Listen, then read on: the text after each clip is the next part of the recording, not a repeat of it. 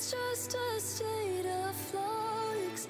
Too much but not enough at the same time. I know that you ain't fine, I know you'll be alright. Thought you'd build us up, mold us out of dust and save the world that way. Hoped it was enough to justify the loss of every choice you made. I know you thought you gave it up, poured it into us and out of your reserves. And now you're looking back thinking losing what you had was never worth this hurt. But you never lost it, you're just above or below it. And in the heat of the moment, whoa, I can see your eyes in my eyes in the mirror. It's just a state of flux. Too much and not enough at the same time. I know that you ain't fine, I know you'll be alright this time, this time. It's just a state of change, so close yet far away at the same time. I know that you ain't fine, I know you'll be alright this time, this time. Looking to yourself like you're someone else that you don't have to love. Picking at the wounds, looking for the proof to justify the cause. Feels like everything is past, slipped out of your hands like it was never there. But look at what you made, in the darkest place I will be standing there. But you never lost it, you're just above or below it. And in the heat of the moment, whoa, I can see your eyes in my eyes in the mirror. It's just a state of flux. Too much and not enough at the same time. I know that you ain't fine, I know you'll be alright this time, this time. It's just a state of change, so close yet far away at the same time. I know that you ain't fine, I know you'll be alright this time, this time.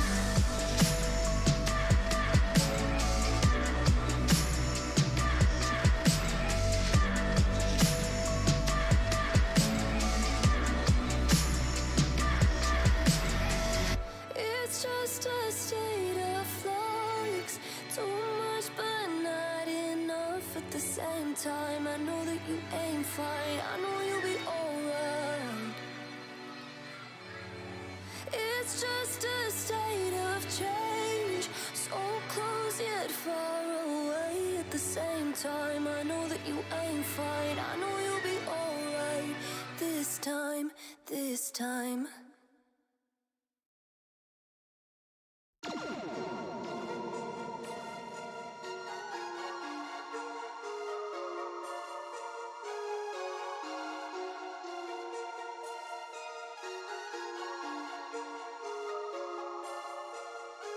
I said a lot of things that you never should say.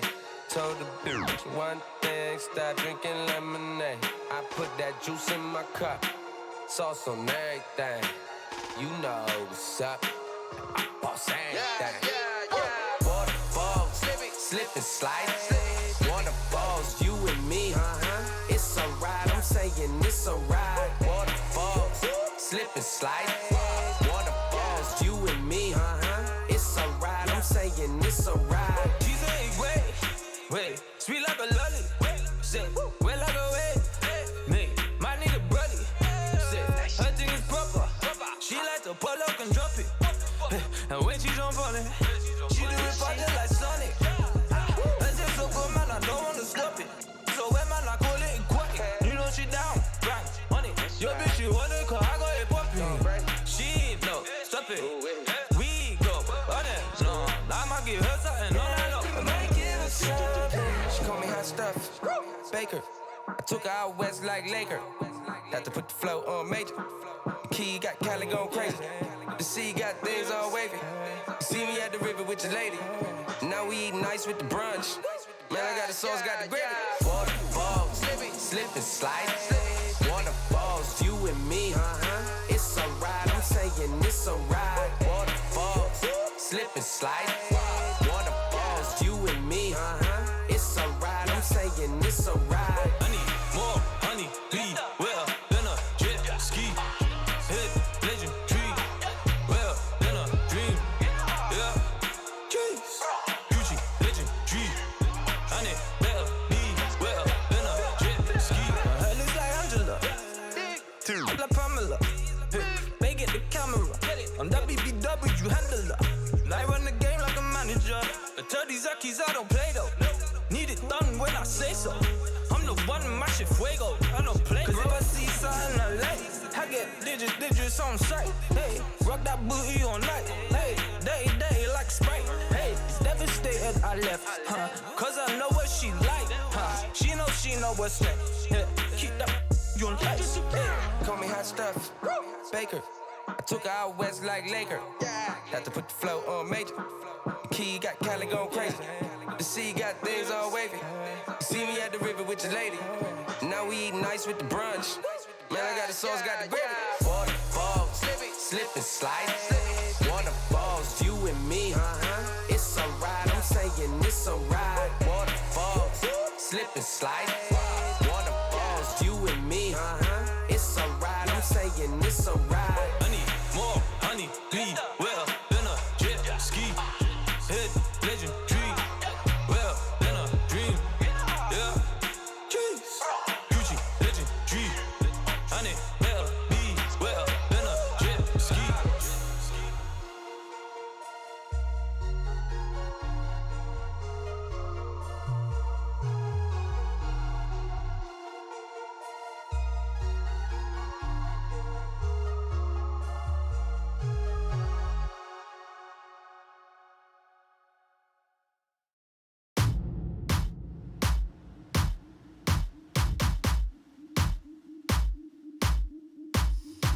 They talking about me cause they never been relevant.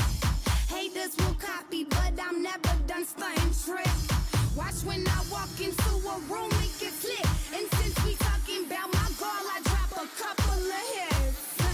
My daddy Laramie, granny my grandma Reek. Go mix that west side with that south to get that cocky heat. I'm country fat that like my money blue and loud strong. Do not care what you do, where you been or who you know. I go for mine, don't waste no time, and I ain't never stopping.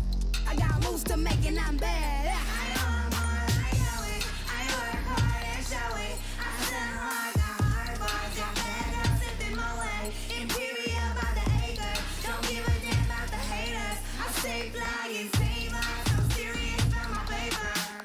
I look good in that grind, and I grind. Come for mine, why you trying, I look good, and I grind, come for mine, why you trying, Where my ladies who be stacking that paper, where my ladies who be stacking that paper, spit your game, show you got drive in that flavor, get it girl, don't lose all of your paper.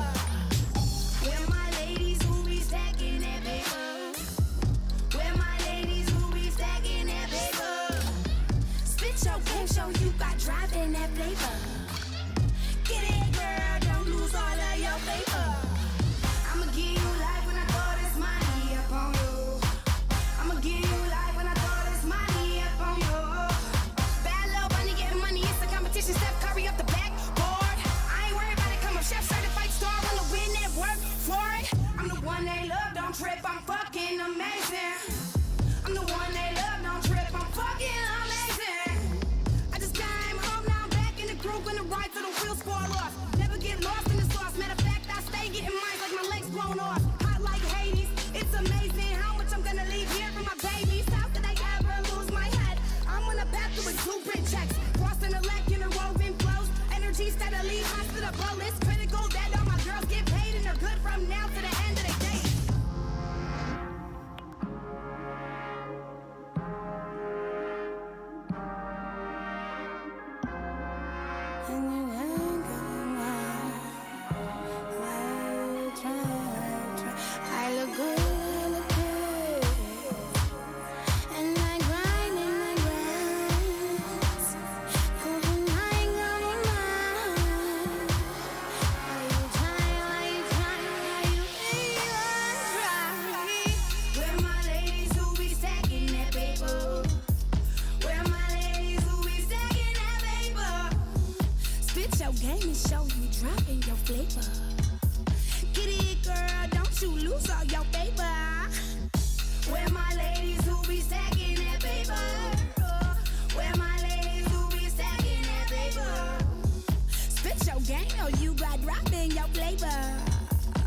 with it, girl. Don't lose all of your favor. No.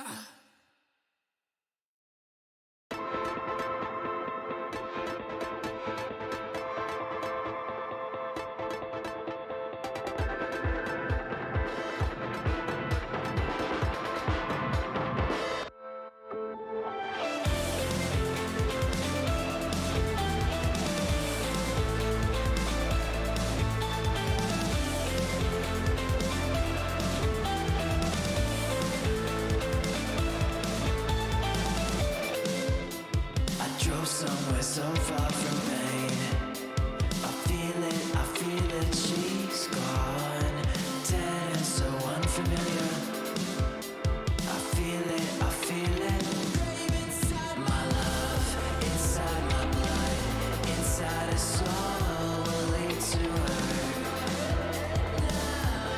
buried in my head.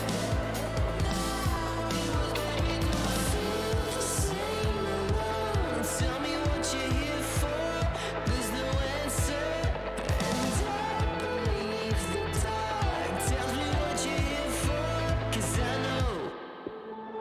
Hey la la la, you got to believe it, la la, finding the way out, la la, if I lead the way out, na na, the way out, na na, lead the way out, la la.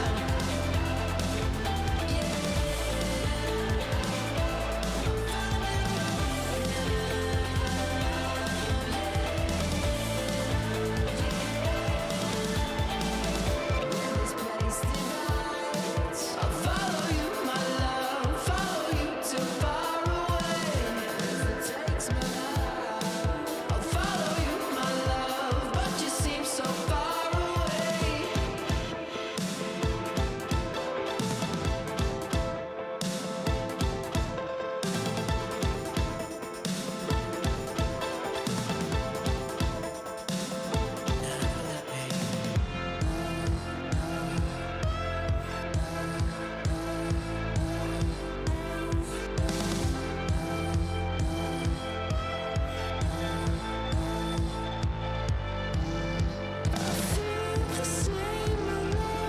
Tell me what you're here for, there's no answer, and I believe the dark tells me what you're here for, 'cause I feel the same, yeah. Hey la la la, you got to believe it, la la, finding the way out, la la, if I lead the way out, na na, the way out, na na, lead the way out, la la.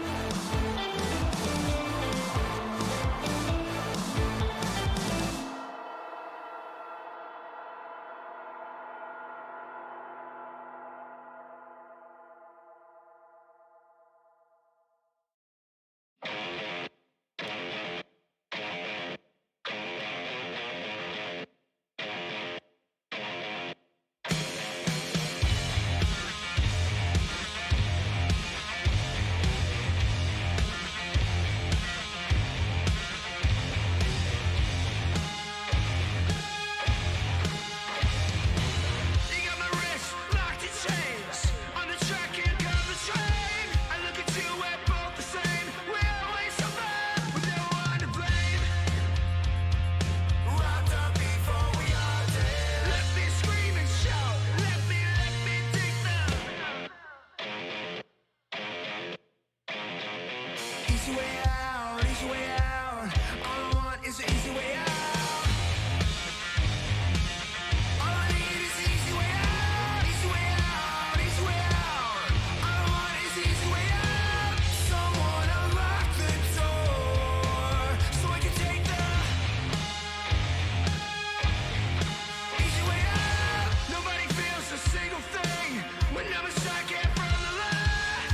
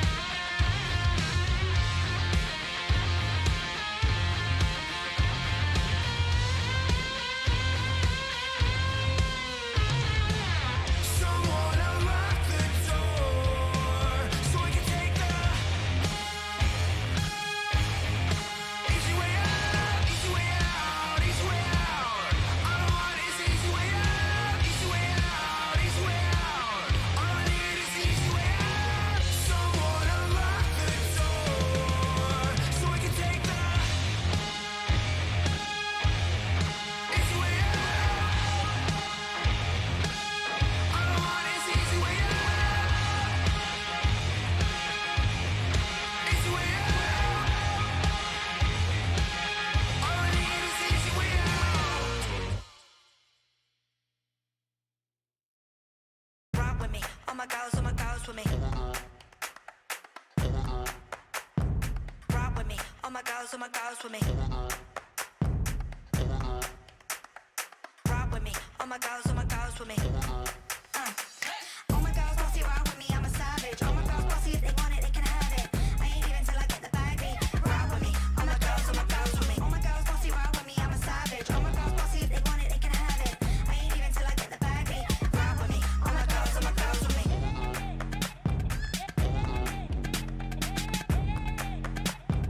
Rock with me, all my girls with me.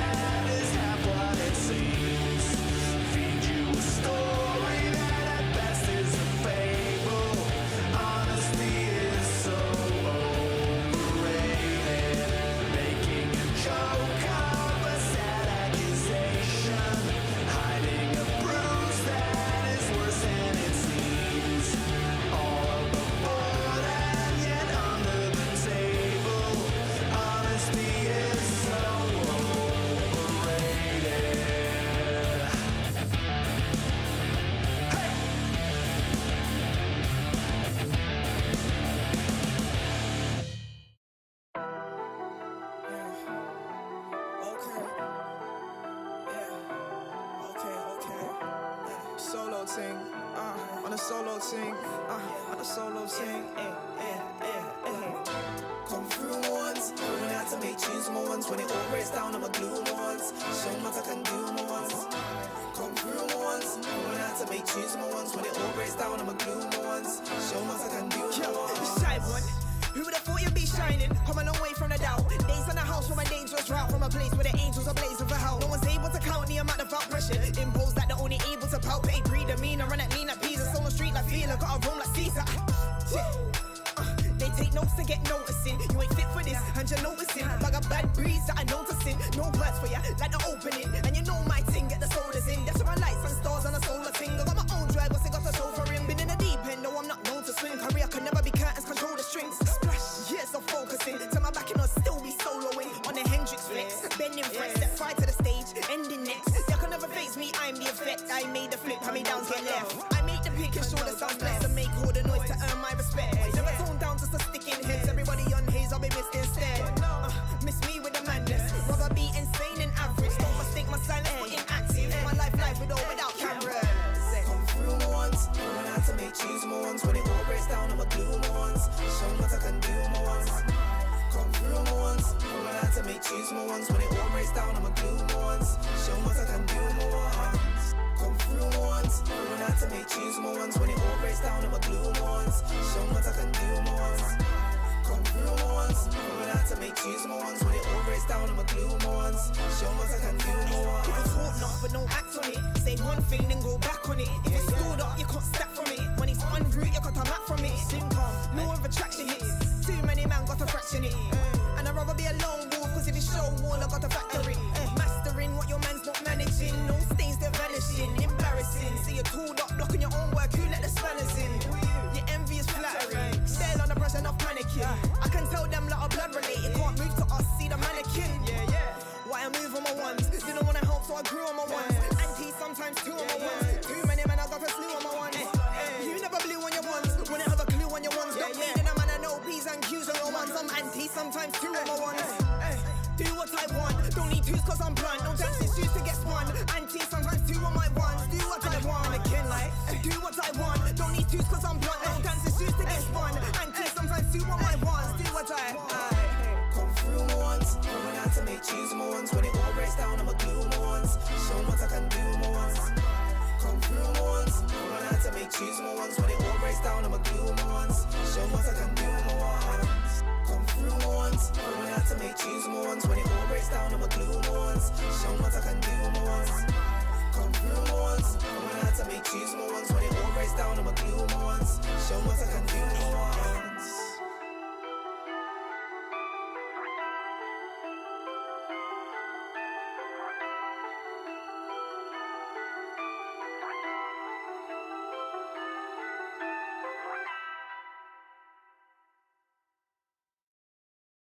My flight leaves early in the morning. I got no time for taking the stairs. I can't promise that I will write back, but then again, knowing me, I'd do it for years. Oh, and there's nothing to be won. We do it for fun. We'll keep climbing till we hit the sun. Oh, oh, you want it to be. You couldn't find in me, so I'm going without you. So long.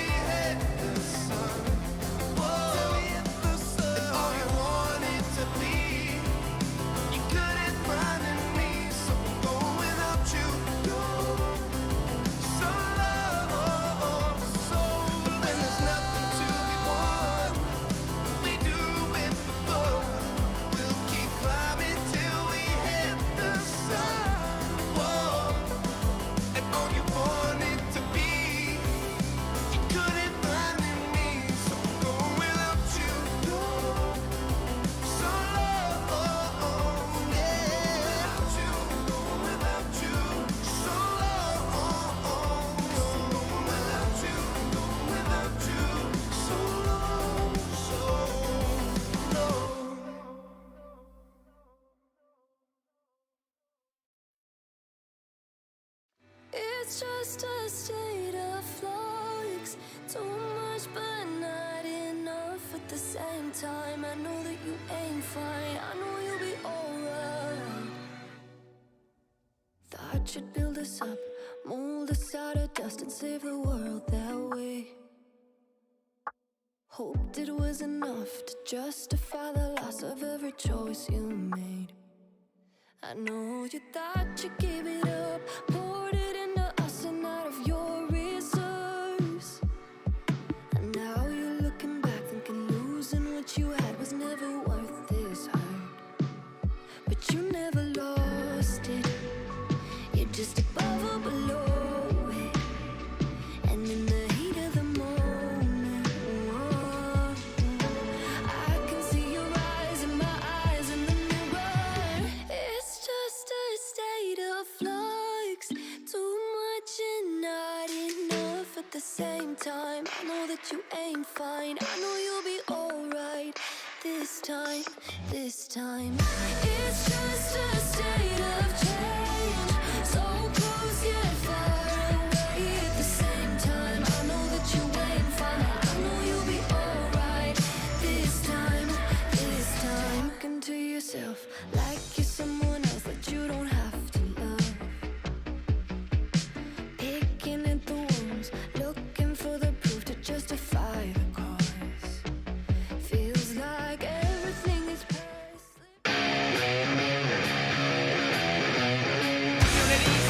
So off in the attacking rounds over there. Ah, Smoke, give me the freaking 3 piece. Of the 2 spots to actually fight from. I do see a third man. This throw it, but here comes the shot. Oh, a collateral! Zero is a very essential player. The nade. And again,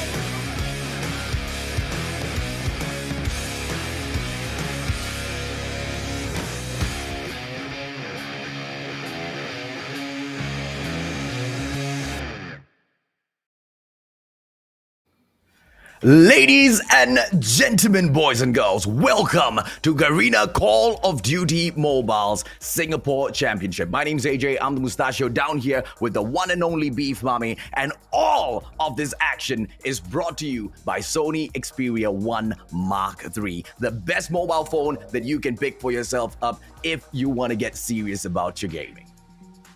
Speaking of serious gaming, we've been seeing such amazing gameplays the past 2 days, and we are down to our third day. It is do or die, and out of the 8 teams that we had from the start of day 1, we only have 4 left, AJ.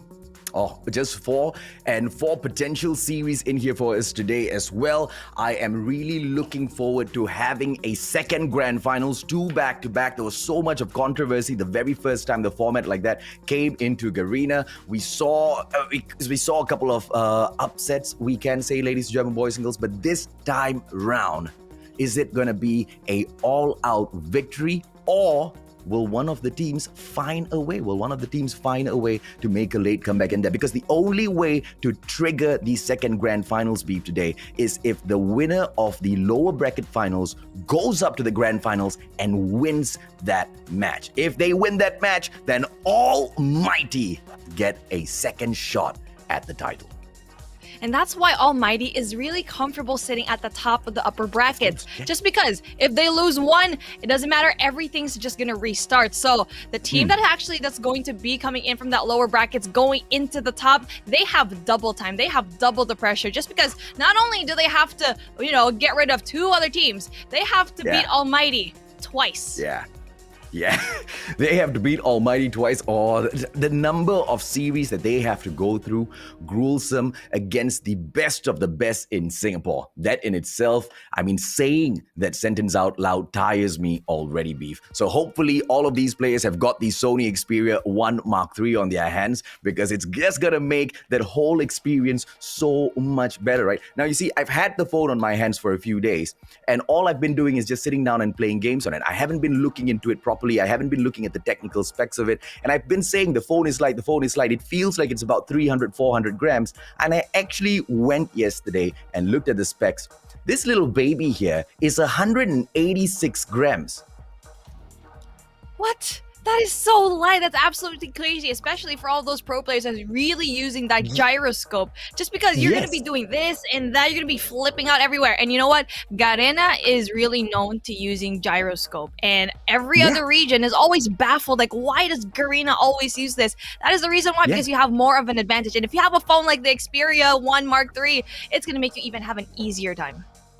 Absolutely. Now, ladies and gentlemen, boys and girls, let's take a quick look at the qualified teams who stand here. Like Beef said, we started off with 8, and right now we only have 4. Walk us through who they are, Beef. And here we go. Out of the 8, 4 have fallen. And the ones that actually rise up to the occasion, we have none other than the almighty Cloud, Esat, Impunity, and Gaijin Rogue.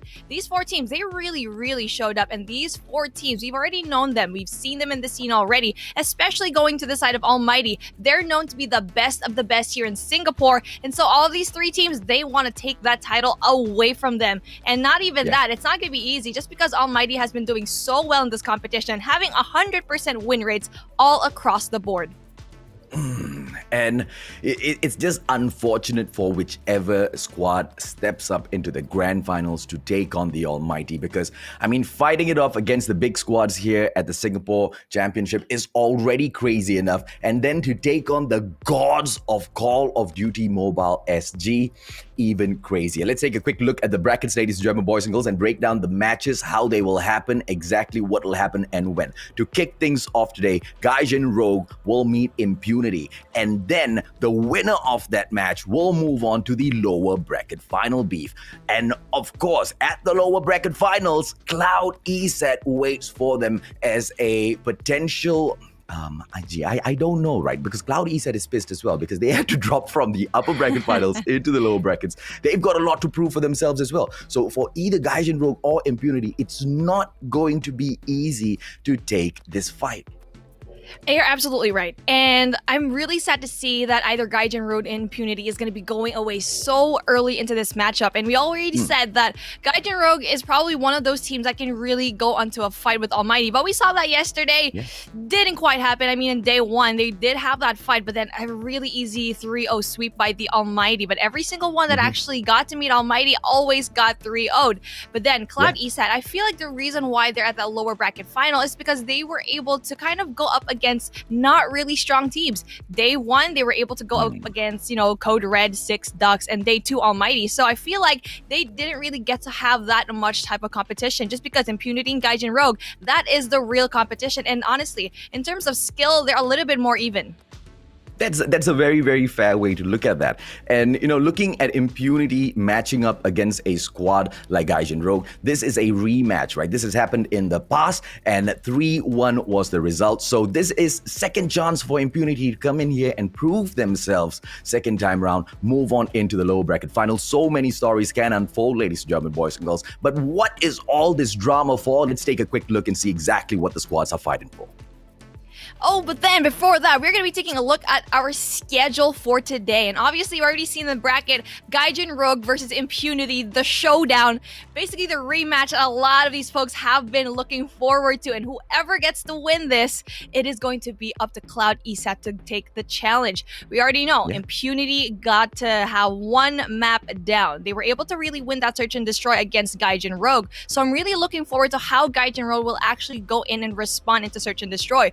We already know Gaijin Rogue is going to be really good in those respawns, but it's really up to both of these teams just because they're at the very ends of the spectrum, with Gaijin Rogue really winning the respawns and Impunity with those non-respawns. Cloud Esat, on the other hand, a little bit more balanced, but like what I said a while ago, they really didn't get to have a bunch of really strong teams, and the two teams that they actually got to go against is basically out of the competition already. So this is the real fight that Cloud Esat wants, whoever is going to be coming up from that lower bracket round one.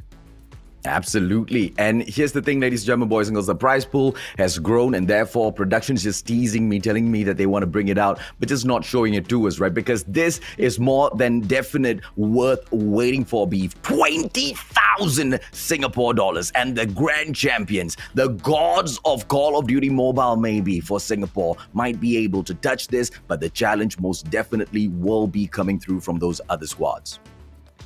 Absolutely. This is no joke. 20,000 Singaporean dollars. Goodness, you can do so much of this one. And whoever is actually going to be coming in from these 4 teams, they're not going to be coming out empty-handed. So still, it's effort not going to be lost. But obviously, everyone is really eyeing for that champion because not only will they be able to get 10,000 Singaporean dollars, they're going to be able to climb up the way to the top, go into that arena qualifiers just because we only have one slot going up to that World Championships.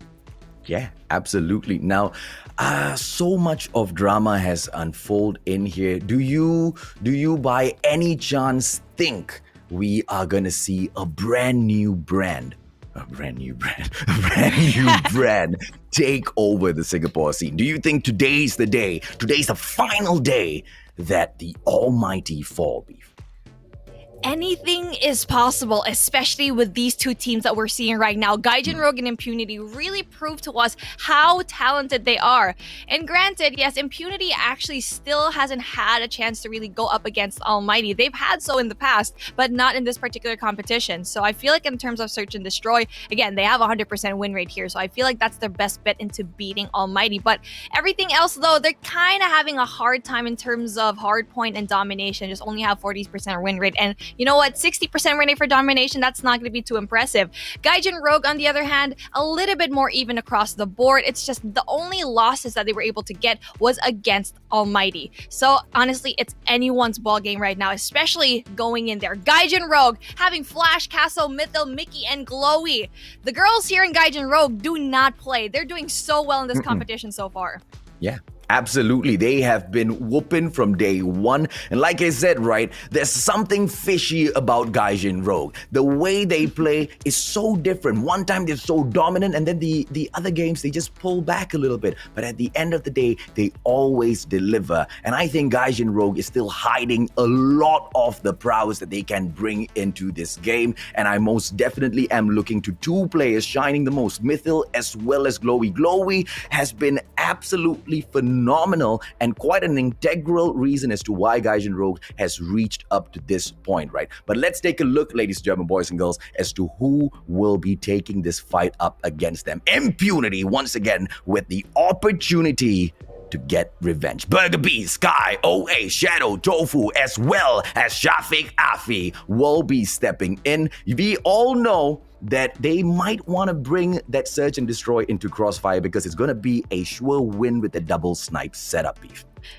Oh yeah, that double sniper is going to be absolutely deadly. You're going to be having Burger Bee and Sky just having all of the angles down. So I'm really interested to see what maps they actually get to choose. Just because whoever is going to be winning that coin toss will definitely get the advantage of choosing that Hardpoint and Domination matchup. But then let's take a look at our head-to-head and see which players are to be shining from both of these teams. And without any surprise, we're going to be seeing Glowy here for Gaijin Rogue. Having an average kill of 21.3, average chest of 13.7. Look at the average score, 32-61. But then on the other side, though, the response is going to be coming in a little bit more equal. We have Awais, and he's been always top fragging all over the place. Doesn't really matter if it's respawn or non-respawn, you already know that he's going to be delivering. And over here, average kill having 21.75, just a little bit more than Glowy. Average death, though, is going to be a little bit more with 19, but then look at the score.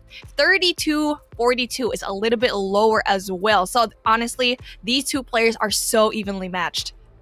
Yeah, so this is my problem with the head-to-head, right? These stats are across the board with all of their performance against other squads. If we were to only pull the details, the data from the matches between Gaijin Rogue as well as Impunity, I feel like this is going to be looking so different, which is the reason as to why I say all of this purely just numbers on paper. We've seen those teams go in there and show us that the game strats are all that decides. And then later on, once you pull that strat off well, what decides if or not it can be executed is the mechanical ability to overcome those gunfights. Let's take a quick look at the map we chose and see where does Lady Luck favor Gaijin Rogue. Obviously, the ladies looking that way. Operator bans, ladies and gentlemen, boys and girls, the Sparrow as well as Annihilator will get kicked out. Firing range gets removed from the equation by Gaijin Rogue, and standoff, Impunity says hell to the no to that.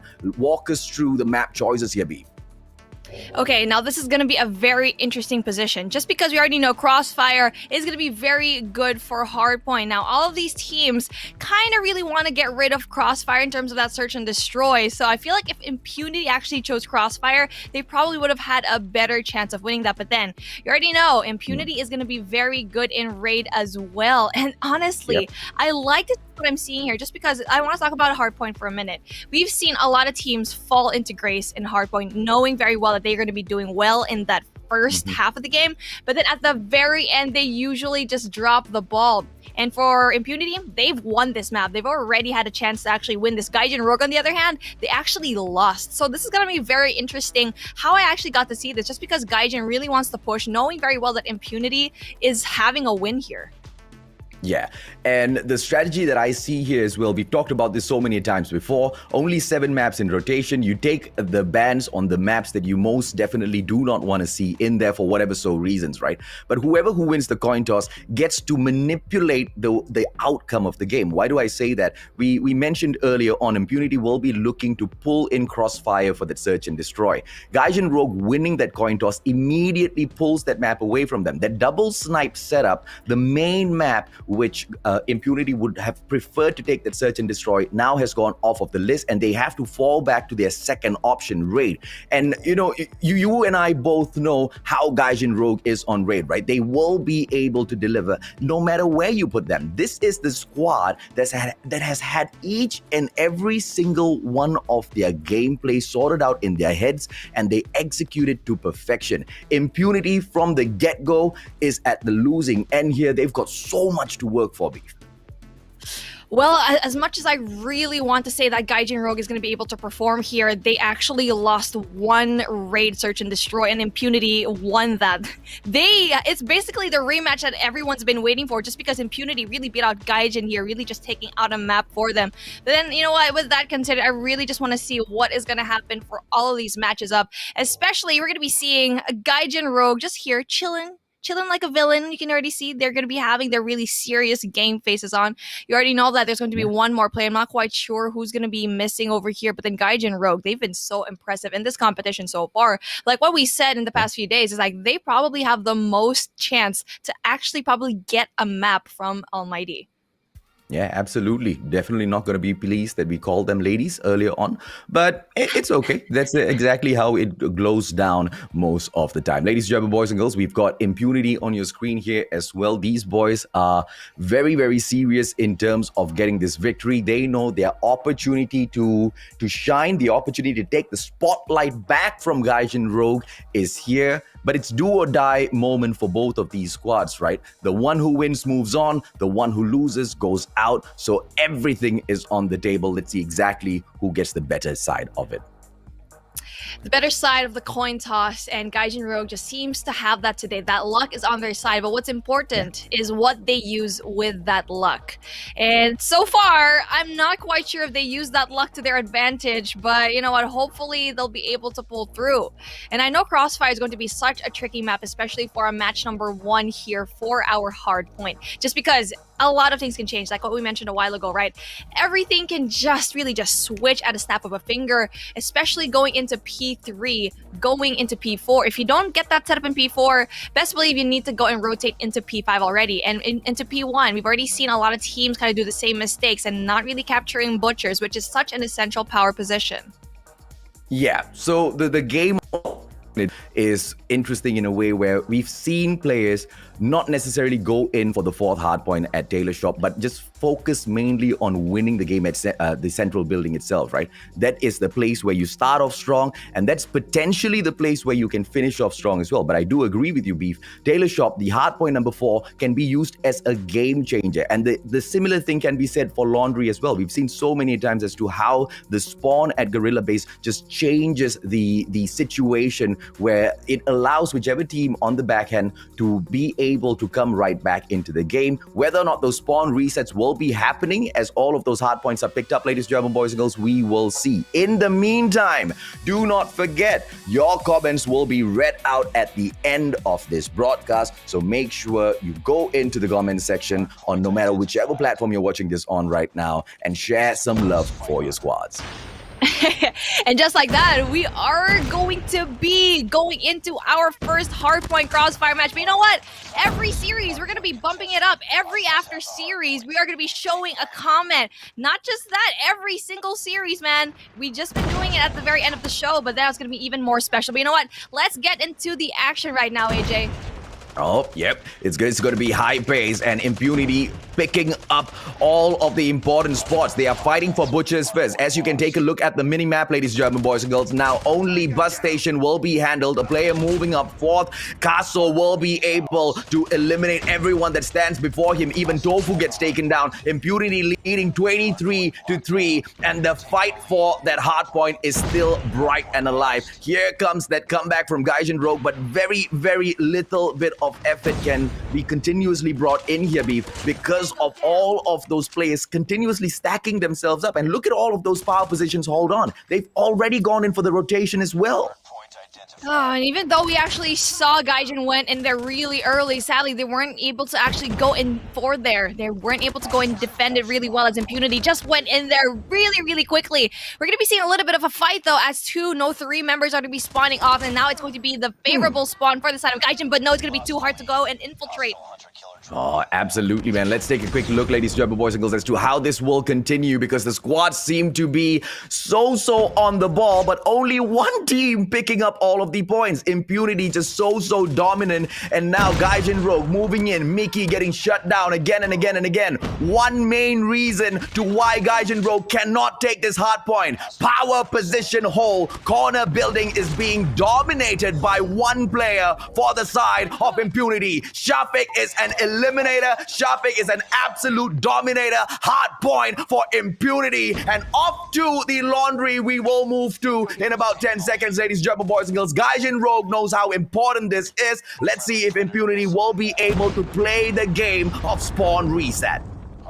You are absolutely right with that corner building control. You need to have that for that P2, and sadly, Shafiq was just too much of a power position holder. You already know he's always going to be winning all of those gunfights just because he's so talented with whatever gun he's holding. Not only that, he knows when to go in and go for the objective, and for that anchor position is so important for him to actually go in and take.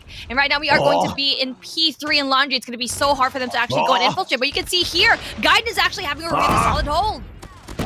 Look at them. Ladies and gentlemen, boys and girls, the first thing they do is they take the spawn. Look at those players moving into the gorilla base, and now the gorilla base is the spawn point of Impunity. But the problem is the defense that's being stacked here by Gaijin Rogue. Absolute impregnable defense, and they will be able to dominate Laundry. Impunity pulls the right decision. They will back away into the tailor shop. This is perfection in terms of hardpoint. This is Impunity at their best. This is your Singapore Championship. Let's see exactly how they go in, ladies and gentlemen, boys and girls. 5 more seconds, and Gaijin Rogue now have an opportunity to prove themselves, but it's going to be quite difficult. Look at the setup of that sentry gun all the way in that office building just to protect Taylor Shop.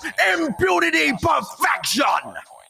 This is why you don't choose this map. The fact that Impunity already won this and they're struggling. Gaijin is struggling to actually go in and really get a hard point. And for this particular hard point, this is probably the hardest one to actually go and infiltrate. It takes a special team to go in there, and then just like that, we're going to be seeing a lot of the score streaks and the operator skills go out already. Castle with a triple kill though.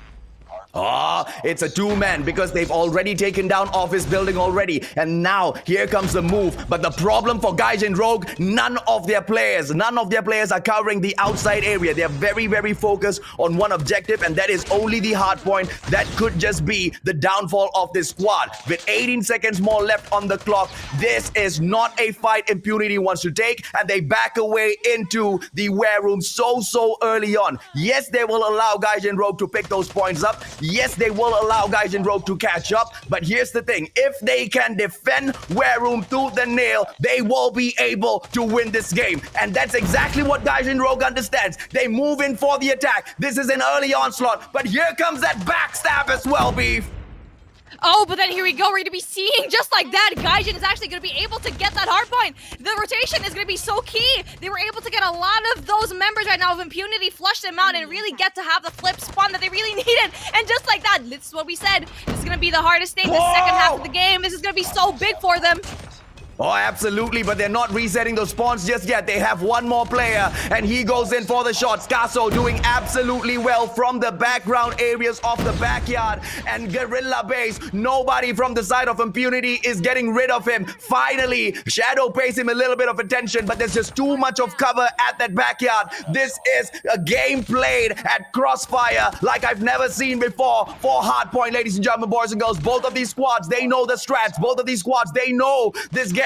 They know this map, and the game does not come to an end at the Ware Room. It has to go for a reset for our central building. Let's see whose head gets put on that block at Butch's. The Ware Room, they're going to be actually having a lot of those scrap points already, but then Oasis is going to be able to get rid of Glowy. Going to be having a really, really good defensive strategy here just because everyone else is having a lot of that. You already know there's going to be Tofu over there in that particular power position that we keep talking about that we need to see Gaijin really step over. But then it's going to be another rotation going in there by Gaijin, finally getting central building, and this is going to be points trickled down. 2 more points for the side of Impunity, but it's going to be so hard to go into.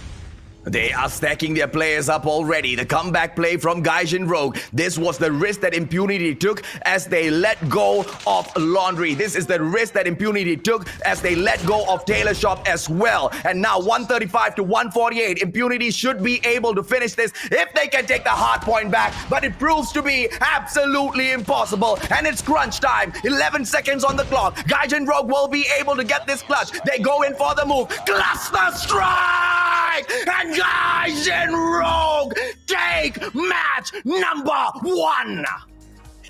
Impunity dropped the ball with just 2 points left, and even though they went in there for the rotation, P5 should have been their map, but no, for some reason, Gaijin was able to sneak up, get rid of everyone in Impunity, and was able to gather points in P5, and eventually, the rotation going into Central Building was just absolutely amazing. The defense was so great. 2 more points, AJ. All through the match, ladies and gentlemen, boys and girls, I've done my best to break down each and every single strategy, so we won't be going through all of that again. Let's break down the chaos that was happening at the very end. The chaos that was happening at the very end was Central Building. The chaos that was happening at the very end did not have anyone go in for Butchers. You have strategy play when you have time. At that very end, all there was chaos. And one team that proved themselves in terms of mechanical ability. Strategy-wise, it was head-to-head, so equal on both sides. I am out of breath because that game was hot, ladies and gentlemen, boys and girls. You hit that like, you hit that share, you drop those comments so we can read them out for you series after series because the Singapore Championship is lit. And here's the question that I asked at the start of the SG Championship. What's the level like? What's the level of skill like in the competition, right? Whew. It's top heavy. Like, we've seen these 4 teams, they are the top. Everyone else that got in here, yeah, thanks for playing, thanks for being our practice dummies. But then you know what?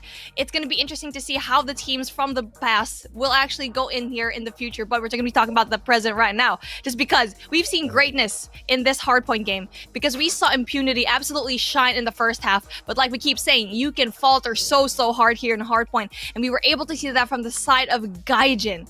And I think it's all down to the usage of your operators and your score streaks. Everything went out for that P1 for Gaijin. Cluster Strike, Equalizer, Death Machine, and for Impunity, they used everything already at the P4. Good point that you brought up. I was about to touch on that a little bit, but not on part of Impunity, on the part of Gaijin Rogue, because there was a point where they went in to take Hardpoint number 5, and it was already managed, it was already being handled by Impunity, but they managed to flush them out first. And immediately after, was it immediately? Yeah, immediately after they flushed them out, they popped a couple of smokes. And where they popped those smokes made the biggest of goddamn difference that I have ever seen in Crossfire in my life. And here's why I'll tell you, right? The Guerrilla Avenue, which is in the central area of the map, just between Laundry as well as Butchers, if you try to take the long cross around of middle lane, most of the time the smoke gets dropped there. And unfortunately, if you do go in for that play, the access through butchers will be there. We saw them park one player at backyard and he kept absolutely annihilating the rest, even as they kept popping in. This is just perfection from Gaijin Rogue that I have not seen anywhere else. I told you guys, man, something fishy about Gaijin Rogue. They are hiding their true talents from us. And this grand finals, ladies and gentlemen, boys and girls, we might just see them step it up. Kaso opening things up. Burger B, essential player, has been taken down. Once again, Impunity would have loved to take this fight over at Crossfire, but Gaijin Rogue just playing that mental IQ game with them, and it's a 4-2 situation. Impunity still able to get their hold on Raid. Speaking of talent, you already know that Impunity is going to be able to actually go in here, especially that this is the map that they're comfortable with, and the game mode, they are perfect. And we're not even playing it like, we're not even going to be exaggerating it. They're perfect here in Search and Destroy. They are at the likes of Almighty in terms of the skill, in terms of everything, and that is why they could possibly win this particular map mode. But then, you already know, we've been... I really did say it, that it's going to be Gaijin having that really special ability to just shock every single one of them. There's something fishy happening, but we need to see it for Search and Destroy as well. First point going to the side of Impunity here in Search and Destroy. This is going to be something for Gaijin to prove as well, because they've taken a... please ignore the marker on the top of the screen, ladies and gentlemen, boys and girls. We will get production to fix that in a bit, because Gaijin Rogue was the one that took the victory in game number 1. But Gaijin will now have the challenge to prove themselves against Impunity once again. First time round, they've proved it with the comeback gameplay. Second time round, they have to prove it by winning a map choice of Impunity. This may be Impunity's second choice, but Gaijin Rogue will have to be careful. Mickey! Oh, Ace, just a little too slow, and the Fennec will be able to find him. It's going to be very slow, just because Impunity person down. That's going to be very hard for them. But then another person, Casso, gets another one. Casso is always winning these gunfights against Burger Bee, and then Glowy with the patience, just really knowing that someone's going to be going up in that corner. And now it's going to be so hard just because we have a full sack of Gaijin folk here, and having just one more person, Shafiq, is going to be hard as Casso finishes the job.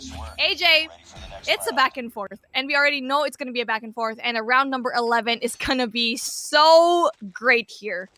Yeah, so let's see whether or not this particular trend will continue, because we still have both squads testing the waters, seeing what the strategy is going to be looking like, right? It's a game of rock, paper, scissors at the end of the day. When you are holding on to the bomb, you make a choice and you go in for the push. And that's exactly what the side of Impunity is going in to do. They bring the bomb into Bravo, but unfortunately for them, they will get shut down early on, and the numbers game will be able to give Gaijin Rogue the advantage. 4-2, the defending side solid so far, and the attacking side of Impunity only will have Shadow to go in, pick the bomb up, plant, and eliminate 4 players. In a nutshell, impossible. It was basically Casso 3, Burger Bee 0.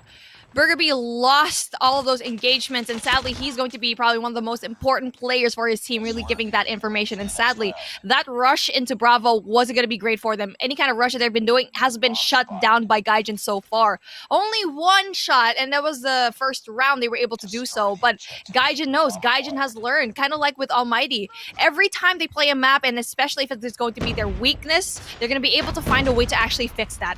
Oh, beautiful smoke coming in here from Oace for getting the impregnable defense down. Oace, perfection in terms of the play, gets a double, and Glowy goes down as well, opening things up for himself. The plant will not be coming through. Burger Bee needs to catch up with the squad as well, and now the defensive side need to figure out how to take this play. 2 players can drop into gallery as well as Jim go in for the split, and Mithil can choose to go in for the flank through the special forces base into the garden as well, but no, they stack all 3 players towards that gallery. Let's see exactly how this plays out.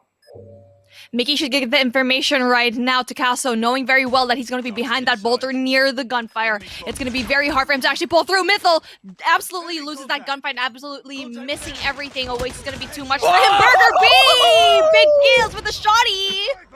Oh, let's see, Kaso. It's a 3-on-1 situation. And Gaijin Rogue absolutely squashed 2-2. Ladies and gentlemen, boys and girls, this is something that Impunity as well as Gaijin Rogue both expected. If anything that we have seen from game number 1 can tell, these two squads both want to go at it, and they most definitely have got the strats and mechanical abilities to take an equal fight against each other. Let's see how. What wonderful plays let them take the upper hand. Always shutting down Glowy. Flash as he eliminates Shafiq from the equation as well. This is a 4-3. Impunity now losing Sky as well. Back and forth, those bodies will fall. The attacking side do not have the bomb on them anymore.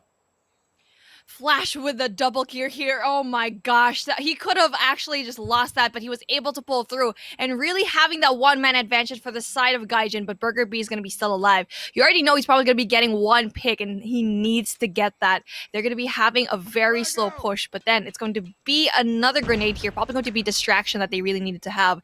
They need to get that pick over here in gallery, but Casso is still going to be alive, and you know, Casso's always going to win that gunfight. Burger B needs to step up with just one kill. It's a 2-2 situation. Anything can happen. The sniper on the side of Casso.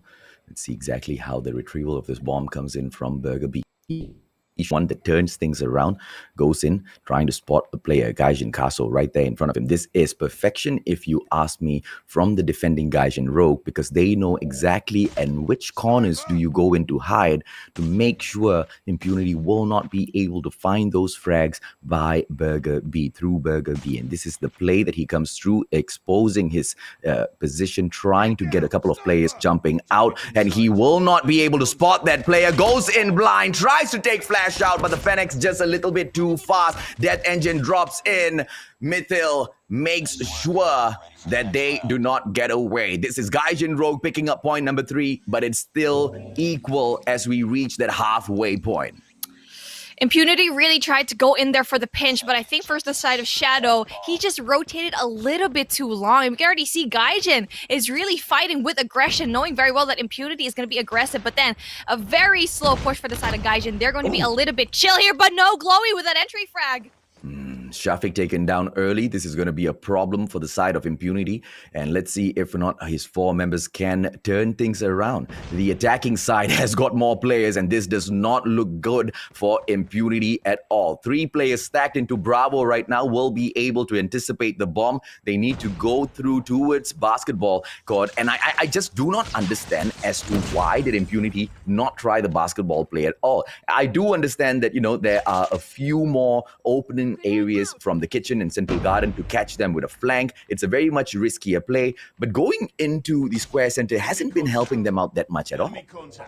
You're absolutely right. They kept on going for Bravo. And not only that, they don't play for picks. They don't clear out a certain area. And that's why they keep faltering. And that's kind of the mistake that we've seen Code Red really do, just rushing into a site. And sadly, Impunity did that. And not only that, they kept going for Bravo. It was basically predictable for them to do so. They weren't even able to actually go into a play here for Alpha. And now we have Gaijin absolutely crushing it on the attacker side.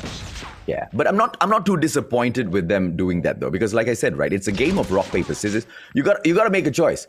And once you've made the choice already, it's all about how you strategize. How do you come back? If you lose a couple of men early, how do you make a play, right? And it's all about how you react to those situations that proves, if not, you are worthy to step on to the next stage of this competition. An early defensive split here coming in 3-2, 3 players stacking into basketball court this time round. The play of rock, paper, scissors from Impunity will stack them up, but this is that opportunity for Flash to knock them down.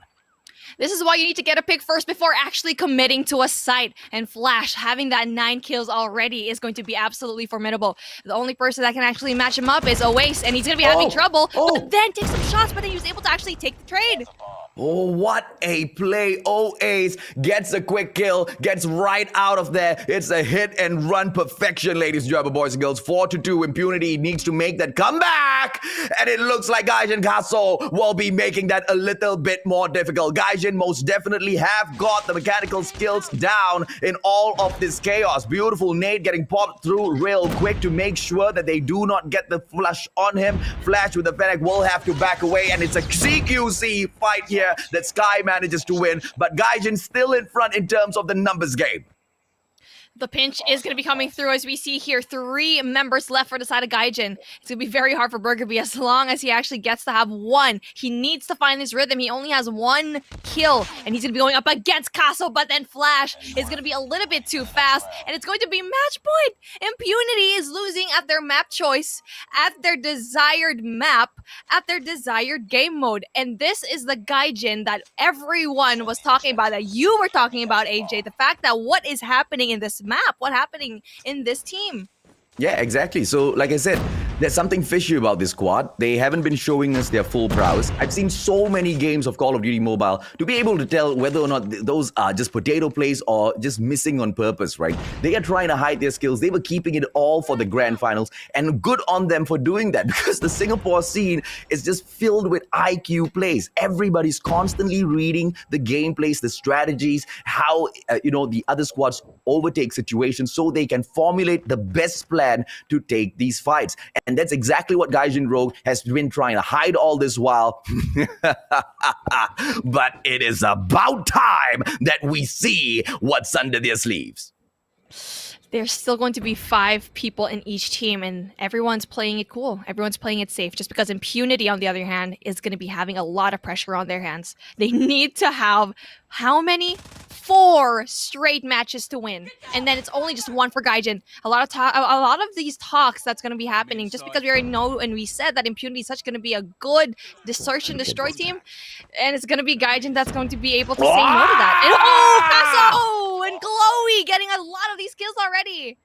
Or just dancing the tango with each other here, ladies and gentlemen, boys and girls. Now 2 players will be able to take the kitchen, but Shafiq drops both of them. Impunity, if there's a reason why these guys are still in here, it's because of this guy, man. Balls on the table, always daring to take that risky play.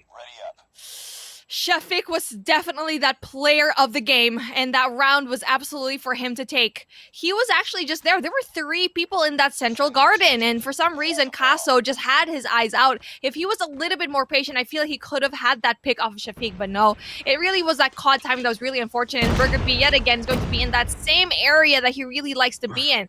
Very slow push right now for the side of Gaijin. Okay, the numbers game is not going to be played so early on. They are stalking each other. Earlier, that was the perfect dance of tango that I've ever seen being played at Raid. Both of those teams respecting each other, anticipating those entry points, each and every single player just picking. Oh, that was just perfection, man. That was just perfection on that minimap. I cannot wait to see more of these squads just bring in these plays, right? Not using that head glitch to his advantage. Ace is able to take down Glowy. Mickey now managing to get that response for their side, but it's still a 4-3. The numbers will favor the side of Gaijin Rogue to finish this off, and as I say that, the numbers favor them even more. Kaso, opportunity once again, goes in for the approach, but the bomb is about to be laid down in the basketball court. Let's play some ball. Playing some ball, especially with Kaso with a shotty parry. And it's going to be very, very hard for the side of Impunity to actually go in there, as the defense is going to be so solid. Burgerby needs to make a play only with 2 kills for him. The information needs to come through. He needs to pick at least 1 more just to even things out. But then Sky does the job, and this is going to be easier for them to actually pull through. Absolutely. This is a face-to-face battle now. Impunity, Burgerby taking Flash out of the equation. Shadow doing his part as well, and they'll try to equal things up. It's a 1-on-1. Shadow! And the fight is still on, ladies and gentlemen, boys and girls. Impunity is not down and out just yet, and they have one more round, 1 more chance to bring this to round 11. But Gaijin Rogue has an equal opportunity to put them to sleep.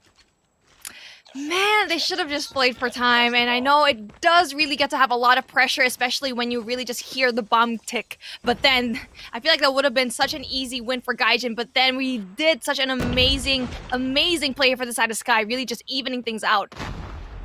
Okay, now this is going to be a basketball court approach, and I absolutely love it from Gaijin Rogue. Like I said, this is going to be a much better approach. I understand getting that B is a great surprise, but that's what it is. Bravo on raid is a great surprise. You want to focus in on perfecting your alpha plant play. You want to perfect your basketball play. And here's the thing, right? The Philippines, they absolutely love basketball, and I think raid they dominate it, right? you want to go to Bravo when you're playing against a Filipino team? Yeah, maybe, because just for the sentiment, the Filipinos will plant it at the basketball court. So let's see exactly how things will continue to fall down here, ladies and gentlemen, boys and girls, as Flash gets taken out by a very, very sticky grenade. Hey, you're calling out millions of Filipinos right now who are absolutely obsessed with basketball. Caso doesn't quite get that jump shot, and Burger B very well knows that he's going to be there. Very slow push for both of these teams just because they need to make a play. But then here we go, Oasis is going to be taken down by Glowy. They already know Oasis is always going to be in that little window in kitchen, but then we need to see the trade come through here for the side of Glowy. Okay, now let's see exactly what will happen here. The bomber just straying all alone, and it looks like the attacking side of Gaijin Rogue is all done and dusted because Impunity wants to move to round number 11. And now it's all up to Caso, the solo man. Can he pick the bomb up, kill 4 players, and get it all completed within 80 seconds? The answer is a flat hell no. Glowy shouldn't have over-pushed with a bomb. If you have the bomb, you should never push so aggressively just because once the bomb goes down, you already know that everyone else in your team, or whoever is left, is going to have to go in there and get the bomb. Burger B with the takedown. Now we are going to be having our round 11.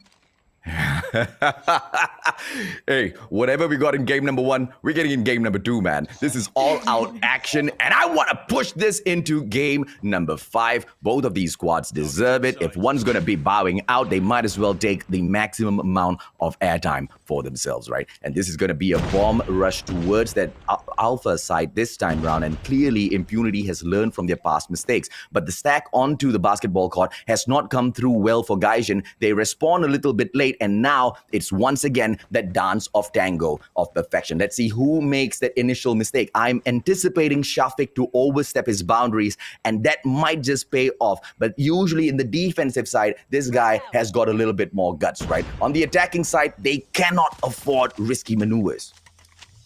Impunity, he's going to be throwing a lot of utils over here into Alpha, making a lot of noise. But then that's the information that they need to actually take, not getting a lot of that info. They know that no one's going to be here in through Alpha, but then they still need to clear one little corner. Oasis is going to be able to actually back away from that fight, which is going to be very good just because he's going to be in a lot of trouble if he actually goes in for the overpush. Both of these teams, heavy stacking over here into Alpha, and this is a really good rotation. Look at the defense going into the side of Gaijin. They're making basically a straight line right now. They can't cross over.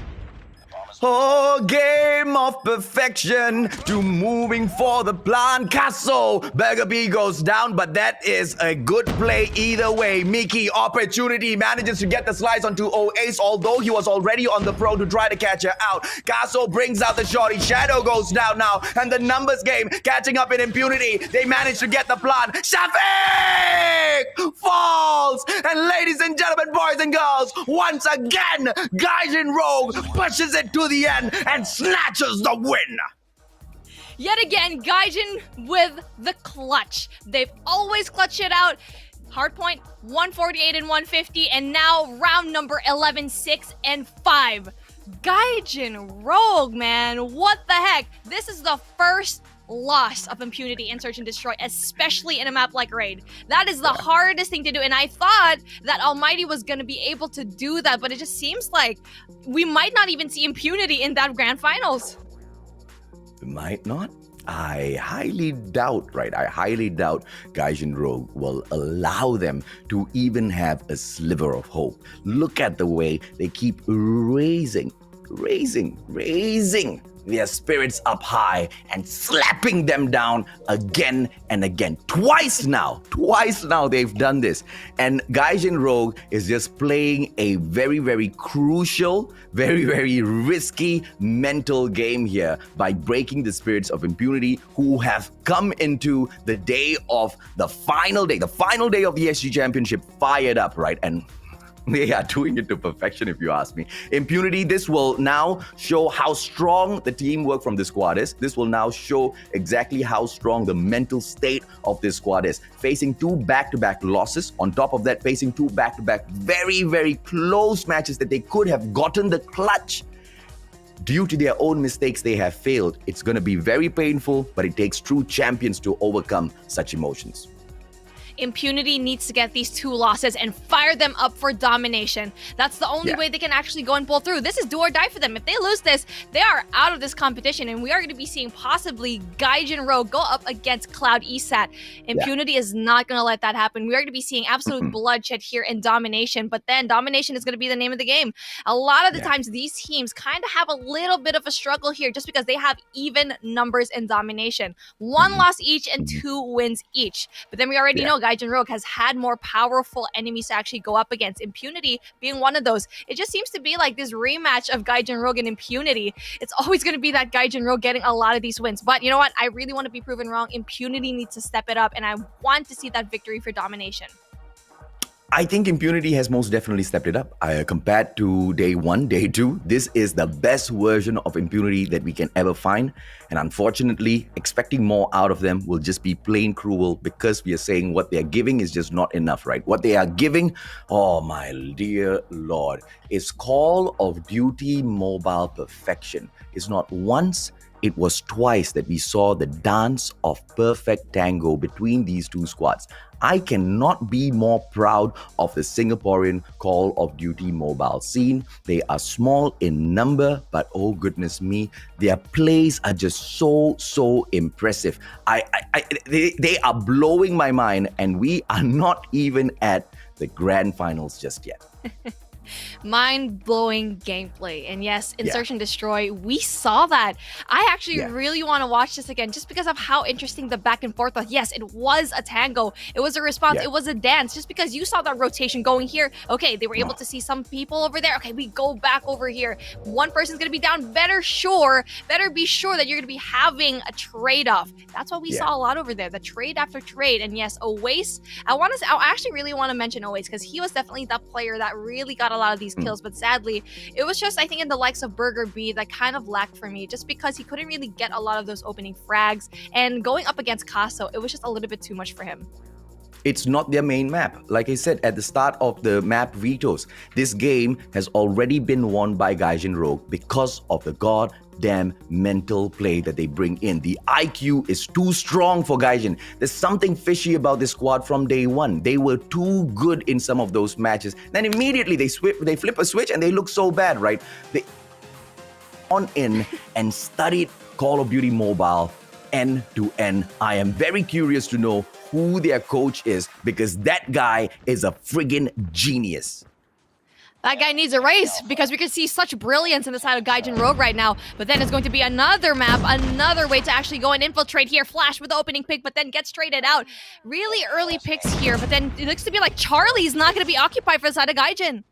And this is going to be Impunity just opening things up, but it's all equal. This is domination. You want to take on 2 points first, but of course, as both teams go into fight for that second point, being Bravo in control room number 2, life is not going to be easy for either squad, ladies and gentlemen, boys and girls. As you can see, the fight is hot. Bravo with Gaijin Rogue being able to step in there for just momentarily before Shadow, as well as the rest of Impunity, goes in to flush them out. Bravo is going to be the main point of contention, but a little bit of distraction gameplay needs to be pulled either or Alpha or Charlie. Either team now needs to go in for those distractions. Let's see which one it is, Beef. Gaijin is just clearing out Bravo before even going in for the pick. Now that is going to be absolute brilliance because we already know that second floor is going to be in the point of concession here, the power position. That is going to be in that 2F is absolutely crazy. You need to have that, so you have sights on Charlie and Bravo as well, but you can already see it's going to be a full stack for the side of Impunity here. So equal between the two, mainly because we do not have either squad taking Bravo over, but this might be the chance for Impunity. They go through, but Alpha's being kidnapped, and this is what I'm talking about. Play the game of distraction. Gaijin Rogue moving in early for such plays, and it's gonna be them that takes the catch-up gameplay and then the lead as well in a couple of moments. Impunity now, they are playing in for the Charlie. Are we gonna be able to see a prevention come through, but a 2-on-1 situation stack there from Impunity? Impunity pulled off to perfection, and they still keep it very, very equally matched. That was a very unfortunate push, and that was a really great play going in for that AC push. You already know that Gaijin is going to be that one team that will absolutely pull through with those two opposing sites. But then Bravo, they should have went in there for Bravo once Charlie was going to be infiltrated. But then it was a very heavy defense just because we already know Impunity knows very well that Bravo is going to be in the next sides of Gaijin. So the next steps is going to be able to go into that 2F, get that bar position, and probably get Charlie or Bravo again. Yeah, absolutely. Now, let's see if or not those strat plays will work through, right? Bravo Charlie held on by Impunity, 43-35, not too much at all, but it is getting there. This is not a game of Hardpoint whereby you can catch up once the lead goes on to the 50-60 point range without a lot of effort. And as from what we have seen so far, a lot of effort is a lot to ask for. Triple cap coming through from Impunity. This is very impressive for the time being, but we're not going to hype it up just yet. Why? Because Gaijin Rogue have so many times stomped on all of their emotions. This is Impunity. They need to hold on to this. Let's see how long this triple cap can last, because this is hustle time for the squad. One player, Shafiq, have to take on three at the same time. Unfortunately for him, he gets flushed out. Alpha goes right back to Gaijin Rogue. 39-70, 30 points between the two squads now. Such solid gameplay here for the side of Impunity. They're going to be so great in that defense, and Bravo and Charlie, they're going to be able to actually get a lot of these points already, and especially going into the second half, they need to just keep doing whatever they're doing, and Gaijin needs to step it up. It is going to be do or die. That's the reason why we get to see that Impunity is playing so hard right now and so smart. And look at Shafiq with that 17 kills already. No one is even close to Gaijin. No one is even double digits. You already know that it's going to be Impunity with the gunfights ensuing. The individual gunfights is what's winning this competition. Interesting. Very interesting. So remember what I was saying, right? What Gaijin Rogue does. They play one game, they dominate. Then they play another game. It doesn't look like Gaijin Rogue, right? And that's exactly what we are seeing here. The question is, how much longer do they want to pull this deception over the other squads? The faster you finish this off, the lesser you have to hustle. Gaijin Rogue most definitely going in for that hustle. Impunity in their own right, making it so goddamn difficult for them to do that. Pulls out the XS1 Goliath as well. Gaijin Rogue, if you want to take this easy, give us that victory. Let's push it down to match number 5. And they go in for Alpha as well. Are they going to be able to pick up that cable car platform? Hell yeah, they pick it up. 84-54. This is still that 30-point gap, and Impunity look to finish this match off. Gaijin has no points right now. The cluster strike is going to be going down. The first half was just a little bit too much just because we saw that Impunity got so many kills already, meaning they have the score streaks, they have the operator skills, and the cluster strike is going to be going down. There are no points right now for the side of Gaijin, and a triple cap is in order. Impunity is fighting for their life, and they're basically saying, yeah, those 2 rounds, you got in there easy, right? We're not going to let you in here very hard. Oh, let's see exactly what they pull off in here, ladies and gentlemen, boys and girls. Because don't forget, yeah, this is Impunity. It's match where they are supposed to lose, because Gaijin Rogue picked Summit to have this battle on, anticipating a finisher here. Gaijin Rogue, I don't know exactly what's going through their minds. It is 60-111. They attempt a triple cap of their own. Cable car platform being pulled into the bag for themselves, but they need to move into control room number 2 as well. If they want to get a victory, a triple cap and a full-on hole of perfection needs to come through. But as I say that, Charlie! Prevention! Still coming through. The fight is on. Gaijin Rogue don't want to let this go, but Impunity stomps them down anyway and pulls the cable car platform into the bag. Impunity always with a response, and the double cap didn't even push through so long. It probably only lasted just for 5 seconds. And again, another A push. They keep going in for A just because Bravo is so heavily contested by Impunity. They're going to be having a hard time. That triple cap needs to ensue because Gaijin is going to be losing this game. But then they're honestly, with Impunity, they're not going to make it easy for them. I like it. I love it. I love exactly what we are seeing here. Impunity with this fight back, but only with one side left. They should be able to finish this off. Gaijin Rogue on an impossible mission here to pull a triple cap and hold it to victory all the way through. If they're able to do that, most definitely it will impress us. But Impunity's no chump squad brings out the sentry gun as well for the defense, and the cable car platform is an absolute no-go. 144 to 88. Impunity most definitely have made a comeback match, but for how long more can this adrenaline pump through their veins? We need to see the exact same perfection in map number 4 as well, and that's going to be a selection of Impunity at takeoff. Takeoff, Hardpoint, Gaijin Rogue. This is going to be such a nice treat for us to really dissect. It's going to be an absolute crazy game. You know what? I think it's going to be 150, 149 most likely, especially knowing these two matches, knowing these two teams. That domination round was just impunity all across the board. Round 1, impunity. Round 2, impunity. Gaijin couldn't even get it, but then they tried. They really tried to go in there for that AC push, but sadly, they weren't able to actually go and defend those 2 points really well. The individual gunfights for the side of Impunity was just absolutely crazy. Shafiq Owais, everyone in that team just got double digits, and for the side of Gaijin, they weren't able to actually pull through with the numbers. Why is my question. Why were they not able to match those gunfights like we saw in game number 1? Because that was Hardpoint, that was a non-stop respawn mode. We could say that they preferred that map, but at the very same time, Summit was a map pick of Gaijin Rogue. So the question here is, what is the mental play that's going on here? Because clearly, Gaijin Rogue is a squad that is able to finish off Impunity, and the gap between the points this time round, I feel like once again, something's fishy. So Impunity really needs to take it slow. And the reason why I say this is because takeoff is their selection. They have a little bit more confidence, maybe because they've ground enough of hours into this particular map. And like you've pointed out a few times already, Beef, takeoff is one of those maps that you want to come in here and master, because not a lot of the other squads out there would have been spending enough time in takeoff, right? So hopefully this comes true for the side of Impunity, and I think Gaijin Rogue is just raising them up to once again smack them down. Smack them down. And for the side of Gaijin Rogue, this map pick for Summit, I just want to talk about it really quick. Summit, Impunity actually won Summit in domination against 6 Ducks, 150 to 125. So I'm not quite sure why Gaijin Rogue actually picked Summit for that domination. It really just boggles my mind. But then, and I don't know, it's a really great response from the side of Impunity, because, okay, you're going to be choosing that, we're going to be delivering, and we're going to be smacking you all across the board with all of our numbers, with all of our kills, and this is the win that they really need to have.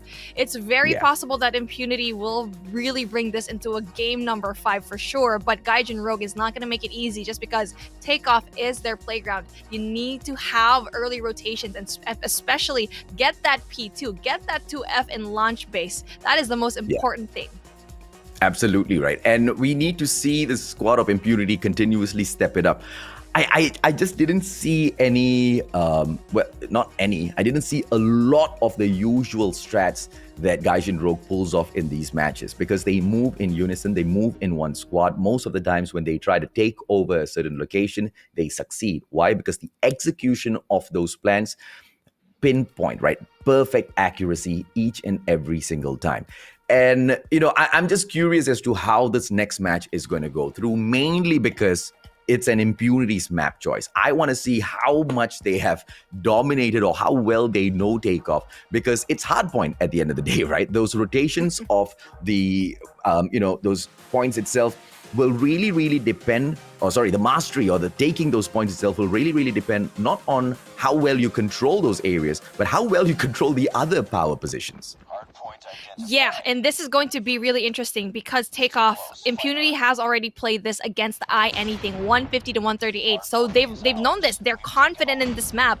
But then Gaijin Rogue has never played takeoff in Hardpoint. They've always played it in domination, all 3 matches. So it's going to be very interesting how they actually respond to another game mode like this. Really early kills for the side of Impunity, and they're going to be trying to go and infiltrate here in 2F, which is going to be very good. Shadow's going to be applying a lot of that pressure, knowing very well it's going to be the fight here in P2.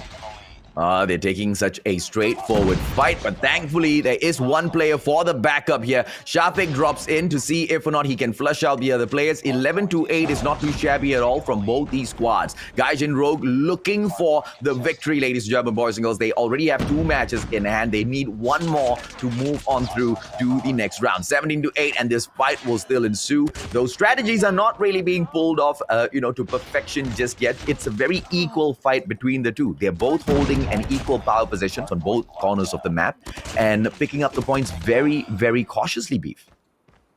Yes, it's going to be a really amazing case here if you're going to be able to take that P1 early on with such dominance. But you already know P1s in every map is going to be the most difficult one to actually go and pursue. But then such a strong hold right now for the side of Impunity. All reds, but then the pinch does ensue here for the side of Gaijin. Now that is the response that we like to see, and the spawn flip is going to have. Well, Gaijin Rogue took the lead early on. I wanted to see exactly how fast they finish this off, or whether or not there will be any true dominance that steps out. Because here's the thing.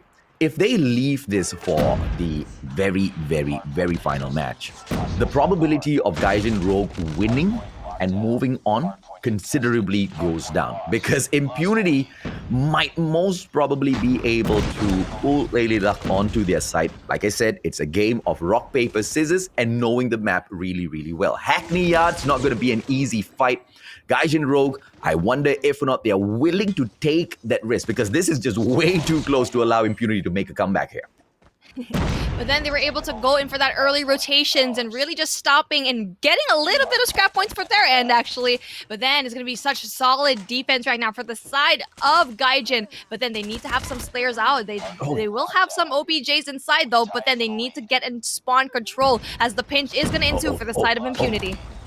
This is perfection of a hole, but how in the world did Impunity manage to penetrate that? And the attack comes right back through, ladies and gentlemen, boys and girls. The annoying thing about Takeoff is the spawns. The spawns are absolutely wrecked in terms of where they bring you back into the match once you fall. So when you reach to Hardpoint number 3, it's just back to back to back chaos ensuing in there with those gunfights. And now the whole area filled with smoke is the best strat to pull if you are in this Hardpoint, because if you cannot see where your opponents are, you won't be able to shoot them, and therefore increasing the likelihood of whichever team holding on to that hard point to continue conquering it. And Impunity does this so well. 75 now to 60, a 15-point lead. It's nothing at all in a game like Hardpoint. And as we can see, Impunity, not only do they pick all of the points here, they make that early rotation as well. And this is a place where we've seen so many of those teams falter. They hold on to the Hardpoint, but they don't clear out that spawn right in front of them. And the attack, just like the previous chaos, will ensue here as well, Beef. Spawn control is as important in a map like this, and yes, it is going to be a way bigger map. But then you already saw that Gaijin just had too many people inside that hardpoint and no Slayers outside, and just like that, it's going to be so hard for them to go and infiltrate this one just because of how heavily defended everything is for the side of Impunity. Oh, absolutely, man. Impunity making a fight here, and this might just be the best comeback of their Call of Duty mobile history. Impunity, can they take on Gaijin Rogue, who have had so much of promise in this competition, into a match number 5 and then slay them as well? This will be the best run for these boys. They have been looked down upon. Many teams have asked whether or not they can stand toe-to-toe with them. We've said that this team might be stuck in time. The improvements have not been as clear as some of the other squads, and this is the match, this is the series to prove that. 118, Gaijin 72, and the reset of Hardpoint comes back through. Why is Gaijin Rogue still in P4? They should have just made that rotation left with one person left over here. And unfortunately, you're going to be seeing a lot of the members right now of Impunity was already in position. Good for them, though. They were able to win those individual gunfights, so they were able to really pull through. And right now, they need to go in there for that P2. We already see 3 people trying to go in for that P2 already in that second floor and launch base. Well, Impunity doing great so far, but Gaijin Rogue playing the game of comeback. Pops a couple of smokes all around the hardpoint just to make sure the opponents cannot take them down, but those power positions will still be able to rain down a couple of bullets onto these heads. Gaijin Rogue holding on strong, trying to play the catch-up game, playing 92 to 124 isn't too far at all. They can do slightly better at the next hardpoint, where if they can get that vantage point, if they can hold on to it together with the sentry gun, victory might just be assured for them. 24 points, 3 more seconds. Let's see what happens at hardpoint number 2. This is not going to be looking good, just because we see here the side of Gaijin is actually going to be going in and spawning into loading area. That's going to be so far away in that P2, and Impunity is already going to be in that 2F and staircase up in here stadium. But then Casso with big points, not going to be able to really utilize a lot of that Vortex gun, not going to be able to really push through, but then the pinch is still going to be in store for both of these teams. Oh, Impunity, this is their option, this is their chance. They've already taken the right decision here. They move in, they want to hold on, but they wait for their players to stack upon each other first. One by one, they step in there. It's a game of go in, frag and switch, but unfortunately, this is so long, they can keep that up. And here comes those spawns from all around. Chaos ensues still yet here, ladies and gentlemen, boys and girls, at takeoff. 10 points, less than that now, separates these two squads. Impunity takes that hard point back. Let's see if or not they can wrap this game up. 138 now to 126. Gaijin Rogue, here comes hustle time. Hustle time indeed, 130 to 40, that's going to be essential, and the rotation is going to be pulling through at the side of Impunity. What did Gaijin think of? They should have went in for that early rotation and just left that one player Casso to go in for the contest in P2. P3 is going to be such a hard hill to break, but then the contest is going to be coming on. There's going to be so many players right now, and I feel like for the side of Gaijin, they win the gunfight. It's going to be so hard just because the spawn is going to be in their favor. Remember what I said, those smokes need to be popped out. If they can bring those smokes out in such a crucial moment. Ladies and gentlemen, boys and girls, this will be once again a beautiful capture. This will be once again a beautiful comeback. 148 now to 144. Gaijin Rogue makes that last minute comeback. Gaijin Rogue, just when you thought things were going to be looking so bleak for them, they eventually get P2.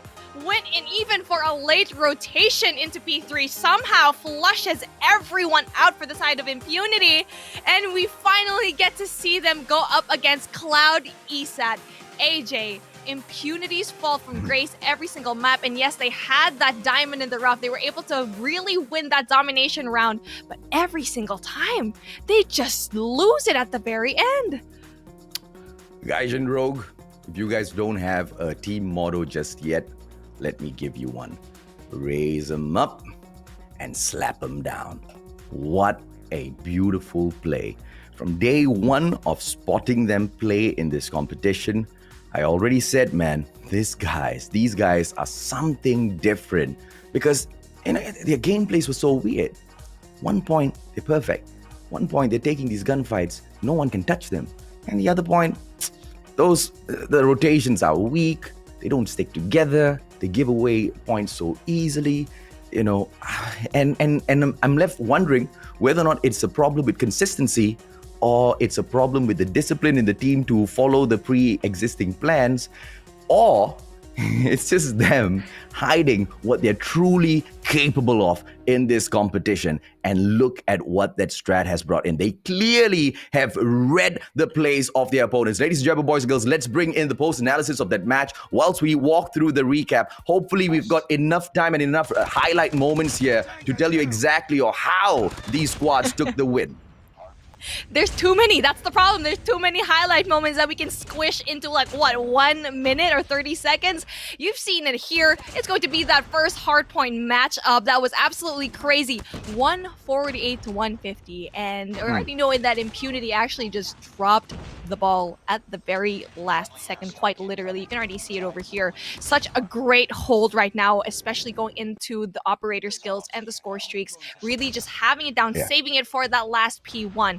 But then he's going to be another story, another disappointment right now for the side of Impunity, just because a Search and Destroy raid, that was supposed to be their map. They beat out Gaijin here in this match in Search and Destroy in their first matchup. But then Gaijin just with a response, with Casso absolutely popping off and Burgerby just lacking that confidence in sniping.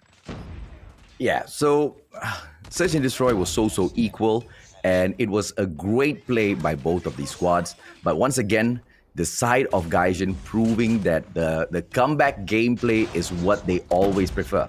And this was the domination match, which I was like, what's up? The plays are so off. The rotations are off. The strategy is not being pulled off. They're not even playing. They're just walking. They're just strafing in there and trying to get a couple of frags, trying to get a couple of kills. And in like all of those matches that they've already done, it's such a beautiful strat to pull off. But you need to have skill to pull that strat off. You need to have god level confidence to pull that strats. To pull those set of strats off, right? To raise people up and then to smack them down. You need to know that you have what it takes to make those last-minute comebacks. Because if it backfires on you, it's bye-bye from the competition. And I don't think at any point there, Impunity showed up short. There's no point in that game where Impunity did not give their best. They gave everything, and we saw it from the scoreboard. Gaijin Rogue, just a few classes higher, unfortunately, and they will move on to the next round. That is the beauty of why we really like Call of Duty Mobile, was we see teams like these just really go up against head-to-head. In terms of stats, they were equal. I still think they're equal, but it's just Gaijin was just a little bit ahead, just a few steps ahead. This is what we keep saying for Gaijin. They're always going to be having a backup plan, a plan B, a plan C. Very much like Almighty. And that's why that fight that we saw from Gaijin and Almighty, the fact that it was still a sweep, was a little bit disappointing because I thought they were going to be able to take a map, but it's matches like these where I think Almighty have a treat for themselves. If Gaijin is going to be able to take down Cloud Esat from that lower brackets round 2, maybe we're going to be able to see a very interesting finals. But you know what? Let's take a look at the MVP of this whole matchup, just because it's so nice to see who is going to be able to take the cake. And a lot of these teams really have such an amazing team. But again, it's all about those individual gunfights yet again. Absolutely. Let's take a quick peek, ladies and gentlemen, boys and girls, at the most valuable player in that match, with the one and only Glowy from Gaijin Rogue. 61 on the average kill, 52 deaths, 20 average assists, and an average of 10,000 points he managed to pick up for his squad, right? Absolute beast of a man, absolute beast of a Call of Duty mobile player. Honestly, we've been saying Glowy so many times already just because of how much this person glows. They are shining in this competition, and we like to see the growth of all of these players, and the consistency that they deliver here is absolutely no joke. The only team that was able to really bring them down was Almighty. And right now, they're going to be able to take down another strong team as well, which is going to be Impunity. Impunity's out. They're going to be, standing in the sidelines, really just cheering anyone on who's going to be coming in from the Singaporean side. And this is why I actually like Singapore as a region, right? They're going to be able to bring each other up. Even though, yes, all of these teams aren't going to be able to pull through, they're going to be rooting for whoever is going to be representing their country. Oh, yes, of course. And I think it has always been like that. At the end of the day, only one team can represent Garena, which is why, during competitions, when I see a little bit of extra toxicity in the comment section, I take my time on live stream to address that and to tell them to get rid of, those emotions, those thoughts, right? Because at the end of the day, all of us have to rally up behind that one squad that represents our server. Garena only has one position at the world stage, which I'm truly disappointed in. But that's all right. Here's something to cheer me up. The fans' comments. Here we go. This is my absolute favorite part of the day. We are going to be reading 3 comments from you guys. And no, it's not going to be at the very end of the screen. It's going to be happening right now. So let's pop on over right below us. What are we going to be reading today? And from John Laddie Lipit, Gaijin is so good at many maps. Their positions are so precise. I think they have a chance to beat Almighty if they use the positions right. Yes, that actually rhymed. That was very good, Lappy. I'm not quite sure if you actually did that on purpose, but John, you are absolutely right. We've been saying a while ago, they have so many strategies and they have steps ahead of them. Almighty, though, I feel like they're going to be that big brothers, but for Gaijin, they don't want to be the team B. They want to be shining Almighty. Yeah, here's the problem. Gaijin can play that trick in and against all of these other squads. But the school that Gaijin Rogue went to, Almighty, yeah, they are the headmaster. So unfortunately for Gaijin Rogue, that particular strat might not just get pulled off. And John Larry Lippett is absolute point on, right, with this comment of his, that they need to play those positions to perfection. There's no more trickery. There's no more deceiving your opponents to think that you are not all that, because Almighty, they are great because they do not underestimate.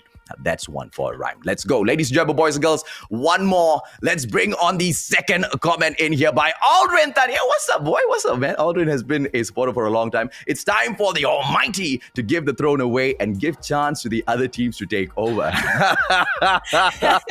Now, my friend, my dear friend, Almighty wants to be doing charity or contributing to the society through charity of their own position, of their own placement in that Garena Invitationals, the Garena qualifiers in for the World Championship. They want to show who the true dominant brand is in this particular game. And that's most definitely what they'll be struggling for. But I get what you're saying, man. It is all for the other squads to take away from them. It just seems like everyone in the comments actually wants Almighty to lose because, okay, I know the psychology of the watchers. They don't want to see the same champions over and over. They want that underdog story. But you know what? Almighty is here for a reason. And let's take a look at the next comment. I wonder if it's still going to be about Almighty going down, because I'm pretty sure they are not going to be going down. But here we go. Rich Velvale. The sentry gun is a Mustachio wannabe trying to copy Mustachio's camping technique. Okay.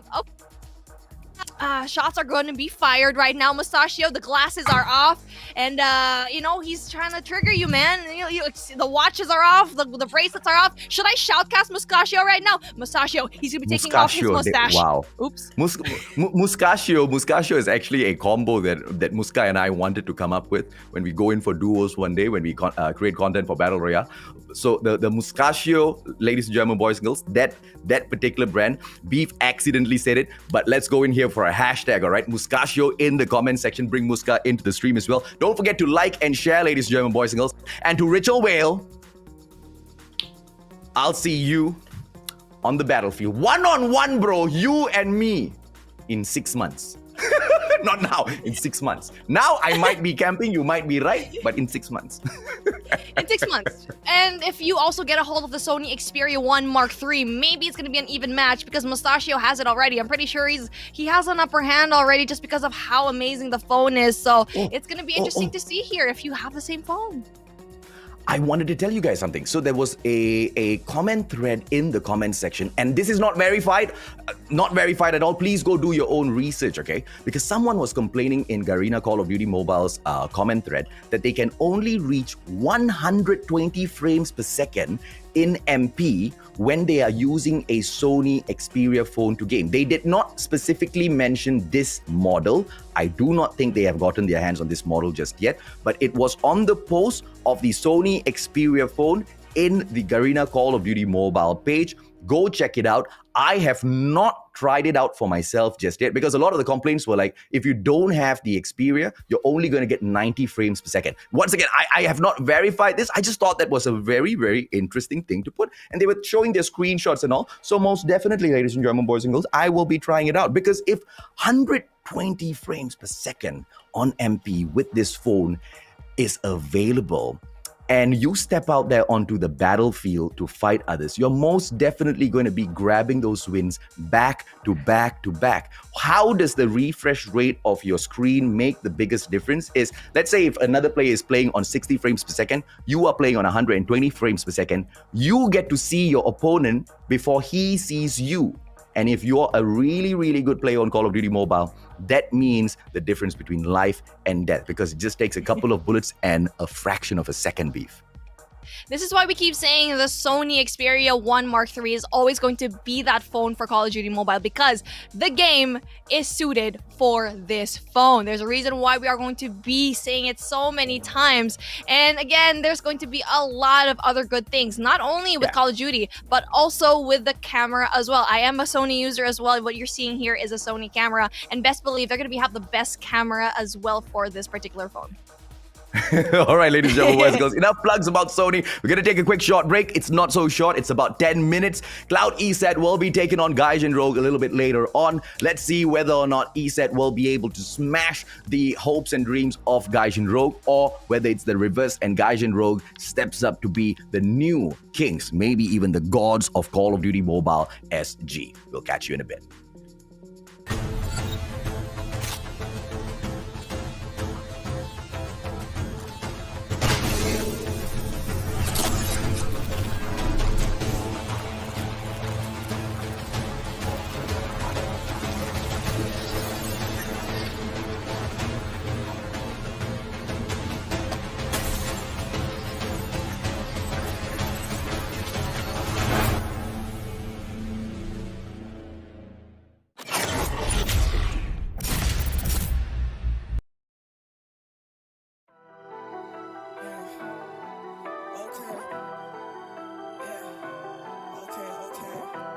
Solo ting, on a solo ting, on a solo ting. Come through ones, learn how to make tunes more ones. When it all breaks down, I'ma glue more ones. Show me what I can do more ones. Come through ones, learn how to make tunes more ones. When it all breaks down, I'ma glue more ones. Show me what I can do more ones. Shy one. Who would have thought you'd be shining? Come a long way from the doubt. Days on the house from a dangerous route, from a place where the angels are blazing for hell. No one's able to count the amount of out pressure imposed that they're only able to palpate. Breed demeanor, run at lean at Pisa. So on the street like feeling, got a roam like Caesar.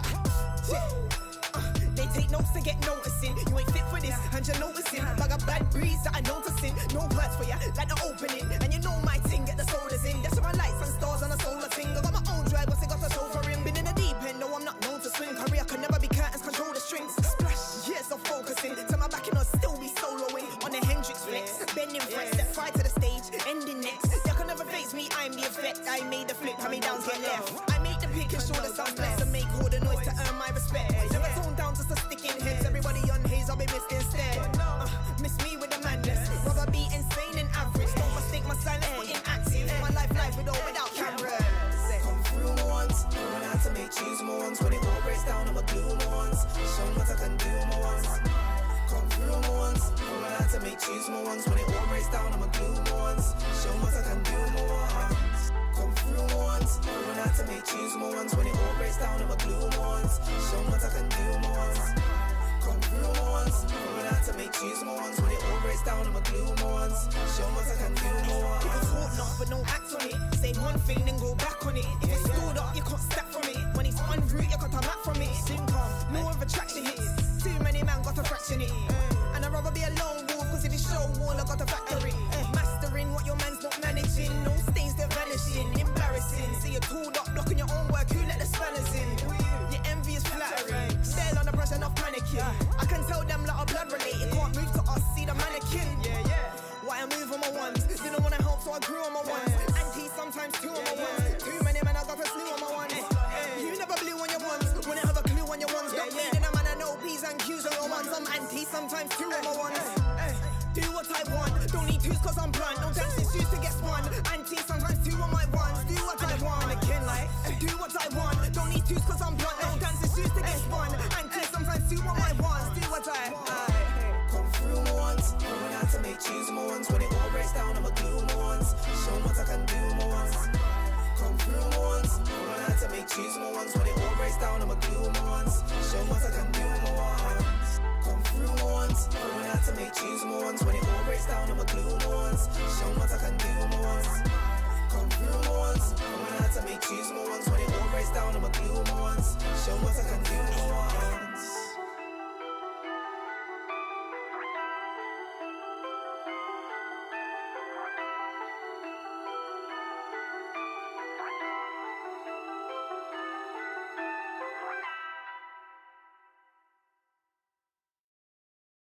My flight leaves early in the morning. I got no time for taking the stairs. I can't promise that I will write back, but then again, knowing me, I'd do it for years. Oh, and there's nothing to be won. We do it for fun. We'll keep climbing till we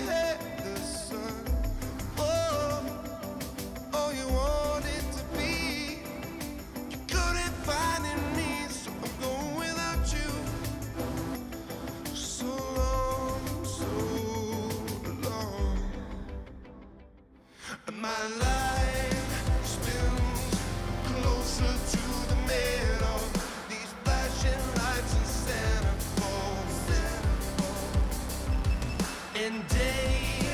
Mine, slow my evolution from the boy who sent those letters before. Whoa, when there's nothing to be won, we do it for fun. We'll keep climbing till we hit the sun. Whoa, all you wanted to be, you couldn't find in me, so I'm going without you. So long, so long.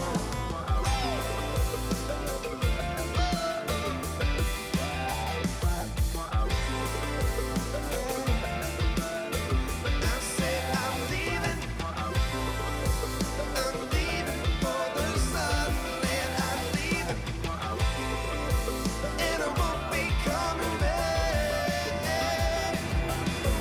Oh, and there's nothing to be won.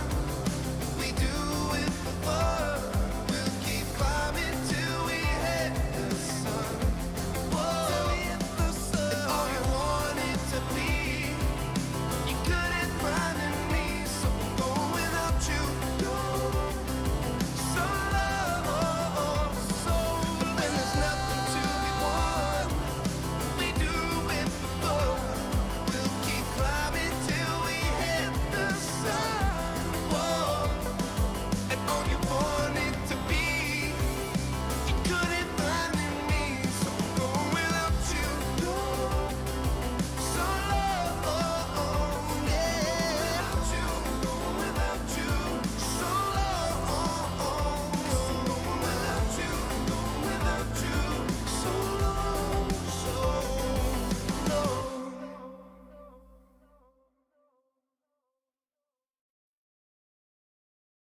It's just a state of flux.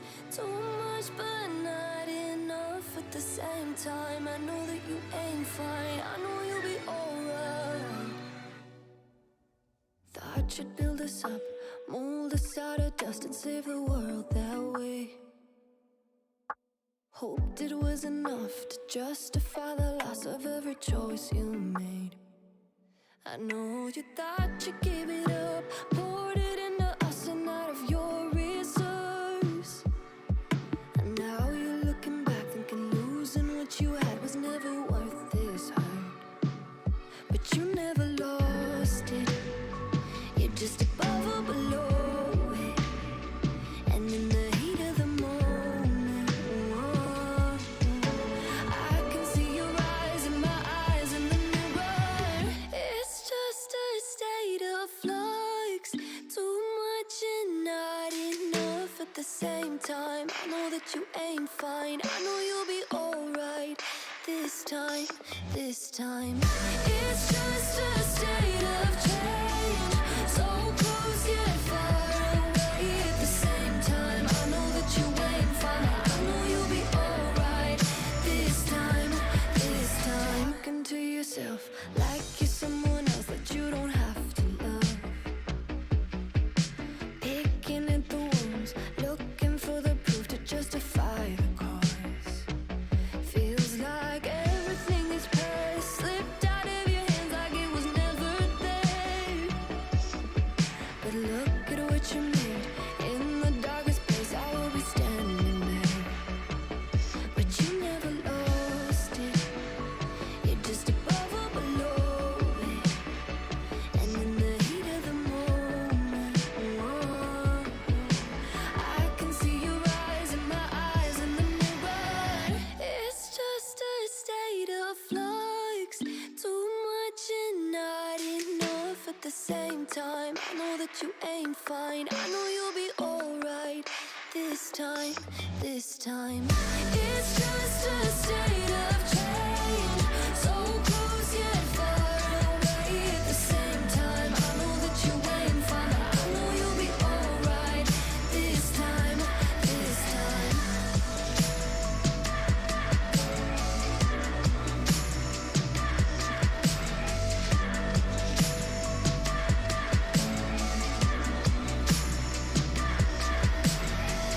It's just a state of flux. Too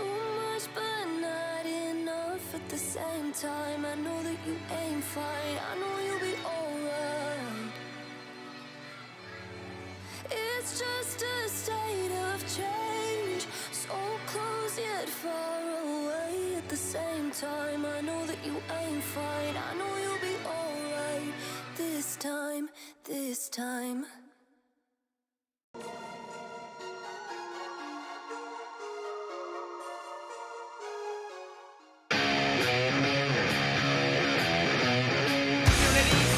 So off in the attacking rounds over there.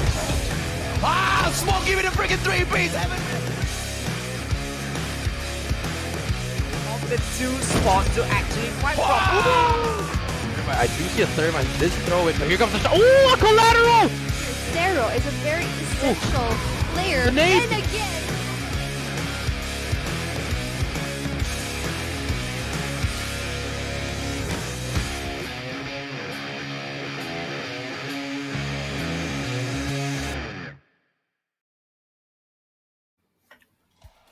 Welcome back, community, to the Call of Duty Mobile World Championships presented by Sony. We've seen such an amazing matchup already here, and not only that, we're going to be seeing such an amazing phone in the side of Sony Xperia 1 Mark III, and it is going to be the official mobile phone for the Singapore qualifiers.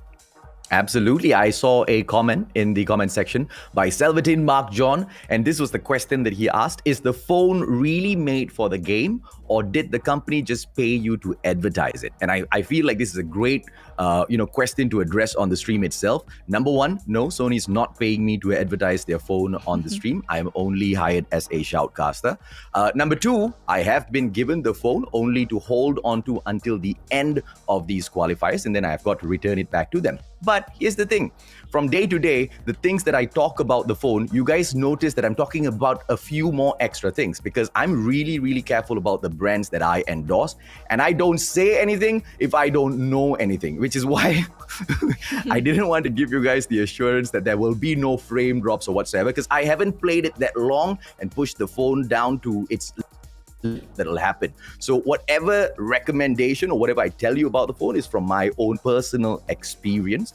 And if Sony wants to pay me later on, then that's up to them. But for the time being, nope, it's just me sharing with you guys how awesome this phone is, just because I've got the brilliant opportunity to touch it, feel it. Oh, by the way, speaking of how awesome this phone is, you guys know that I've got dogs, right? And my dogs can practically take the title of being the cutest, most adorable, smartest dogs in the world. And here's the amazing thing about the phone, right? I've never been able to get the autofocus, onto my animals the way I am able to, take videos of human beings. And this real-time eye autofocus within this phone itself is built for both humans and animals, even if one eye is hidden, as in they turn their head away this way. I've been having a lot of fun. I've been taking a lot of photos. Ladies and gentlemen, boys and girls, that's a quick summary of how this little conversation. Let's take a quick look and see how else the competition is going to break down beef, because it's heated up and one team has stepped in, right? And now Gaijin Rogue will have to go through another gruesome battle. What's going to happen? Will Cloud Esat be able to smash them, or is this the rise of perfection of Gaijin? Gaijin Rogue absolutely stepping it up against Impunity. Just basically saying, get out of here. We're going to be going up against Cloud Esat, slowly climbing their way to the top. But Cloud Esat is no joke of a team to actually go up against. And you know what? I really want to see the stats really pull through, because Cloud Esat, I've seen their statistics. It's been 50-50 here so far across the board. And they've been going up against a little bit of weaker teams. But you know what? This team is no joke. Candace, Flex, Sasuke, Teddy, and Dracula have made it here this far. And the reason why they've been doing this is because their teamwork is absolutely unrivaled. But there's going to be a lot of things to consider here, just because Gaijin Rogue has shown us today that they have been here to play. They're here to win. And especially going in here, Candace is going to be that essential sniper that can actually go up against the likes of Casso. Flex, on the other hand, will probably going up against another player that's going to be a really, really high fragger for them. Not quite sure who that might be, but then hopefully we get to see a lot of really game-playing action here. Yeah, absolutely. And that is for Cloud Esat. This one is once again introducing those who are stepping in to absolutely shock the community. Flash, Casso, Mythel, Mickey, as well as Glowy will look to shine through the next round as well. Like you mentioned, Beef, we don't know if or not Cloud Esat is going to be able to stop them in their path. They most definitely will try their best, just like what Impunity has done. But unfortunately, to see through. Yeah, it's going to be hard to actually go and pull through here just because you already know sitting at the top of the throne is going to be not a joke because we've been seeing such amazing plays here. But then let's take a look at the map vetoes here just because, actually, before that, we actually are going to be going with our head-to-head first though. Flex on the side of Cloud Esat is going to be having an average kill of 23, but look at here, it's going to be Glowy with 31. And probably the reason why we see here, the numbers aren't going to matter here because Gaijin has one extra matchup. That's why they have a little bit more points, but it might even out here by the end of this matchup. Yeah, so this is based on the average scores, and we most definitely are sure that because Flex has been in that upper brackets, and the fights that they have taken thus far have been against the giants, for example, like ALMGHTY. Yeah, you're not going to be able to rake up a lot of these averages in big matches like that. At the end of the day, they've had fewer of these opportunities, just like you've mentioned, right, Beef? So as far as this goes, once again, just a bunch of numbers on a piece of paper to give us a rough idea of how the match is going to go on. But don't worry, that's why Beef and I are paid. We will walk you through all of that. Yeah, we're going to be walking all of you into the map veto. So this is probably one of the most exciting parts of the pre-show, right? Just because you're going to be seeing here, Gaijin Rogue is going to be winning the coin toss, eventually picking off Standoff for their first Hardpoint matchup. Standoff is their game. They have 100% win rate here in Hardpoint, and they even have so many games. They only dropped one Hardpoint match. They're that good at Hardpoint that they only lost that one map to ALMGHTY. But then Search and Destroy is going to be Raid as well. It's going to be interesting because all of these points really just gather around. We've seen them play so well in Raid. The way they were able to actually shut. Not quite sure why Cloud actually chose this. Maybe they have some sort of plan. The reason why is probably they've seen the match a while ago. They know where everything went down for the side of Gaijin Rogue. So maybe they're comfortable and confident here. And, just always two ways to look at it, right? You either play to your own strengths or you play to your enemy's weaknesses. And we can see through their bans because what Cloud Esat first off did was they removed Crossfire from the equation, knowing that Gaijin Rogue has won this coin toss. Being brought into Crossfire once again for a hardpoint match might most probably give them that victory. Why? We've seen the rotations from Gaijin. We've seen the gameplays from Gaijin on this map, and they are absolutely godly. And perhaps that's why Cloud Esat didn't want that apart from the mist. But taking it into Raid, they are really banking on one thing, which is for Gaijin to make the same mistakes, for Gaijin to pull in the exact same strategies. Just like you've pointed out, right? They had the opportunity to sit back and watch these boys in action. So let's see exactly how much they will be able to bring into their side. Because for today, might I add, Lady Luck is on Gaijin Rogue's side. This is the second coin toss that they're winning. I don't know if that makes a difference to all of you listening out there, but I surely think it does. Absolutely. It makes an absolutely big difference as to what is going to happen. But let's take a look at Cloud Esat right now. All the boys are ready to infiltrate and just lose that. You can see the determination in their faces. And I know a lot of these guys really are just waiting. They probably watched match number 1 and seeing how dominant Gaijin Rogue was. It's going to be a little bit scary just because you can already see the points. The points aren't going to lie. Gaijin Rogue has better statistics than them. But I think the map that they can really pull through is probably going to be able to go through that domination round. Let's take a look at Team Gaijin on the other hand. Having that hot win seems to be like they have a little bit of smile to their faces, but Cloud Esat, that's not going to be an easy foe to actually defeat just because they've been sitting here. They've been watching you every single time, and right now they are thirsty for that win. They're just this close to actually meeting ALMGHTY again and having that matchup. Yeah, absolutely. Gaijin Rogue, with so much to prove in this competition, they want to have a bigger slice of the pie as far as the Singaporean Championship is concerned. Potentially even maybe their hands on the 10,000 Singapore dollar prize might not be too far away for them in order to just reach out and grab, right? They've shown us enough, but here's the problem. ALMGHTY have shown us enough as well. We will put Cloud Esat aside and we will see the type of challenge that Gaijin Rogue is about to go through here. They've already been beaten 3-0. So even as they go through a crazy good squad like the Cloud Esat side, the Grand Finals is going to be a huge hurdle to overcome, Beef. It's the biggest hurdle that they need to overcome right now. There's still a lot of things that you have to consider here. So many maps still left in the mix. But then we are going to be starting our lower bracket finals 2. Match 2, Cloud Esat versus Gaijin Rogue. Now, we already said the only way that Gaijin Rogue can win this is to keep doing what they're doing. Cloud Esat has that pressure up in them just because the numbers are going to be better. Hardpoint is not going to be their game. We already know here just because you can see how many times Gaijin has been pulling through in Hardpoint matches. Yeah, this is the standard match opener. Hotel Yard is going to be very brightly lit early on for all of the teams to pick their points up. The domination that we see in Hardpoint number 1 obviously will not be the full decider as to how the full game ends at the end of the day. So many of these hardpoints can change the pace of the game. But at the very moment, Gaijin Rogue is annihilating at what is one of the most difficult hardpoints to conquer. Glowy with that amazing 3-piece. It's just absolutely flying and breezing through with that KRM. And that is going to be something really scary to have in the rotation. It's going to be going through. They're going to be giving that scrap points away for the side of Cloud to actually just get. They're going to be playing the game right now of Gaijin. And so far we can see it's the driver that's going to be Gaijin. That's driving everything, driving the tournament. But then, oh, just like that, very big 2-piece by Dracula, getting an amazing sweep off of P2.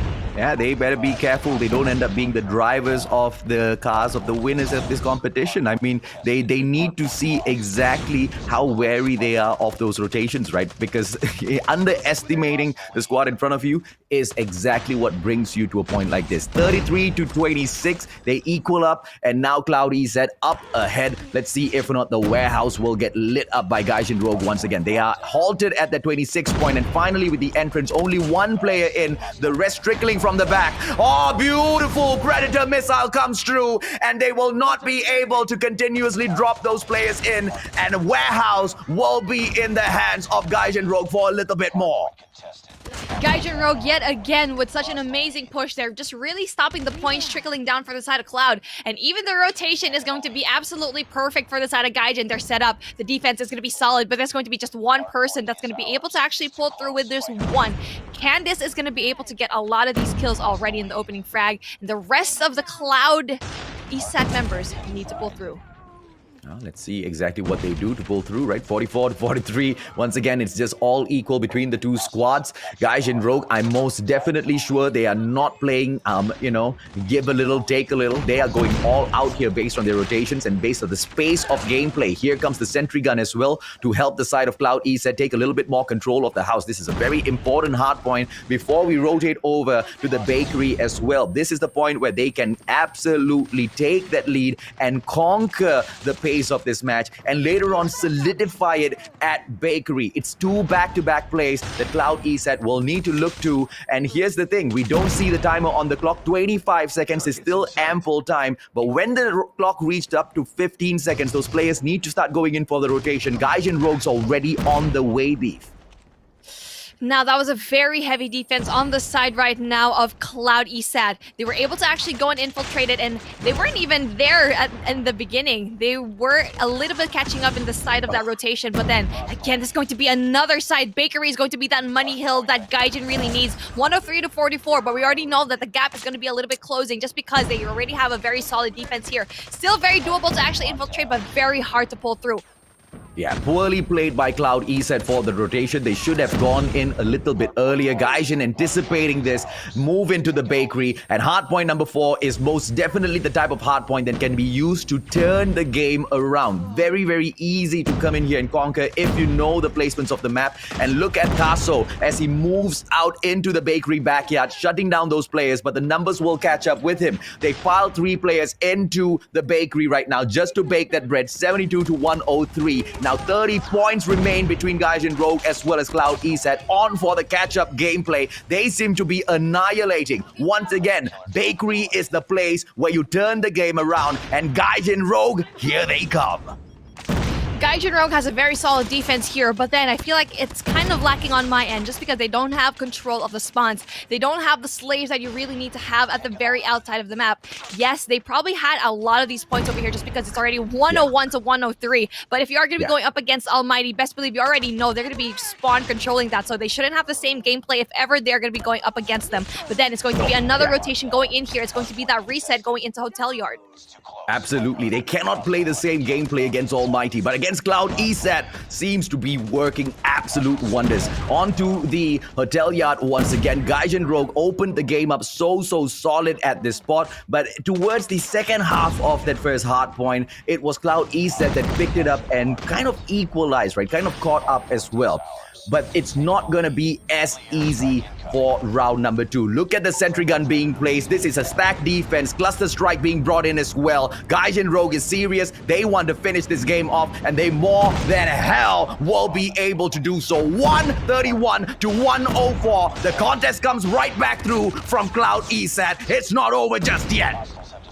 The rotation is going to be going in early, though. We always see that early rotation for the side of Gaijin, but then they're always having a really hard time with that defense just because the gunfights and the gun skills are going to be too much for the side right now of Cloud Esat. But then it seems to be like Flash is going to be that one person that can actually stop the push, as well as Teddy. Big kills by Teddy is going to be able to actually occupy that second half, finally getting 2 kills and finally getting an infiltration here for the side of Cloud. Yeah, big kills by Teddy, but you must capitalize on it. Gaijin Rogue, on the other hand, ladies and gentlemen, boys and girls, moves in to the bottom half of this warehouse. 139 to 117, but the fight is still hot. Those spawns need to be controlled, and we will see Flash dropping into the gas station, not to pump some petrol, but to make sure he shuts down all of the other players. And this is Flash with the Annihilator, annihilating, and Gaijin Rogue will take the lead in game number 1. Yet again, with a turnaround by the second half of the map. Bakery is the money hill. If you get Bakery, there's a big chance that you're going to be able to pull through and win the game. And that's what we saw. That's what we saw. Even though they didn't get to have a lot of those slayers outside, they really just stacked it up. Heavy defense, yes, with the expense of not having spawn control, though. But that's what they did for that P2. They controlled it very well. Flash was outside, slaying everyone that tried to go in. We keep saying that OBJ is supposed to be that last line of defense because they are. If you basically get rid of the OBJ, the point is going to be yours. So the slayers outside, the anchors outside need to do their job at eliminating anyone that tries to go near the hard point. Yeah, and you know, each and every single play that Gaijin Rogue was bringing into that Hotel Yard, be it when they moved on to the warehouse, it was just perfection after perfection after perfection. Never at one point did they say, okay, you know what, these guys seem to be dominating a little bit too much. Let's move on to the next area. That did not happen all the way until that third hard point. They moved on into that bakery, right? And the decision to move into the bakery early, remember, I was move when it's about that 15 point mark and 15 seconds mark. They didn't move. They just stood there. So many players at house. What were they doing? Baking cookies? The bakery's on the other side. And that's the one stellar reason as to why the game just got brought right back into Gaijin Rogue's hands. And of course, it wasn't just the end there, because after bakery, you have to go back in for the reset. Hotel Yard play was spectacular. They bring in the sentry gun to control it, and the sentry gun placement makes sure it covers the mid-square area. And they've got 2 players to watch convenience store. And in order to put the freaking cherry on top of the cake, they bring in the cluster strike as well. Ridiculous. And this is what we want to see in a championship of this standard. This is what we want to see at the Singapore Championship. Gaijin Rogue just really had the timing, everything for their hands. Yeah. If a hardpoint didn't work out for them, they would have that early rotation to the next, and to the next, and to the next. We saw that in P2.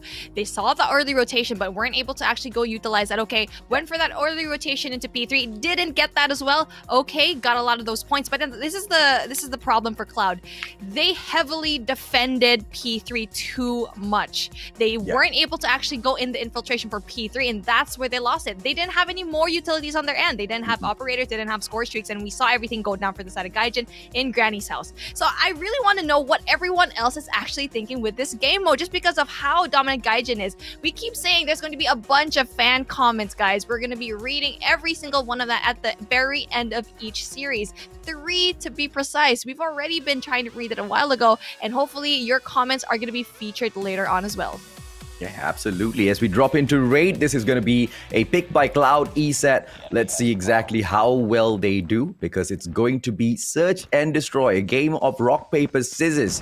The attacking side is Cloud Esat. They go in for a quick push. Trophy system gets destroyed early on, but it's a 3-man stack onto the basketball court. This needs to be a cautious play from the attackers.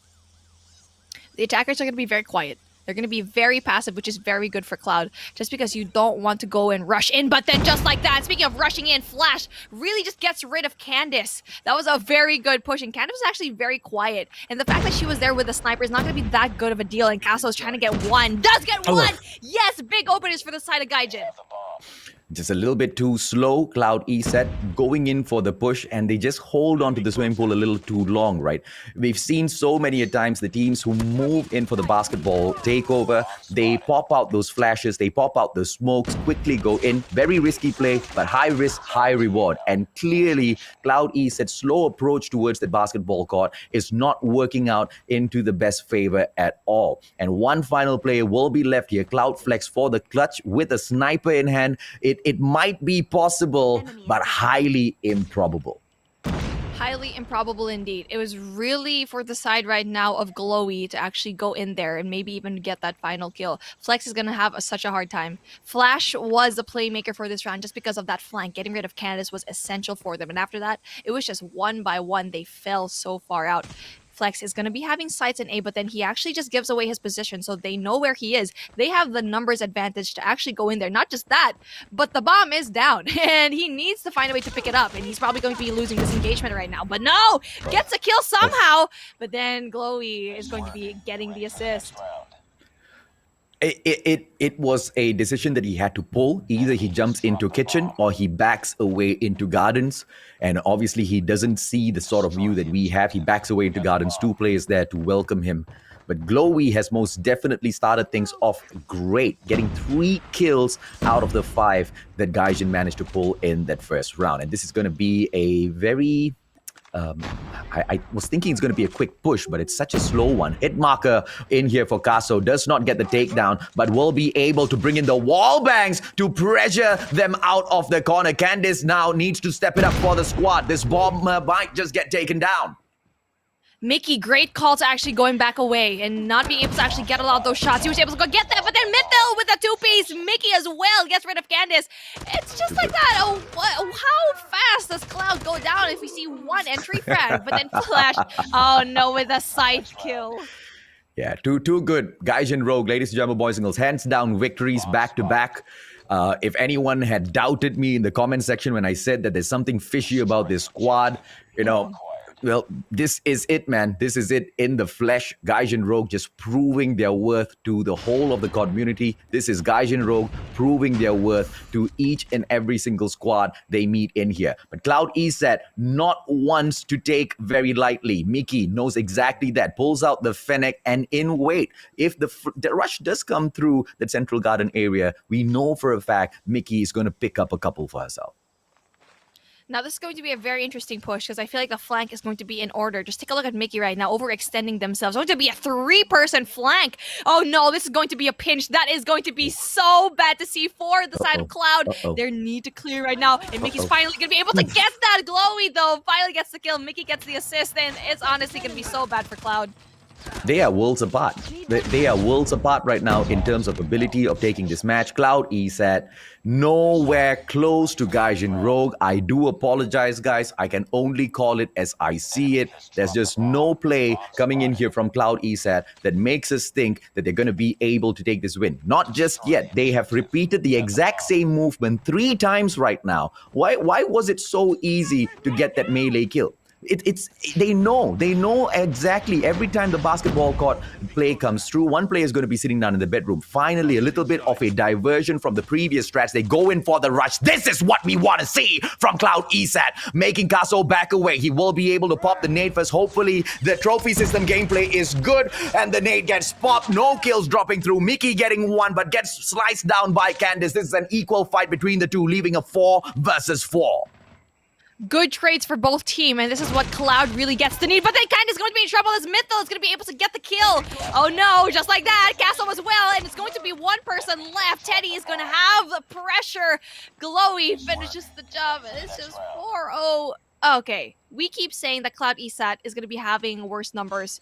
Yes, this is the reason why. They have worse numbers because they're going up against a team that has gone up against Impunity, Almighty, and NATO. They've had more difficult competition here so far. Cloud Esat, on the other hand, has had Code Red, Six Ducks, and Almighty. Those 2 teams, they're not even here in the competition anymore, so the challenge wasn't really brought to them, unlike here in Gaijin and Vic.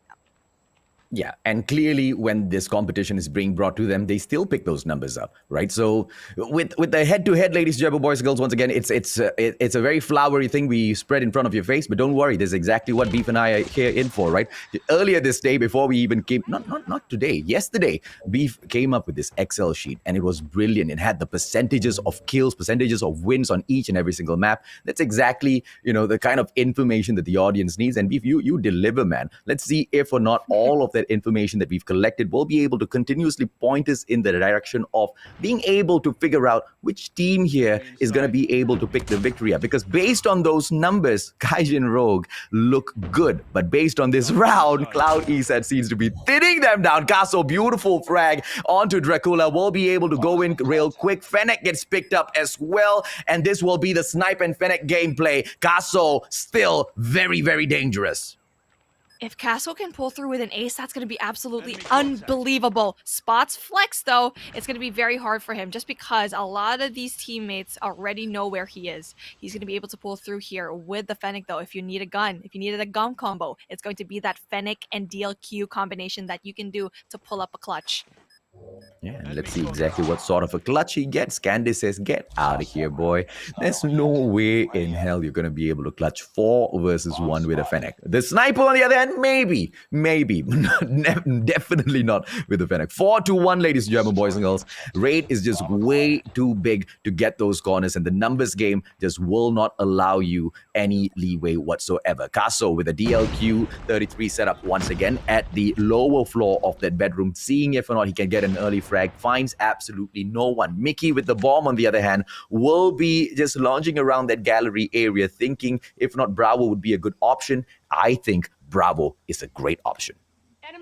2-1-2 split for the Cyber Knight of Cloud, and then Dracula is going to be taking some shots as well. There's going to be a very interesting mid push. The trade does come along for both of these teams, 4v4 situation, and you can see here, they're going into the spawn right now of Cloud. That was a very cheeky spot. And for Mickey, shouldn't really go in for the overpush. That is a great read. If they went in there, they probably would have died. The bomb would be down and the play would be disrupted. But instead, they went in through here and finally getting the kill. And that is the difference that we needed to see here. And this is the plays that we like to see for Gaijin. Just because if they overpush there, it would be over. The bomb is going to be going down. The pressure is on for the side of Cloud as Candice goes down.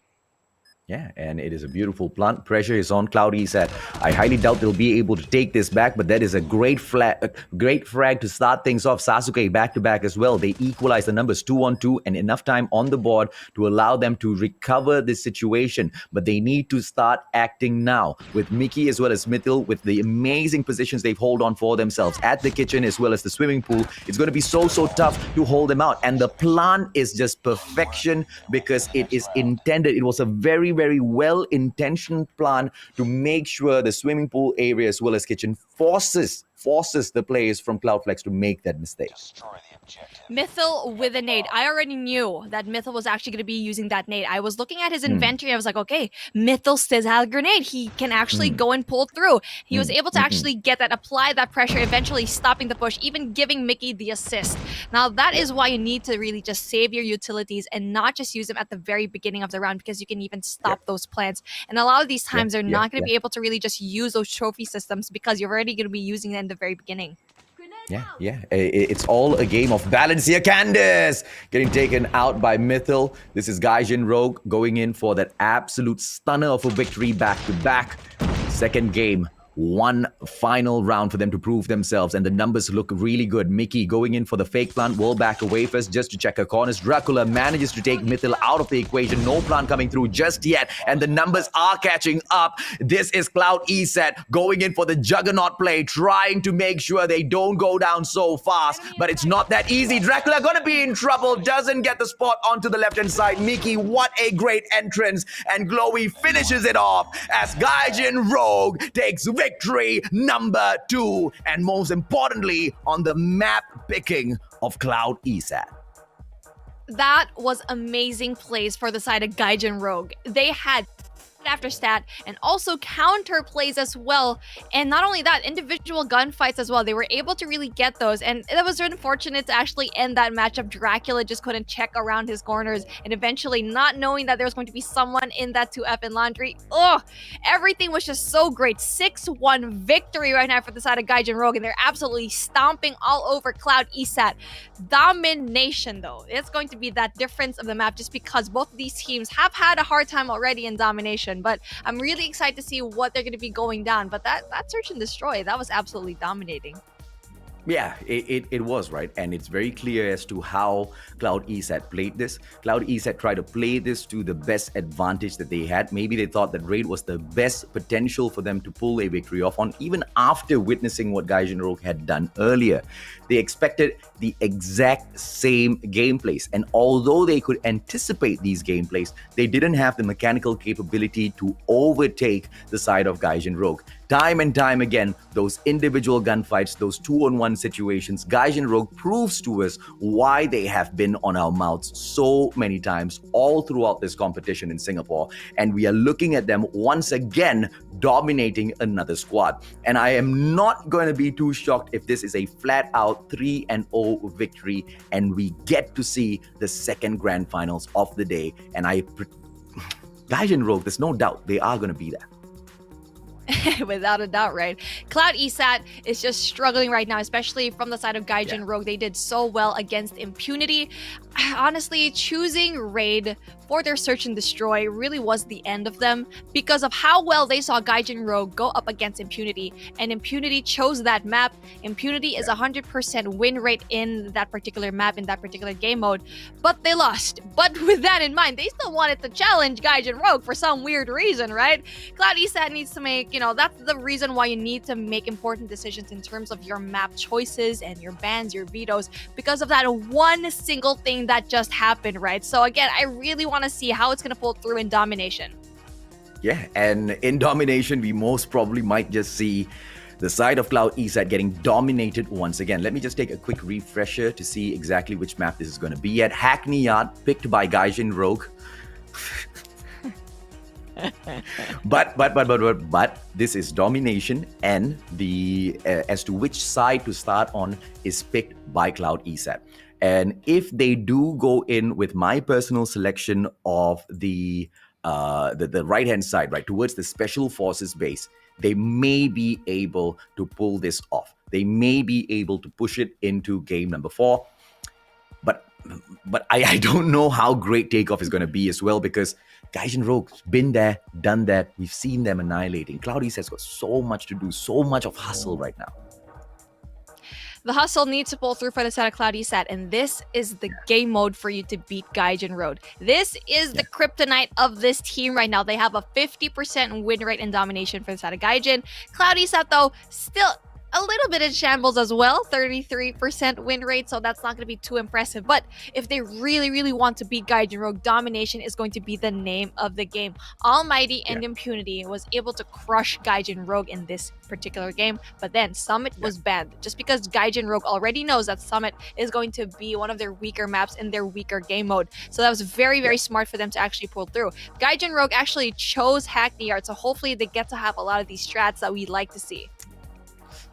I think we are definitely going to see them bring those strats out because it's all about domination, i.e. that's the name of the game, right? Go out there and absolutely dominate. And knowing the map most definitely allows you space to do that. Not only for you to go and capture those points, but to anticipate where your opponents are going to be coming out from when the retake attempt comes in from those squads, right? And we have seen them do this so many times before. Gaijin Rogues had one squad that has been able to manage both the Special Forces base as equally as they manage the Guerrilla base at Hackney Yard. And this is something that's very challenging. We know that, not every single map is super balanced. Hackney Yard is one of those maps that's just a little bit off balance. Which side you start on really does matter. But you put it into the hands of Gaijin Rogue, it doesn't matter anymore. That goes out of the window. Mechanical abilities now start to count. But mechanical abilities will only start to count when you take up a fight like that against another squad that knows the map as well, that knows the strategy of that map just as well. And I am expecting to see Hackney Yard perfection when Gaijin Rogue takes on Almighty later on. Now, I know what this sounds like. I know it sounds like I'm counting Cloud Esat out already, but we have to acknowledge it's going to be a huge mountain to climb for Cloud Esat after getting thrashed back to back.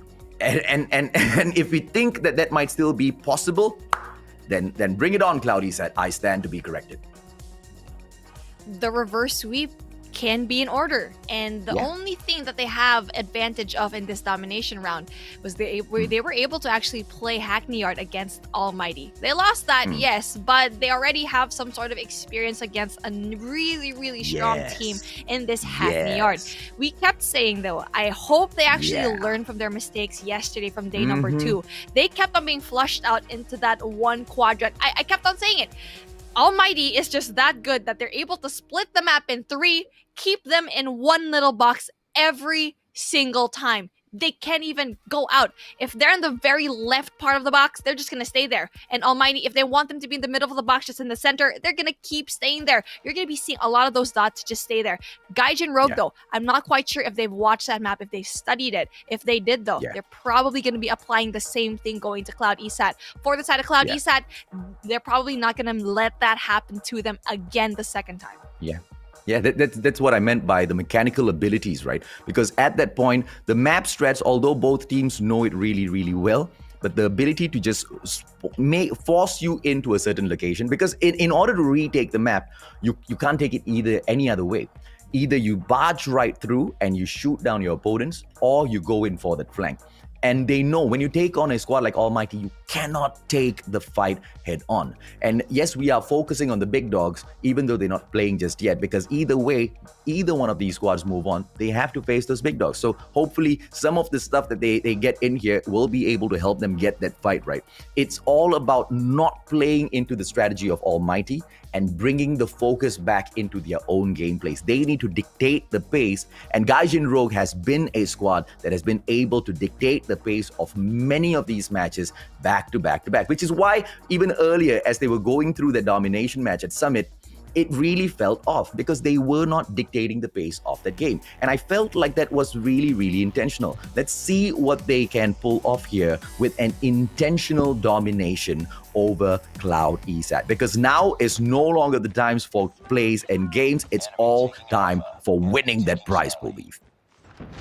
Gaijin is going to be spawning off the unfavorable side of the map, and they're going to be taking out one by one. This is the reason why you want to get that Guerrilla Squad base, just because you have a little bit of an extra time to actually go in there. And finally, that really early Bravo push, they weren't able to actually choose a spawn, so it's really great to see Cloud really choose the more powerful side for it. And for the side right now of Gaijin, they need to go and take big kills right now for the side of Mythal, though. This is what I'm talking about. The mechanical abilities, you can pull those strats, but if you cannot fight and win those gunfights, it's going to be absolutely futile. And just Kaso hanging around in the tire shop, ladies and gentlemen, boys and girls, trying to see if or not he can get rid of the other players before he goes in for the capture of that point. And he will be waiting for his team members. Goes in for a quick fake as well. And this is perfection coming in from the side of Gaijin Rogue. But they continuously tease Cloud Esat for the takeover, but nothing in fruition just yet. Finally, it'll come through. This is the patience. This is perfection from Gaijin Rogue. Kaso finally getting taken down, but Gaijin Rogue has pulled the strategy off to perfection. The setup was just too good. Casa waited into Alpha, waited for a teammate. Not only that, the rest of the team actually went to the 2F and top L here in Warehouse. Eventually, really trying to get rid of everyone. They're flushing everyone out, getting Bravo and AP split. This is perfection. That is what I wanted to see for the side of Gaijin, and this is always the play that I really like to see if you are going to be spawning off of Special Forces. Go and rotate into A, get rid of everyone there. Position yourself also here in top L, get your sights in Bravo, take A and B, and flip the spawns, and they're going to be having such a hard time. Cloud was just played just like that so early on in the game. Oh, let's see exactly what they'll be able to do here. Hunter Killer Drone being sent forth. And at the side of Cloud Esat most definitely asking those questions at Cargo Land. But one by one, each and every single one of those players gets shut down just like Candice. And the access just isn't possible. What Gaijin Rogue pulled off momentarily ago is now being attempted by Cloud Esat. But you can see the difference in capability. You can see the difference in the mechanical ability of Gaijin Rogue taking these gunfights and absolutely crushing it. When they set their mind to a certain objective, they always get it because this squad is here to get it done. What a run in the lower brackets, ladies and gentlemen, boys and girls. I am absolutely stunned by the quality of the Gaijin clan. Gaijin is just making so many big plays, and it's always just Cloud trying to go in for the catch-up. They need to get the power position, which is going to be top L over here in Warehouse, and they're having a hard time to actually get it. There's going to be one person over here, though, for the side of Glowy to actually go in there for that defense as well. He's going to be the up person to actually go and stop every single one that tries to go even close near to B. They can't even get near it. They can't even go inside the Warehouse. Yeah, absolutely. And each and every single time they step in, they just get shut down. It's all about the mechanical abilities of the players of Gaijin Rogue on display here. Cloud Esat cannot do much. 54 to 75. We reach the halfway point with Gaijin Rogue dominating. And as we step into the second half, ladies and gentlemen, boys and girls, of this matchup, there will be no need to spawn, and there'll be no need to go in there to reset the spawns of Cloud Esat. They most definitely are comfortable here at the Gorilla base. Let's see how they pull it off here as well, Beef. It's all Alpha. You really just need to stay there, and you can see the sentry gun is going to be in play as well. I'm not quite sure if that's the best thing to do, though, just because you need to get Bravo as well. You can already see that there's going to be red players. It's going to be the Cloud envious people who are going to be able to actually go in there, and Bravo going to be able to get for the push, but Mickey is going to be able to shut it down. So that is why you need to get top L, which Cloud actually doesn't quite get, though. Let's see if or not they will be able to continuously bring in the barrage of attack. With a very well-placed cluster strike, it is now going to be funneling all of those players towards Smokestack. But one very bravely steps forth. To the shutdown of Mickey, absolutely falling flat on its face. Flex able to move past the cluster strike and bring in those questions for Bravo as well. Let's see if or not this play will be able to take over Warehouse for them. But no, it's all over the place in shambles. Ladies and gentlemen, boys and girls, Cloud Esat cannot get their squad together. Cloud Esat, every single time they step forth, they get sliced. And now this is a beautiful flank being pulled off here by Dracula, but shut down once again. Mechanical supremacy by Gaijin Rogue.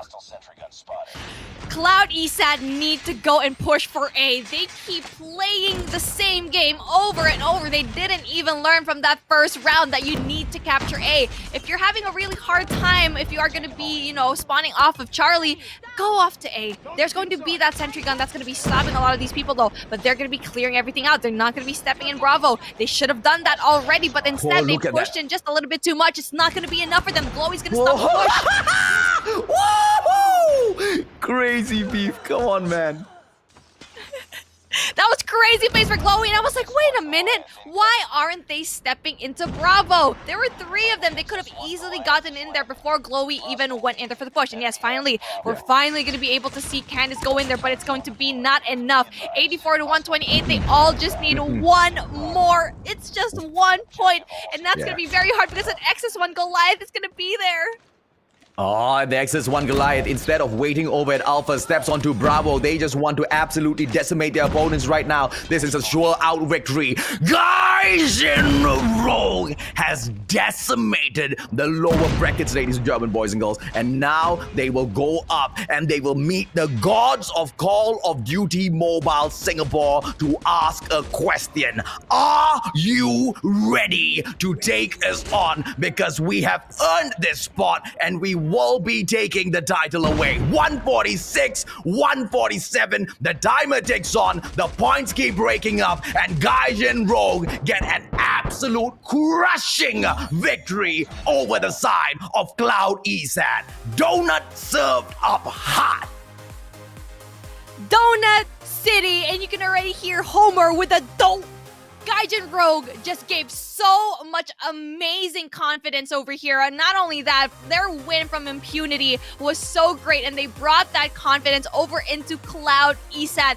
Had a very dominating start here. Gaijin Rogue has had the challenge to go and sweep up into that lower bracket round 1, into round 2, and now they're going to be meeting up the Almighty Squad in our finals. But not only that, they need to beat them once, twice to be able to pull through and be called the Kings of Singapore, and it's not going to be easy. Well, it's all up to one squad. It's not up to Almighty. They've already had each and every single strat, each and every single play, how good they are, how dominant they are. Everybody who plays Call of Duty Mobile in Singapore knows. And that's the greatest downfall of the Almighty Squad. Or is that? Because in the background, in the months and months and months of grinding and sitting down and preparing for this very day and on for the journey that they are about to embark on, has Almighty continued to grind their skills way back up to the top. Remember, when Gaijin Rogue got kicked down into the lower brackets, I asked a question because the statement of there's something weird about this squad was made on the very, very first match that Gaijin Rogue played. And right after that, they got kicked down. I was thinking, are they doing this on purpose because they want to prove exactly what they're made? What they were able to show, this is what they pulled off in that Almighty matchup, just wasn't anywhere close. We might just be in for a crazy roller coaster ride in a bit, Beef. I am ready for history, esports history to happen here. Because I know Cloud Esat was definitely, honestly, not that hard of an opponent to beat. Yeah. I feel like Impunity was a little bit more of a challenge, but still, it was just a tiny bit of a challenge. And let's see what actually happened against Cloud Esat in a little bit, as we are going to be pulling up the post-analysis to see what happened in those amazing 3 rounds. Standoff Hardpoint, without a doubt, with no question. It was absolute dominance for the side of Cloud Esat, but it was the fact that they were able to really just drop the ball at the end. That's where they faltered. And Gaijin, if you give them a little bit of a chance, a little bit of a point to actually go and grab, they will do that and they will end the show.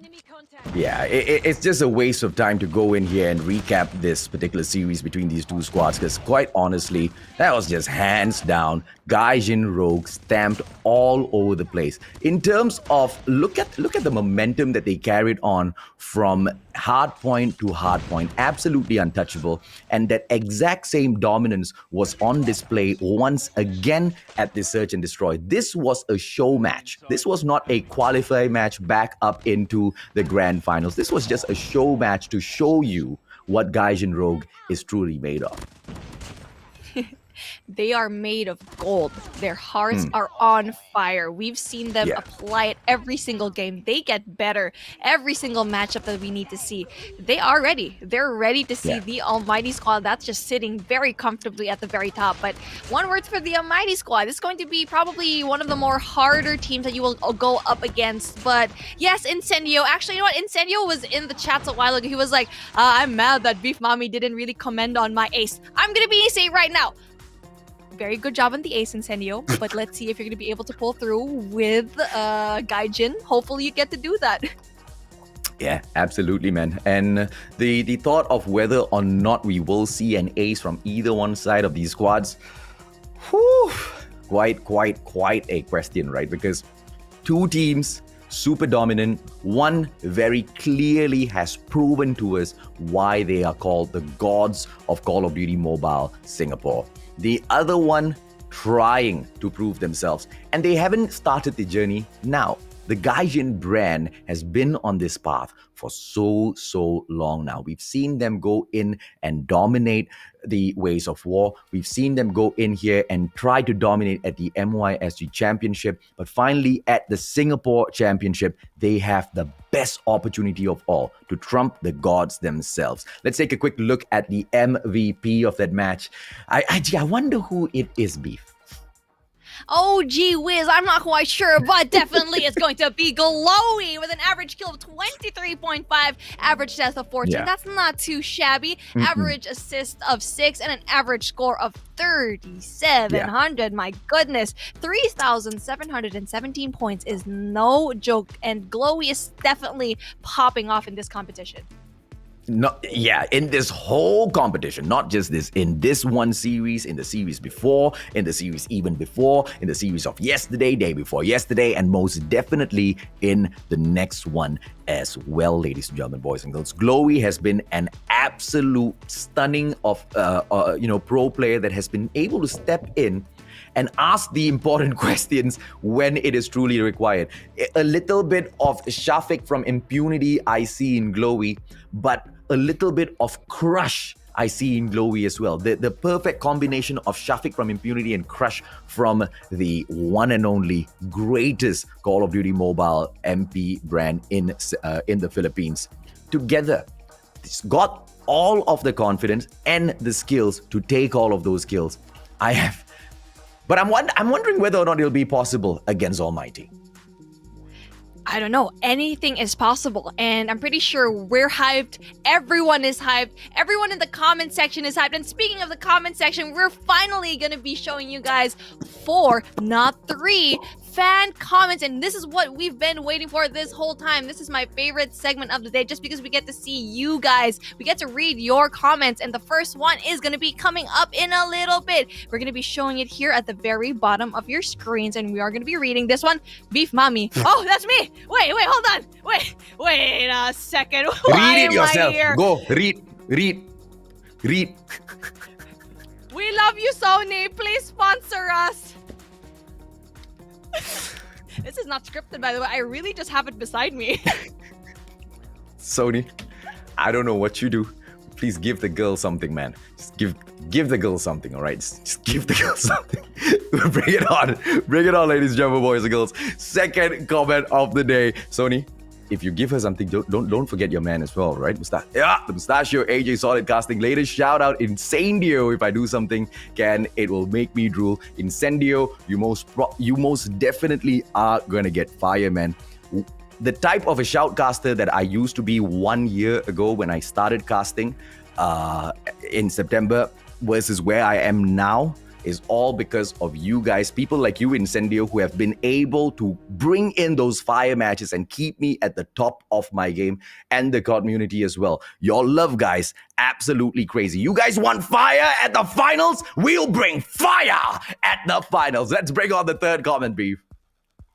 Yes, and here we go. Omar, Call of Duty Mobile. Please, AMT, give chance to other teams. You win enough times. See, we keep seeing this. It's probably the third comment that actually just wants Almighty to drop down just because they're just that good. There's a reason why everyone wants to see them fail. It's because you're just that good of a team that people want to see you down. But no, there's nothing but up. Honestly, if you think Almighty's doing good, they can do even better. They want to get that slot for Garena to really represent the region, not only for Garena, but for also Singapore, for the brand in the World Championships.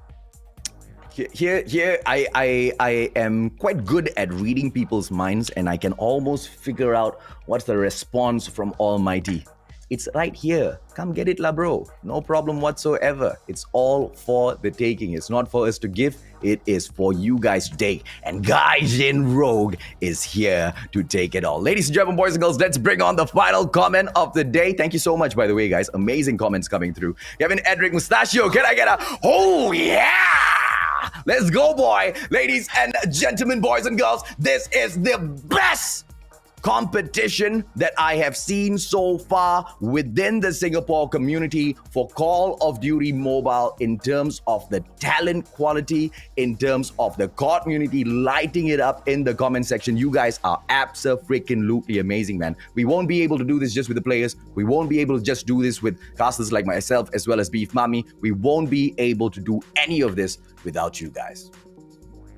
Most definitely, you guys are the most solid bunch of people that we've actually casted for. Not only that, this game is absolutely amazing. Everything about the Call of Duty franchise, the COD community, like what we really like to say, the teams, the production, everything falls into place in this ecosystem where we really just like to thrive. A lot of these other games are going to be great as well, but then Call of Duty just really has this special thing in my heart. And especially, we're going to be going up against probably one of the best things that we've been waiting for 2 years now. The World Championships is upon us. Everyone else in the different countries, in the different regions are going to be coming together, and we are going to be part of esports history. Well, ladies and gentlemen, boys and girls, after all that, all we can say is we're going to take a quick short break. When we come back, the grand finals of the Singapore Championship for Garena Call of Duty Mobile. Is it going to just be a one-round showdown, or is it going to be a two-series rendezvous for the clutch of the title? Ladies and gentlemen, boys and girls, after a quick short break, we will find out.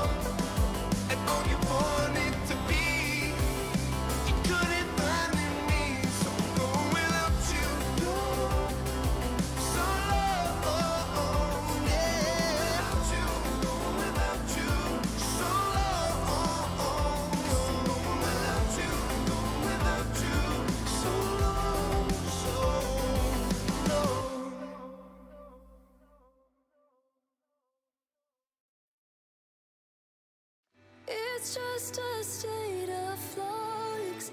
Too much but not enough at the same time. I know that you ain't fine. I know you'll be alright. Thought you'd build us up, mold us out of dust and save the world that way. Hoped it was enough to justify the loss of every choice you made. I know you thought you gave it up, poured it into us and out of your reserves. And now you're looking back thinking losing what you had was never worth this hurt. But you never lost it. You're just above or below it. And in the heat of the moment,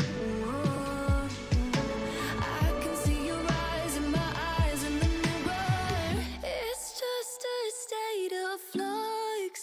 Too much and not enough at the same time. I know that you ain't fine. I know you'll be alright this time, this time. It's just a state of change. So close yet far away at the same time. I know that you ain't fine. I know you'll be alright this time, this time. Talking to yourself like you're someone else that you don't have to love. Picking at the wounds, looking for the proof to justify the cause. Feels like everything is pressed, slipped out of your hands like it was never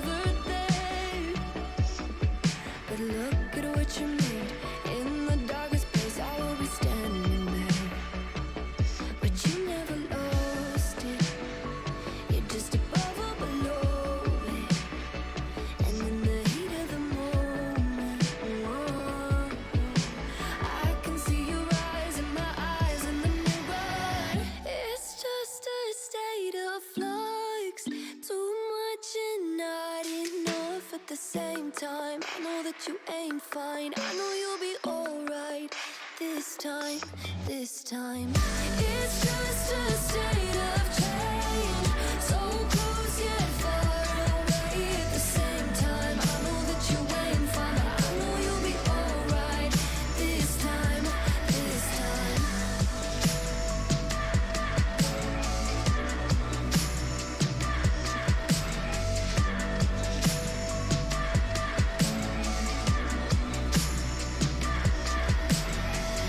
It's just a state of flux. Too much but not enough at the same time. I know that you ain't fine. I know you'll be alright. It's just a state of change, so close yet far away at the same time. I know that you ain't fine. I know you'll be alright this time, this time.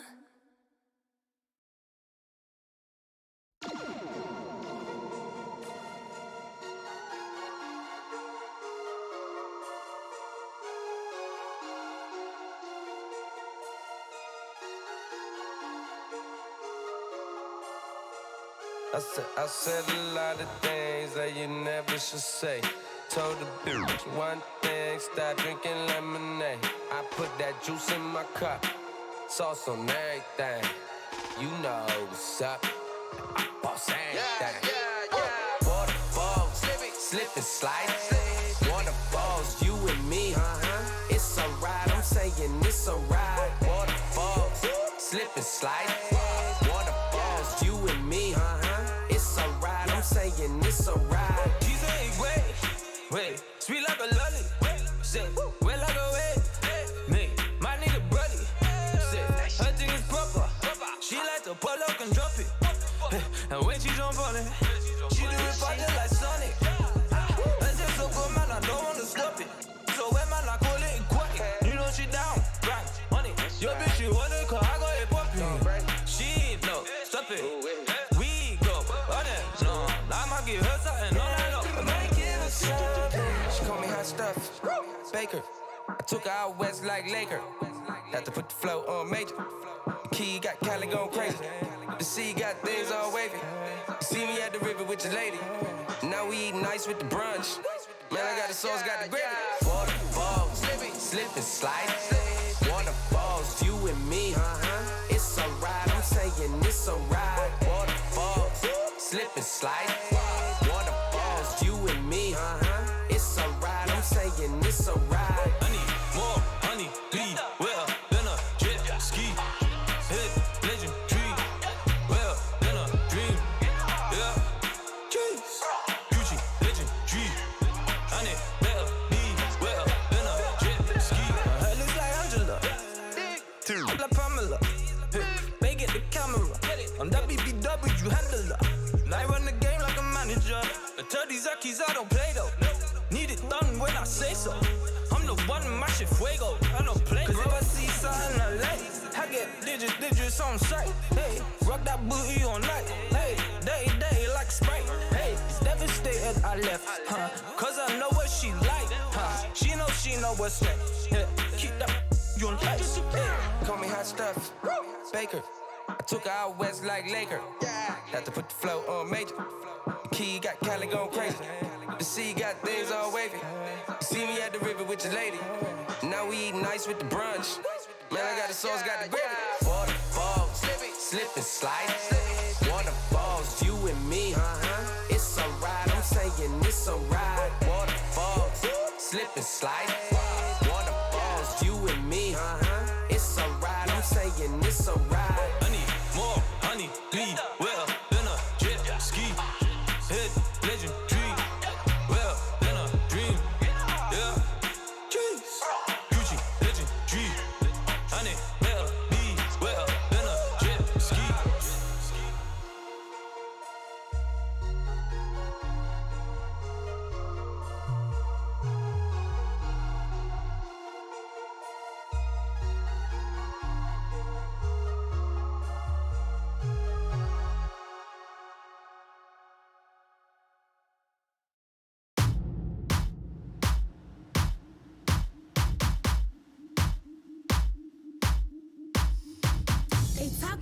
me cause they never been relevant. Haters will copy, but I'm never done stunting tricks.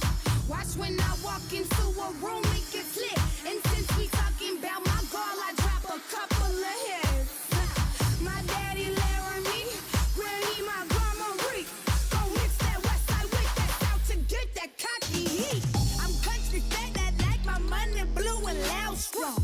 Do not care what you do, where you been or who you know. I go for mine, don't waste no time, and I ain't never stopping. I got moves to make and I'm bad.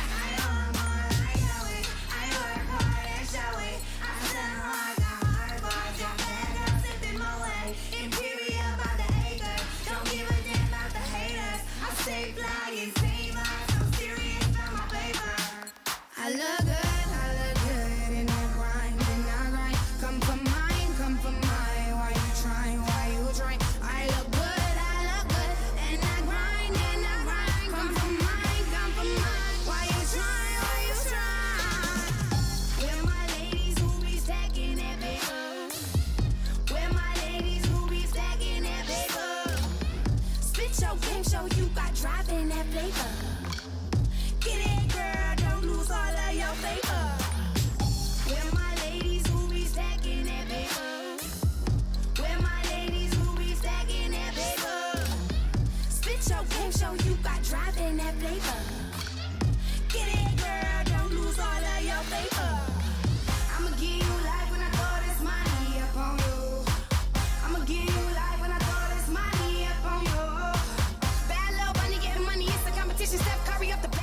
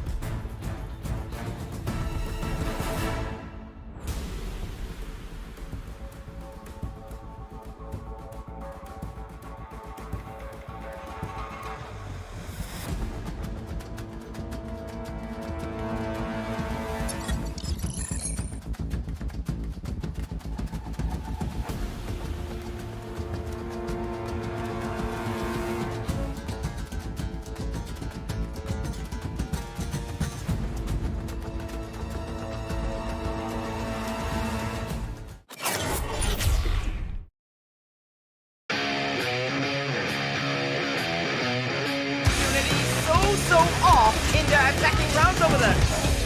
Ah, Smoke, give me the freaking 3-piece. Of the two spots to actually fight from. I do see a third man. He did throw it, but here comes the shot. Oh, a collateral! Zero is a very essential player. Grenade. And again,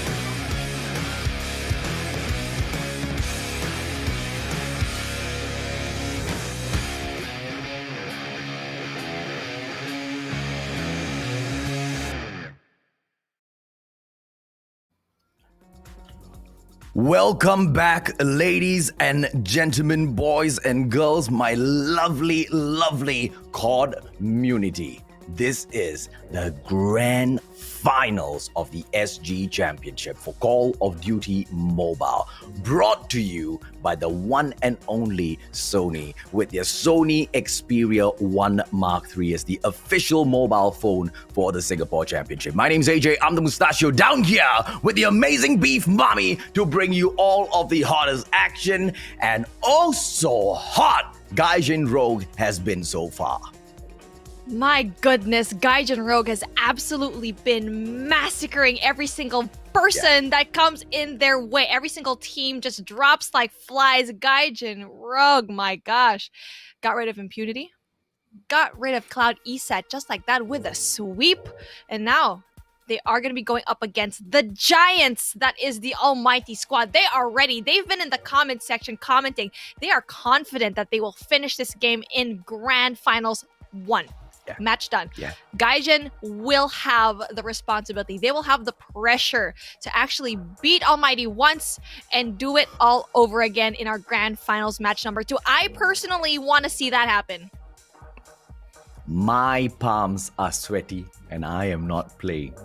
My heart is beating fast and I am not playing. Ladies and gentlemen, boys and girls, let's bring on the graphics to make this as official as it can be, because this, once again, is your grand final match number 3. Almighty will be taken on for the first time in hell. I'm going to be hyping up a squad as much as them who take them on within Singapore itself. Gaijin Rogue, who have had the most tremendous of days at the lower brackets and now have come face to face with the gods of Call of Duty Mobile for Singapore themselves. Will it just be this one series, or do we get to see match number 4? It's all in the hands of Gaijin Rogue. I'm getting goosebumps just seeing this particular graphic, just because we already knew Almighty was gonna be there. And speaking of Almighty, shut up, Ian, Incendio, Alep, Irfan, Jay, and Heaven. These boys have had it down. Tournament after tournament, always bring it down. The best team, without a doubt, here in the Singaporean region. They are going to be having a great time here. They're gonna give the lessons, like what you said a while ago, right? They are the teacher in the school, and you can see that Gaijin Rogue is going to be the classmates that's gonna be learning from the teachers in Gaijin Rogue. That's why I keep saying that I am gonna be having goosebumps, just because they come such a long way in this competition, climbed into that lower bracket, beating out 2 teams, 2 very powerful teams, may I add, and having that Flash, Castle Mythel, Mickey, and Glowy for their team here, AJ. Now, I wonder how the students will do in this classroom. Ladies and gentlemen, boys and girls, Glowy looking to make sure her squad shines as bright, but this time around, it cannot just be down to 1 or 2 players. It needs to be a full-on squad play. Let's bring on those numbers on a piece of paper. Help me break this down, analyst. Okay, so head-to-head, this does not really look good for the side of Gaijin, just because you can see that the average kills for the side of Shut Up Almighty, yeah, you already know he's gonna deliver. Glowy, on the other hand, it is no surprise that we are to be seeing this particular player with average kills of 19. Shut Up, though, has more. He has a lot more with an average of 23 kills. Average deaths, though, a little bit on the equal side, 14 for Shut Up and 13 for Glowy. The assists, on the other hand, just going to be a little bit more for the side of Shut Up with 6.7 compared to 5.3. Now, this is where it makes a difference. The average score for Shut Up is going to be 400 more compared to Glowy. 3,465.7 against 3,085.1. That is a really big difference, and probably one of the biggest differences that we've seen in this competition when it comes to the head-to-head. I usually say these are just numbers on piece of paper. Now, let me remind you, ladies and gentlemen, boys and girls, for the first time, it's somewhat a comparison that you can take seriously, because Shut Up, together with Almighty, have had way lesser matches, and even with lesser opportunities, they still shine brighter than the amazing Gaijin Rogue. Let's see exactly who Lady Luck will favor in the map we chose. And Gaijin Rogue will win the coin toss yet again. Could this be a sign from the universe? Third time's the charm, I guess, for the side of Gaijin. It just seems to be like luck will be on their side, but we keep saying it's all what would you do with that luck in your hands. Gaijin seems to be like, yes, luck is going to be on their side, but there's only so much luck can do in this tournament, in this game mode, especially if you're going to be going up against Almighty. Okay, let's break down all of these maps right now. We have Hardpoint matchup number 1. Standoff, you already know they're going to be very confident in this map. Standoff seem to be like their particular very comfortable map. They won 3 search and destroys as well. No, actually, honestly, it's going to be really good for them. Search and destroy for Almighty as well. Crossfire. This is going to be very scary for them to actually go and play at, just because you already know the double sniper for Shut Up and also Heaven is going to be coming into play.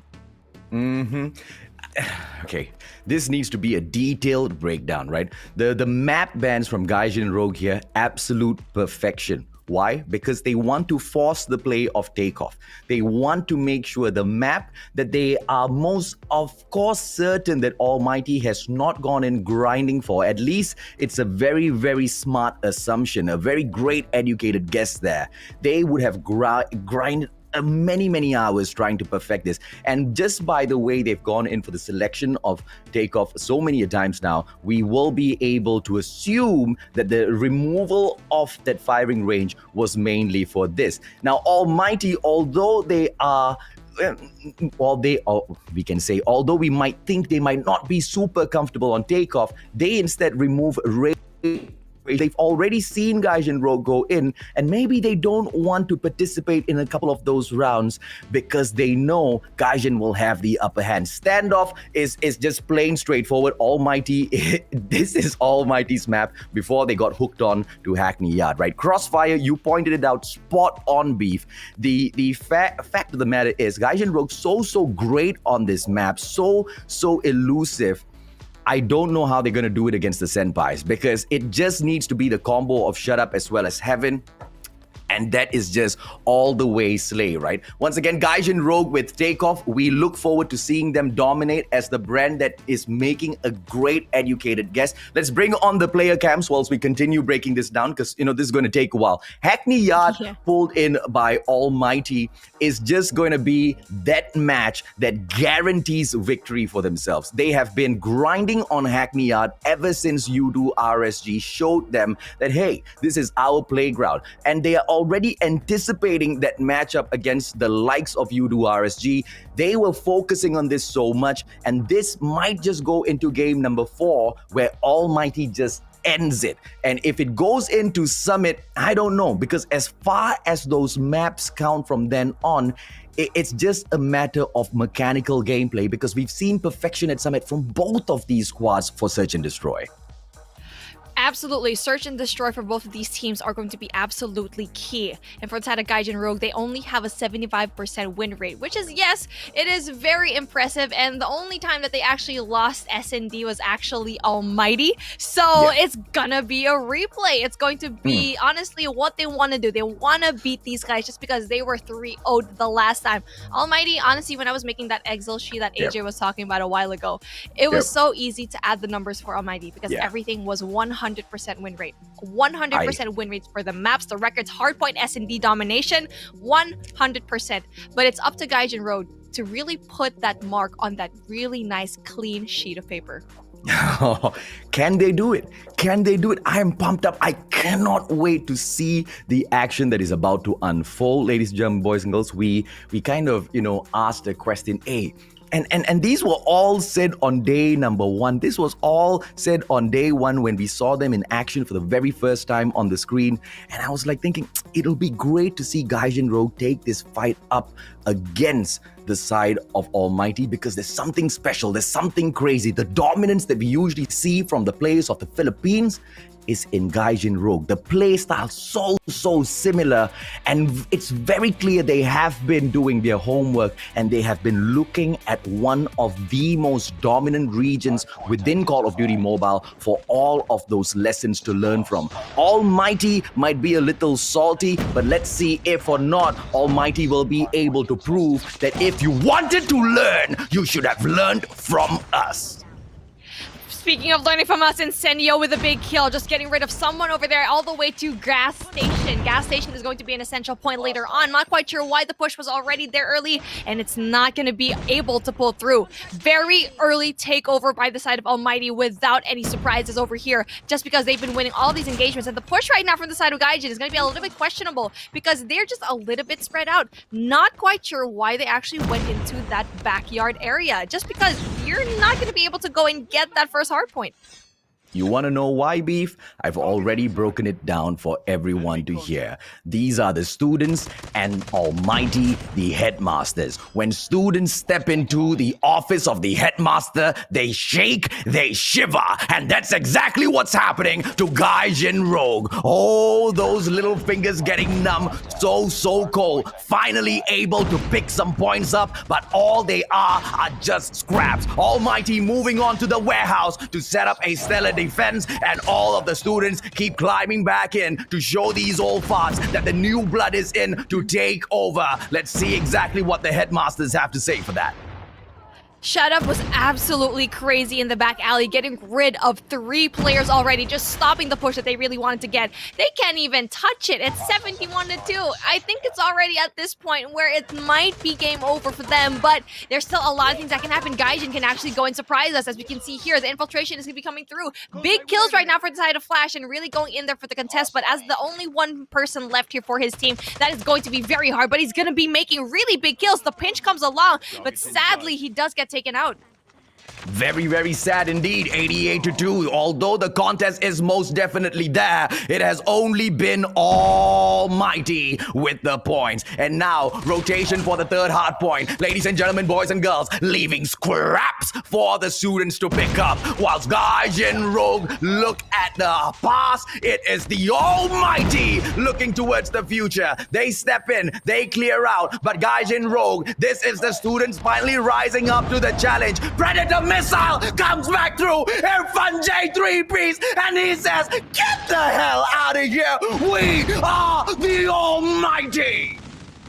To add insult to injury, you see Equalizer and Death Machine kills right now for the side of Almighty, and it's all Almighty in the kill feed. You cannot see 1 kill right now, and it's honestly after that, after probably 10 kills, we see 1 Gaijin name, and it's just going to be too powerful. The students are here to learn. 111-10, and this is what we like to see for the side of Almighty. It's just absolute dominance, and the scrap points are going to be given to Gaijin, just like a bunch of pets. We can already see the owners are to be going into the bakery already early on.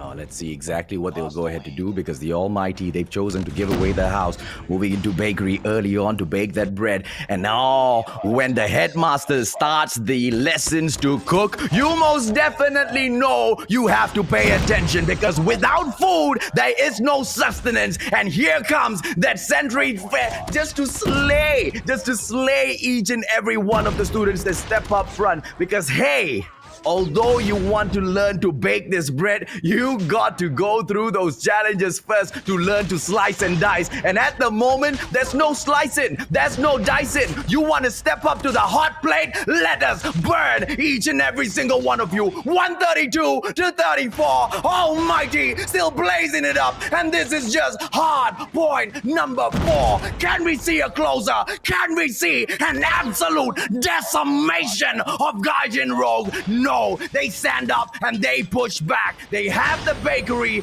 but for how long? Almighty, 7 points to close game number 1 off. Almighty couldn't close it over there as the full push really ensues for the side of Gaijin. They're trying so hard to go into grannies as well. The hotel courtyard is going to be a point of contention. They can absolutely win it there. And we can see the scrap points are going to be taken one by one, but then the setup needs to ensue. The defense needs to be solid, or else there's going to be 7 points left for Almighty to actually go in and close this. But then the Predator missiles, the cluster strikes, the operator skills are going to be going down for sure, since this is such an open hard point. Open hard point, it can be closed, it can be served up on a silver platter. Gaijin Rogue couldn't do jack, and Almighty made goddamn sure of that. Unfortunately, Gaijin Rogue, the headmasters look like they are serious, and you will only be able to push this into match number 4 if they allow you to. What a dominant... Oh, There's no question. How do we even begin? Okay, I know where to begin. You know, a while ago when we said against Cloud Esat, I kept saying, if Gaijin keeps doing what they're doing and just keeps stacking that defense without even having any slayers, if they pull that same rotation into Almighty, that is not going to work out. If you saw the plays of Almighty, especially in that bakery, everyone else, there's only 2 people as OBJs in bakery. Everyone else was outside. And that is why Almighty is so great. They know their roles, they're confident in them, and they just slay and slay. No one could even touch it. No one can even go inside unless they allow them to, on purpose. Yeah. One simple way to break that down was the fact that mechanical ability of Almighty, God level. That's why I keep saying they are the gods of Call of Duty Mobile. And as far as Singapore is concerned, they have been dominating it since the birth of Call of Duty Mobile. One upstart, Gaijin Rogue, who has been consistently working their way up to earn this opportunity, will unfortunately find out that the challenge before them is nowhere near what they initially thought it was. Gaijin Rogue has been so impressive, but that match just made them look like absolute nothing. And here's what makes me so happy, because I know Gaijin Rogue is absolutely furious right now, and they will be stepping it up. I look forward to seeing that, but I hope and pray they do not make any mistakes at all. Speaking of mistakes, Crossfire is the map to make a lot of mistakes. Hardest maps to actually go and master, and for some reason Garena actually just has it down. We really like to master Crossfire, not just in Hardpoint and Domination, but in Search and Destroy as well. We are really scary in this map. I've casted a lot of other regions as well, and everyone does not close to how well Garena does it here in Crossfire Search and Destroy. Almighty, every time I think of Crossfire, for some reason I think of number 1 Omega, I think of number 2 Almighty. These two teams always just battle it out, right, AJ? Yeah, absolutely correct. And and that's the exact reason why Garena will always have the mustachio, because the dominant players, the dominant brands are always here, and we will be able to go out there and stomp that dominance continuously as well. All of these players have been proving exactly that, increasing the quality month after month after month, no matter how the meta changes, no matter how the game goes everything up into shambles for them, they still rise above it all. And Almighty, they have been doing it from day one, and nobody in Singapore, absolutely nobody, has come close to putting them out of action. Gaijin Rogue, I really believed they could, but in match number 1, it was such a huge change as to how they actually looked in these matches. Opportunity beef and a beautiful opener. Shut up, Incendio! Let's go! Oh no! Just because it's such an early exit from Gaijin, 3 people already down. This is not how you want to start it, and Almighty just wants to finish it quick and easy. The scores that they're going to be having after this, they're probably going to want to take this into a 6-1. By the way, quick info for you guys. For every single Almighty S&D in this tournament so far, the Singaporean qualifiers, 6-1 across the board. Every single Search and Destroy is 6-1. So Mythal tries to go in for the take, but doesn't quite get it. Oh man. All friggin' mighty. This is just the first hurdle for them to step over before they move on to test their might, to test the new version of this squad against Malaysia, against the Philippines, against Indonesia. The list goes on and on and on. The next target, Garena. They are not wasting time in Singapore, but Lowy tells them to slow down your pace. 4-4. This action just heated up. The bomb's already at the site. Ladies and gentlemen, boys and girls, the plant is going to be coming through at the bus station, which means pressure is on. And Gaijin now needs to respond. 40 seconds to take it back from their headmasters. There needs to be a sniper over there in Butcher, just because he needs to go in for the wall bang just in case. Glowy had an absolutely amazing opportunity to actually go and get one person, but Incendio is going to be a little bit too quick, especially with the Fennec. And just like that, Aleb just finishes the job. A really quick 2-0 here for the side of Almighty. And this is the problem that I see with Gaijin, especially in this particular map. They don't know where to go. We saw Flash and just go in there for the aggression, knowing very well that someone was going to be up in that broken wall. And sadly for him, Glowy's entry frag didn't really matter because everything was just evened up. I love the tango that we see here. Gaijin Rogue moving in ever so slowly into Butchers. One player making the very, very careless push. What in the world was Mittil thinking? Moving right in front of 3 players off the side of Almighty, making sure that the handicap is true. This is absolutely careless, but Gaijin Rogue, high risk, high reward. I like seeing the change that they're bringing into these rounds. That is going to be Mickey in action. Shut up, gets taken down. Everything is all equal back back up. Castle drops Irfan J. Shut up goes down as well. This is the side of Gaijin Rogue playing the comeback. Heaven pulls out the katana, waiting for Flash. The shorty gets the slice, and Heaven will be able to shine through. Looks for another player, pulls the sniper out, but unfortunately for him, the Fennec to the back, and the defusal comes through. Gaijin pulls one back.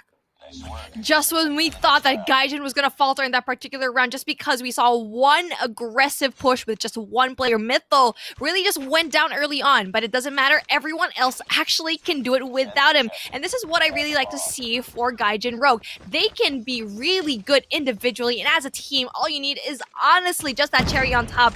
Casso is going to be making a lot of big plays here just because he is going to be that sniper, though. You need to be really, really careful. One person, Mythal, yet again, pushing so far, but not making the same mistake as yesterday. Oh, what a nade! What a nade! What a nade! But unfortunately, Mythal doesn't get taken down. But anticipation from Insanio, the headmaster. You can't hide. You can't run. Come here, boy. I gotta slay Insanio with the absolute IQ gameplay. Insanio is going to be absolutely great in that angle, which is patient through that grenade and eventually getting the spot. And yes, he didn't get that kill from the grenade, but he just waited because he knew someone was there. Casso is going to be in a really cheeky spot, though. He's going to be having to have that angle. He can actually get a kill. Flash as well might overpush, but someone is going to be right in that corner, and it's going to be shut up. Yeah, the bomb's not planted just yet. Almighty really respecting the side of Gaijin, but as they respect them, they also were looking for those frags. Shut Up gets taken down, but Heaven just eliminating Flash in the nick of time to make sure the numbers still stay on their side. The bus station plan does not come through once again. This is the headmasters showing the students so much more respect than any of the other squads have gotten in here thus far. Almighty, the plant finally coming through from Insanio. Let's see what happens. You're actually right. Like, Almighty's actually treating Gaijin like an actual opponent and not just a plaything. That's going to be such an amazing thing, but Heaven is going to be showing Casso who's boss and who's going to be the best sniper over here, but Chloe is going to have such a hard time as Heaven finishes the job. I mean, like, what you keep saying is that, yes, Almighty is going to be treating Gaijin with respect, but Gaijin just needs to earn that already here, and they're just struggling so far. What you talking about? Of course they've earned it. They've earned a shit ton of respect so far. I am absolutely blown away by Gaijin, but the Almighty, just a different breed of squad all together. Gaijin Rogue, who have been so impressive in Singapore, not just at the opening day, not just at the lower brackets, all through to the final series that we watched before this to qualify for the grand finals. So impressive. And Almighty giving them that respect, and the numbers that turn in the way of Gaijin Rogue is exactly why that respect ought to be given. Almighty cannot take this lightly. Irfan J looking for those frags, and the Fennec will not be able to pop off. Mickey has the exact same thing as well, and this is what happens when you think the young ones, when all of these students cannot rise up. Insanio still try to shut them down. Can this insane play come through? It's a 2 versus 1 situation, Beef. It's still very doable right now for Insanio to go in for the clutch, but then Mythal is going to be a little bit too quick with a Fennec, and a 2-3. This is the first time, and I'm so proud to say this, is the first time Gaijin Rogue or a team has had one more round win against Almighty. Like what we said, it's always a 6-1. Only one in their opponents, and they're able to get another one. And honestly, they can get another and keep getting another to the point where they might be able to actually get Search and Destroy. They're actually learning. They're learning from every single one, and Flash with the opener. This is why I say they most definitely have won my respect. They most definitely have won the respect from all of Community. This is the squad of Glowy, Mickey, Casso, Mythal, as well as Flash. You best not forget those names, because they'll continuously go in for the slices. Mythal catches Irfan J from the back, and this is the 4 versus 2. Almighty once again on the back foot. They have to play catch up. Glowy gets spotted, Heaven with a heavenly slice onto the DLQ, and let's see exactly what they will go ahead to do. The bomb can now be picked once again right up, but we have got Insanio guarding it. This is absolute insanity. Insanity. And even though that the numbers advantage are going to be for the side of Gaijin, just like that, Heaven can bring everyone down from Heaven to the ground and falter just like that. A 3-piece for Heaven already, bringing it into a 1v2 situation. Oh no. Come on. Yep. That was great. Almighty, you can try and you can hustle, but when the headmasters step in, everybody sit down and stay silent. Let's see exactly what the rogue students will be able to pull through in here. The Gaijin brand has most definitely been known once to challenge the absolute norm, and Almighty might just end up being the absolute norm of Singapore that they want to challenge and change. Flash stepping in with the Fennec, but unfortunately, even Flash, lightning speed, the speed of light, cannot function better than Heaven snipes. It's because it's just raining bullets up in Heaven, and you can't even see him. You can't even know the angles that Heaven has already in this map. That's why they love this, just because there's so many cheeky spots. And even though they're going to be down a lot of those people, they eventually slice it up in Heaven, finishes the job, and it is match point right now, AJ, 5-2. This is absolute domination. You stomp the ground, you stomp your opponents, you don't give them any chance ever to rise back up, and the Almighty looking to do exactly that. 2 games back to back. Let's see exactly how good the students are. Gaijin Rogue, you are right. They have been learning. They've been learning all through this journey, but this is not the time to learn. This is the time to perform. But unfortunately, it is the headmasters that they go up against, and knowledge just runs deep. Alip slicing down onto Flash. It's a 5 versus 4 situation. Make that 4 all. 5-2. Almighty's opportunity to close this off. But then, no, with the Karambit slice, Alip should not have won that. Oh, that was very unfortunate. And Mythil, again, with the over-aggression. I'm not quite sure why they keep going in for A, knowing very well there's going to be Alep over there. That was very unfortunate to see. And you can see that they're going to be split up. 2 in B, 1 in A. And it's not going to be a situation where you want to be just because Almighty is going to be having that man advantage. Kaso being a little bit too aggressive with the sniper. Yeah, beautiful anticipation, but unfortunately for Kaso, the headmasters are the ones who came up with that gameplay in the first place. So the students not able to pull it off against them. Glowy trying to shine bright, but unfortunately for Irfan J, he can take his little baseball bat and go back home. Here comes Glowy to take that melee kill, but unfortunately Glowy learns the very hard way. Don't try the tricks that the headmaster taught you on them. And the defusal is going to be coming down, and eventually the end of Search and Destroy.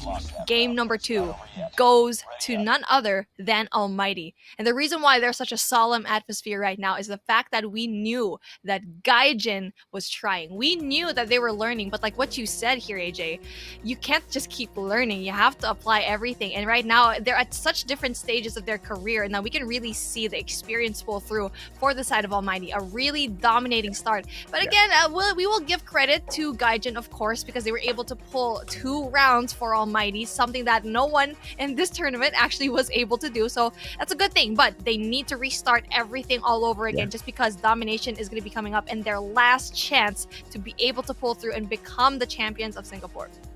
Absolutely. And by the way, as to how the headmasters have been looking so serious, can we get a hashtag headmasters in the comment section, ladies, German boys, girls? And when you throw in the hashtag, put it with an underscore and put the name of the player from Almighty that you think has been absolutely dominating. Throw in a comment as well as to why you think this player has been dominating. Which player from the Almighty squad is absolutely blowing your mind right now? Is it Incendio with all of his crazy plays? You know, there was that hype up, right, where the player, I'm not sure who, I believe it's Mythil. Mythil, round number 1, went straight in, rushed in against 3 players, died at bus station. Round number 2, goes in through dead end and hides, right, just behind the bomb site B. And what do we see happening here? It is Incendio, knowing exactly how to flush people out, throws a grenade, forces Mythil to panic. Mythil already panicked round 1. This was round number 2. And after Mythil thought that, okay, if I play this game, I'm gonna catch them off guard. Insanity he was just laughing throughout that whole match, thinking, no, son. This is how you play that strat. Oh, you guys are trying this? No. This is how we overtake you when you play that strat. And at the end of that game, the melees just started popping up because the headmasters came to understand that the students tried to skip one too many classes. They skipped a lot. They honestly, the brilliance that we saw in those past search and destroys, sadly, we weren't able to see them pull through over here. Just because they kept on pushing. Individually, we kept seeing Flash, Glowy, and Mythil push without even checking if anyone was going to be there. Like what you said, someone went up and honestly, there was 3 players of Almighty there just in the corner. They were just like, why is there someone pushing you? Just kill him. Go kill him. And that's what happened. And a lot of the time, we saw Flash versus Alep. Yes, there were times that Alep actually lost a gunfight, but for some reason, it's just Flash kept on going and doing the same plays over again in the same areas where Alep was already, okay, you know what? Flash is going to be here. I'm going to be taking him down. Yeah, shout out, man. Shout out to Almighty. Shout out to the squad that allows me to do what I do and have a hell lot of fun whilst doing it.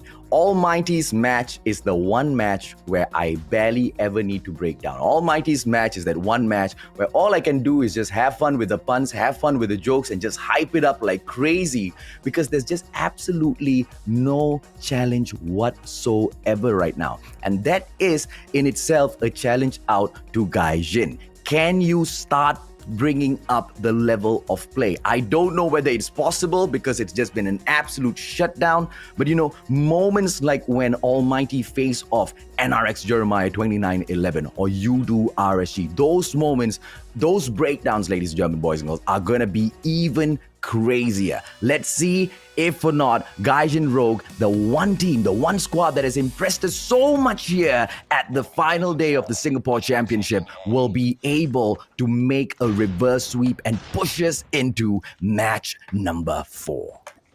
This is where we can see brilliance for the side of Gaijin if they can actually be able to pull it off. Just because they've lost 2 matches, they have 1 more. This is not the end for them if they choose to. And this is going to be a really great positioning right now. Gaijin is going to be able to get rid of everyone in launch base, getting that 2F, and basically having that spawn control over for the side of Almighty. And still, not going to be a lot of things going on here. It's going to be, honestly, the fight right now for that 2F in launch base. And Irfan J seems to be like he's winning everything.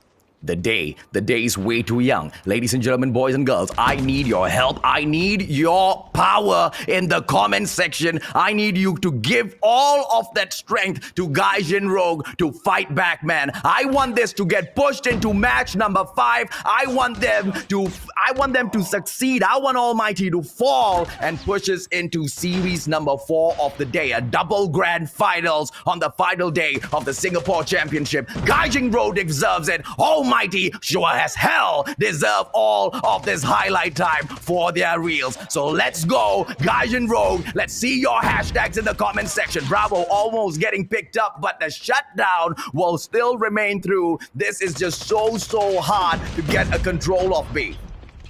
Gaijin Rogue was able to actually stop that push from Charlie and really having that cleanup. That was going to be very essential for them, knowing very well that, honestly, Almighty was going to be going for that ace split, the one that Gaijin Rogue always does. So you know what? It's not going to be that for them. They're going to be able to read that. But at the same time, Almighty also knows that they're going to be going for A, and that's why they're going to be heavily defending it as well. So it really is that fight for Bravo, or if they can even go in there for the cleanup and eventually go into that AC split. Once they do get that AC split, best believe you're going to be seeing players going and charging over all the way into that Bravo side. But you can see here, Almighty is just going to be fighting that contention into a power position here in 2F launch base. After so long, after 2 matches, we finally see an equal battle between Gaijin Rogue as well as Almighty. The strats of takeoff being played to perfection. Why? Because of map vetoes. Because you play to your advantage. This is something that Gaijin has already anticipated. This is something that Gaijin wanted so badly. It was an educated guess that Almighty might not have mastered takeoff just yet because they are so fixated on seeing exactly what they could see in the past competitions. And that educated guess has gotten Gaijin up to 39, forced them that it is not just about the strats, it's about those gun skills as well. If you want this fight, come, let's take that fight. Shut Up was just so patient in waiting in that 2F, and the fact that he was able to kill 2 was so great. That was big kills for him. And this is where you see professionalism, and this is where you see why they are pros. You know they're patient. They are waiting for them to actually fall into that trap, and Shut Up is probably one of the most patient people that I've seen, and the smartest as well. But you can already see here, Bravo almost being taken right now from Gaijin. Almost being taken over, and look at that, ladies and gentlemen, boys and girls, that sentry gun being placed right over Charlie for a triple cap. And as that sentry gun was placed on that point, it was absolutely nowhere in the hands of Almighty. This is just perfection coming out from the headmasters onto that 75-point mark so early on. Gaijin Rogue was given the opportunity, but they just did not take it. 49 to 75. This could just be the final of the grand finals. The power positions, which is always occupied for the side of Almighty. It's 2F launch base. It's health center in that 2F as well. They're going to be having that verticality that we'd like to see here in takeoff. Not only that, they even also have 2F in lounge, and that's why we saw such an easy triple cap already. And now the AC is going to be obviously taken by both of these teams, but they need to make that extra effort. Gaijin needs to make that extra effort to actually go in there, move to Charlie, and you can see here the 4-man push heading on over into Charlie.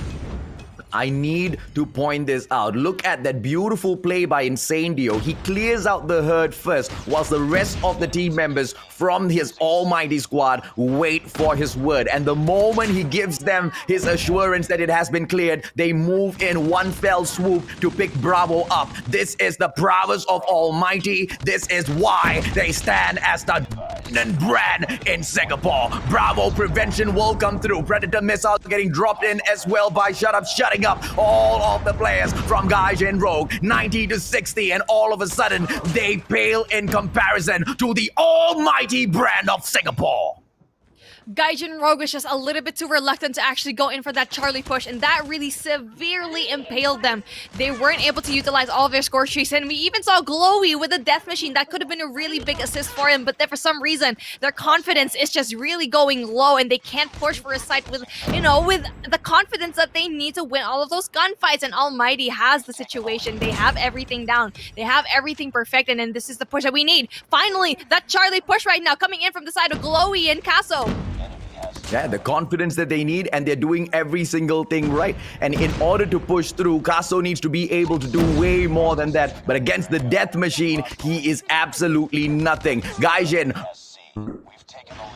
276. They need to hustle right back up. Incendio has had this death machine in his hands for so long now. This is absolute insane plays from this insane player from Singapore. Singapore, Lion City representing Incendio with Almighty going in for the perfect donut to be served up to Gaijin Rogue. Is this the perfect donut streak at the Singapore Championship? Almighty looked to deliver, and that one final second where Charlie was about to get lost, and Incendio steps in, gets it done. 130 to 85. Gaijin Rogue.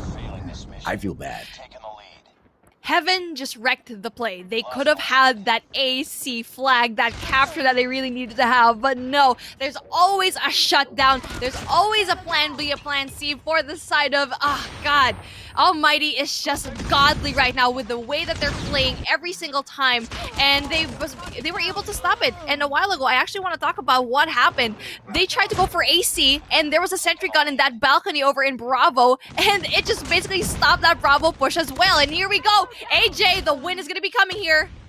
Yep, Almighty gets the slice. What a way to pass the donut on. The grand finals of the Singapore Championship, ladies and gentlemen, boys and girls, has been won by Almighty. They had one extra life. They didn't even need to use it. How is that for gamer supremacy as the Almighty brand, Lion City representing the headmasters, the gods of Call of Duty Mobile Singapore. Almighty, once again, dominant. And look at Incendio with a cheeky smile saying to everyone, yes, we're going to be giving 3-0s all across the board. And this is the dominance that we expected to see here in this tournament. 3-0s, 100%, did not drop a single map, did not drop a single game, and just finished everything and made our life easier as shoutcasters to end the game so early. How considerate. I am disappointed. What the hell, Almighty? We needed more, man. I needed more, man. I mean, so much more, man. But I understand, right? I understand exactly where Almighty is coming from because they have something to prove. This is the qualifiers for the World Championship that they've got their eyes on. And the last time around, unfortunately for all of us, for the community around the world, we just didn't get to see that happen. But maybe they were just using their almighty divine powers to make sure, hey, since I couldn't qualify, this is round number 2. What a beautiful boon from the heavens that has been handed down to the squad almighty. But now this is just the first step in a very, very, very, very long and arduous journey ahead of them. Almighty really want this win. Just because last year, Daivo, formerly NRX, now called Omega, was able to take them out just like that. And they want it. They want it this year. They want to go to LA. They want to go into that LAN tournament. And we're going to be seeing it here. A lot of teams could have just faltered and faded away throughout the years. We've seen a lot of teams already that we've seen last year really dominate, but now you don't really get to see them. But they're going to be winning it little by little. Yes, they win Singapore now, but they have to win Garena later and eventually go through again league stages after league stages, group stages, and eventually best out of 5s, maybe even grand finals. With the way that they're playing now, it's very possible for them to actually achieve. That's most definitely true, Beef. And here's the craziest thing. The whole day, I've been hyping up Gaijin Rogue because they have been just so perfect. Let's bring on the post-analysis of this match, which we will not break down any further. There was nothing to break down in that match. There was no strategy that we need to tell you exactly how perfect the team of Almighty were, because in game number 1, it was all about the mechanical ability. Now, we've seen Gaijin Rogue at standoff before. We've seen Gaijin Rogue know how to play the rotations at standoff before. This was just gunfights, pure Call of Duty Mobile skill gap, chat. The skill gap is just a little bit too high still. We keep saying, the skill gap may have closed in just a little bit in Singapore, but Almighty just put the roof a little bit too high and the expectations just a little bit too high that everyone couldn't even meet that expectation. Yes, Gaijin Rogue did so well in their particular match. Everyone else couldn't really pull through, but Gaijin is honestly in that middle actually get into that level of Almighty. They've gone up against Impunity. They've gone up against Cloud, and they were able to go it in such a dominating fashion. And right now for Gaijin, I really want to break down what actually happened there in Takeoff, because they really tried to go in for the push. There was a one point in that matchup where they went in for that AC, got it. And then, you're not going to be having that for a long time, obviously. That's only going to be a distraction, but Almighty knew that. They set up a sentry gun in Bravo. That ended everything. That sentry gun on top of 2F Lounge just ended every single push that Gaijin actually had. And this was the weakness of Gaijin for the first time that we have never even thought of seeing. They didn't go in for the split. They didn't go in for the distraction at Charlie. They continuously pushed on to Bravo, although the sentry gun was there in anticipation that they might be able to take it out. But if you don't have any of the heavy artillery on your side, that was just a losing battle, right? And once again, there's just no better way. Students most definitely have learned so much more from the headmasters, just as they thought they knew everything. Everything was by the book. Everything was just great. And you know what? Now that we're talking about greatness, let's talk to the man himself, the man that brought greatness in this competition. The man himself, the insane Incendio, the captain, the El Capitan of Almighty. We're going to be seeing him. We're going to be interviewing him in just a little bit. So let's bring him out for now. Hey, what's up, Insenio? Honestly, like when you were in the comment section a while ago, I was like, okay, this man is up. This guy is just having fun. And honestly, you guys made such an amazing play. You guys had the sweep 100% for every single game, for every single map. And it's just crazy the performance that you guys brought to us in this tournament. Yeah, Yeah. everything just set it so easily for us. Yeah, everything. Absolutely, man. Absolutely. Congratulations, Incendio. Congratulations to your whole squad. Dude, I've been so curious, and this is my opportunity to ask you all of these questions. I'm sorry, producers. You guys are going to give us so much of time to do this. The day has ended so early thanks to the Almighty. So I think we've got a lot of time for this interview. I hope you don't mind at all, Incendio. I want to break this down to 3 parts, right? Duty to your family, man. Some say that games are an absolute waste of time. Now, being Asian, I was brought up to understand that if I was not a doctor, lawyer, or engineer, I'm a failure. Have you encountered a similar situation like this? Yes or no? And if you did, how did you overcome it? To overcome it by, I mean, okay, I did personally have all these, like, people will judge you, like, oh, you're a gamer. Are you gonna earn money like this and stuff? Yeah. But you just have to prove them wrong, I guess. Yeah. And most Go on the global stage definitely and prove them wrong. 1,000 Sing dollars by playing a mobile game. I think that's most definitely proving them wrong. Well, good on you, Beef Mommy. Got a question for our Incendio. Yeah, most definitely. You guys have been in the scene for so long. What makes Almighty such a solid group of players without having to shuffle around all of your players? Just because you've been solid for all of these years, been always consistent. What is kind of the secret formula to actually keep the team solid, not just with playing the game in COD, but being a family? Like, as a team, you guys need to solve your problems together.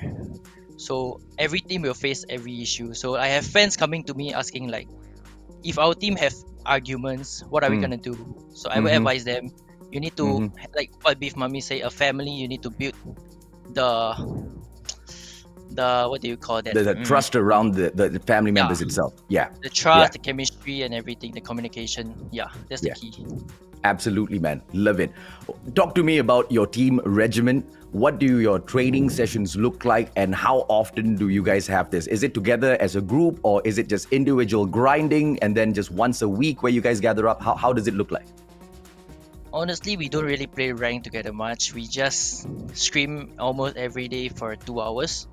Okay. Yeah, so every training is very crucial for us because we all have our full-time job. And so we need to juggle between game and work. So every training is very important, and we will make use of every opportunity to practice and improve.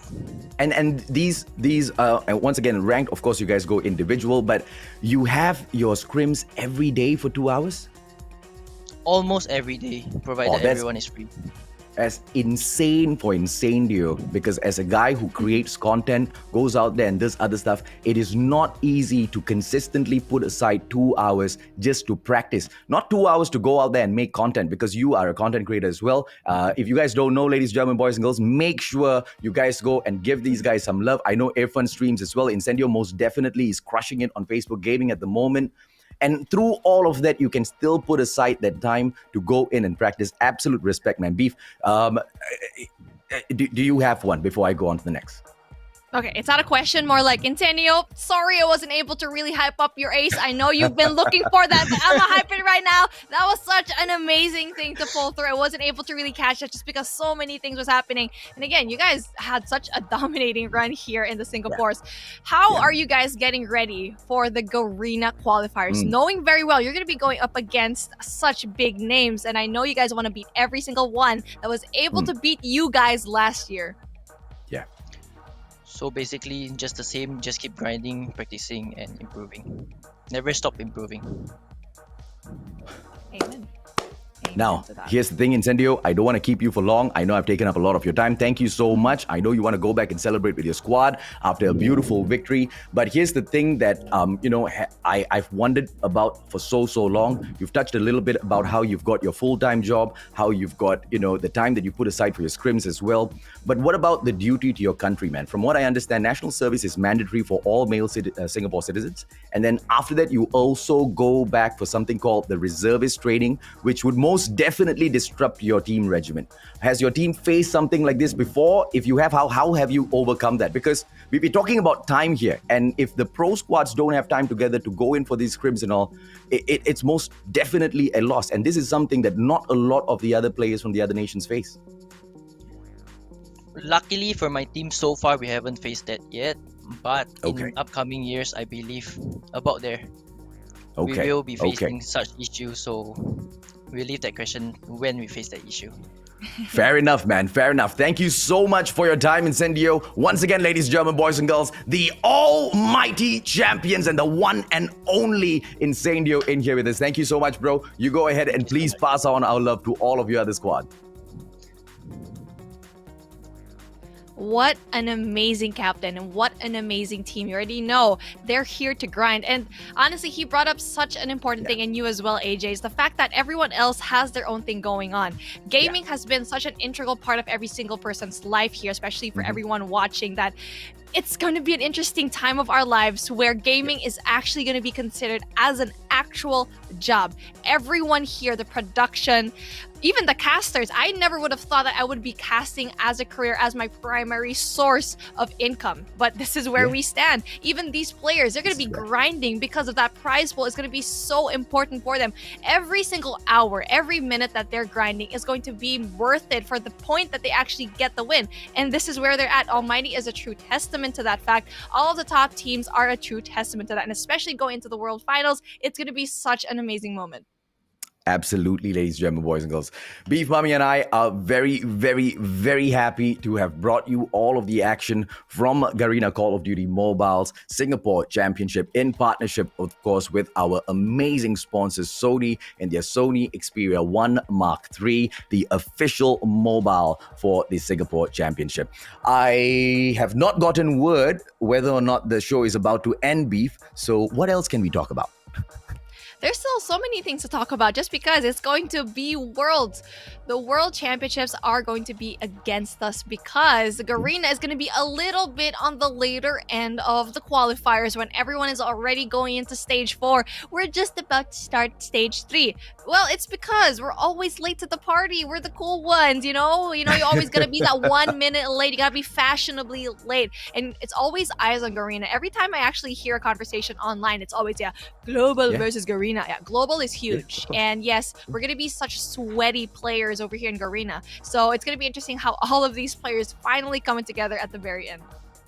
LAN party, LAN competition where everybody is in the same place at the very same time. Garena players will most definitely be looking to stomp their presence into that international scene, like they most definitely have been doing within the Garena scene itself. I most confidently believe, since I'm not as popular as Beef Mommy just yet, I'm not biased when I say Garena is better than the rest of the world, ladies and gentlemen, boys and girls, because we have the most dominant squads of them all. And of those dominant squads, here is the MVP of that absolute obliteration of an amazing squad of Gaijin that we just saw. And here we go, the MVP of Almighty. It's going to be Shut Up, and it's not going to be surprising that it's going to be this man over here. He's been stepping it up every single month, every single time. We've seen this player grow into the player that he is today. 24.5 average kills, 15 average deaths, 6.5 average assists, and with an average score of 3,455. He just gets better and better, AJ. Hokage Shut Up.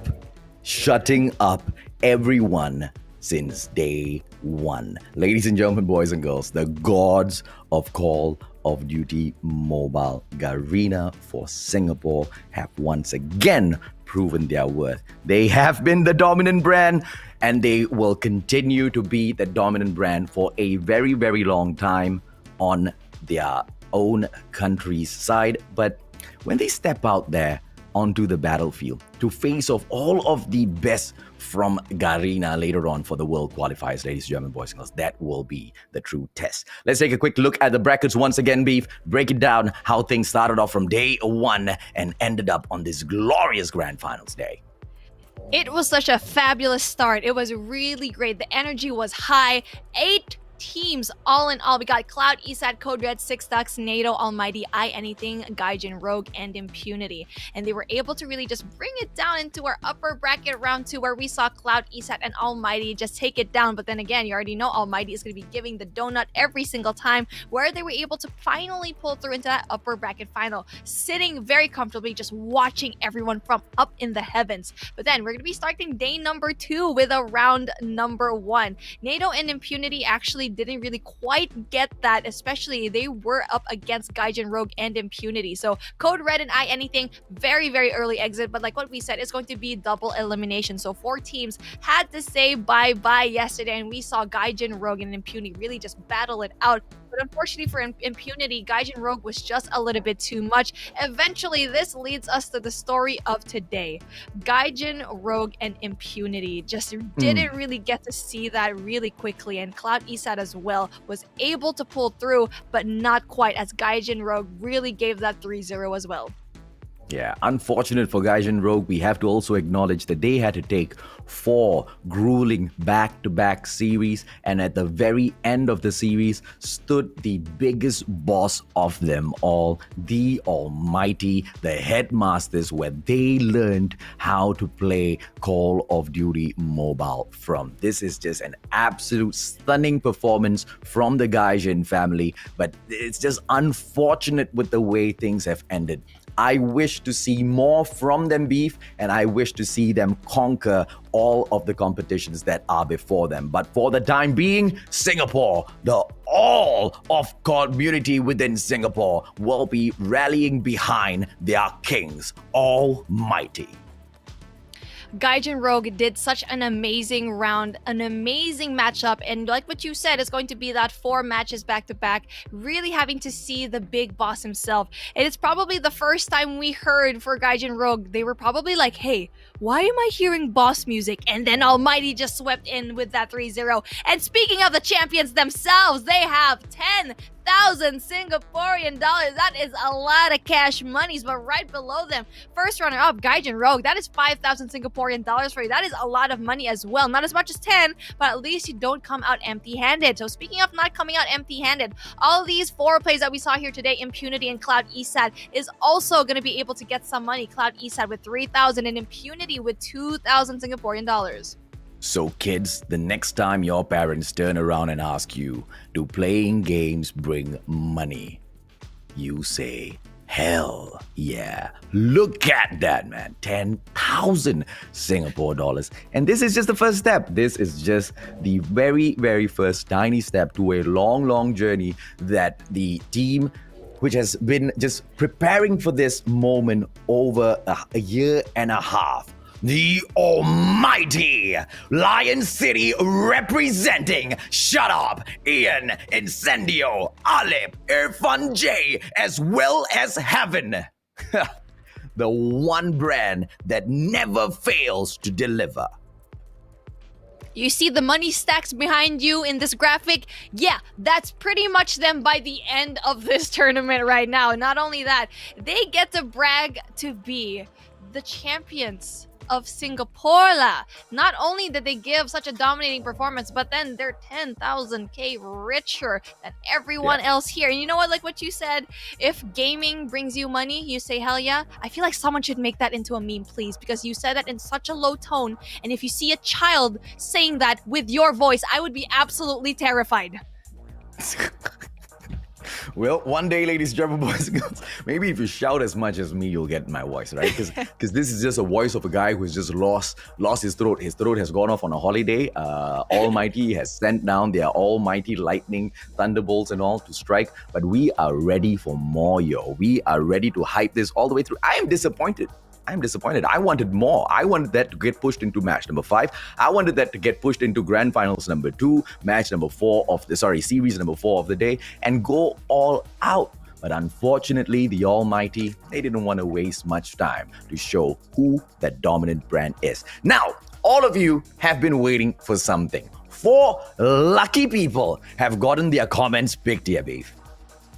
Ooh, and I'm excited to see who's going to be that first comment right below us. Please, the gods of Call of Duty Mobile, bring us the first comment. I have no idea how to read that. La ass to a wolf? Okay, Heaven barely practices for tournaments. They are literally built different. Yes, quite literally built different right now, Wolf. They've been practicing so much, but you don't know. How do you know that Heaven barely practices for tournaments? Maybe you just don't get to see that. The hard work is always going to be behind the scenes. On screen is just 20% of the effort of everyone else here, not just the casters, not just the production, not just the players. They always have 80% going down at the very back end.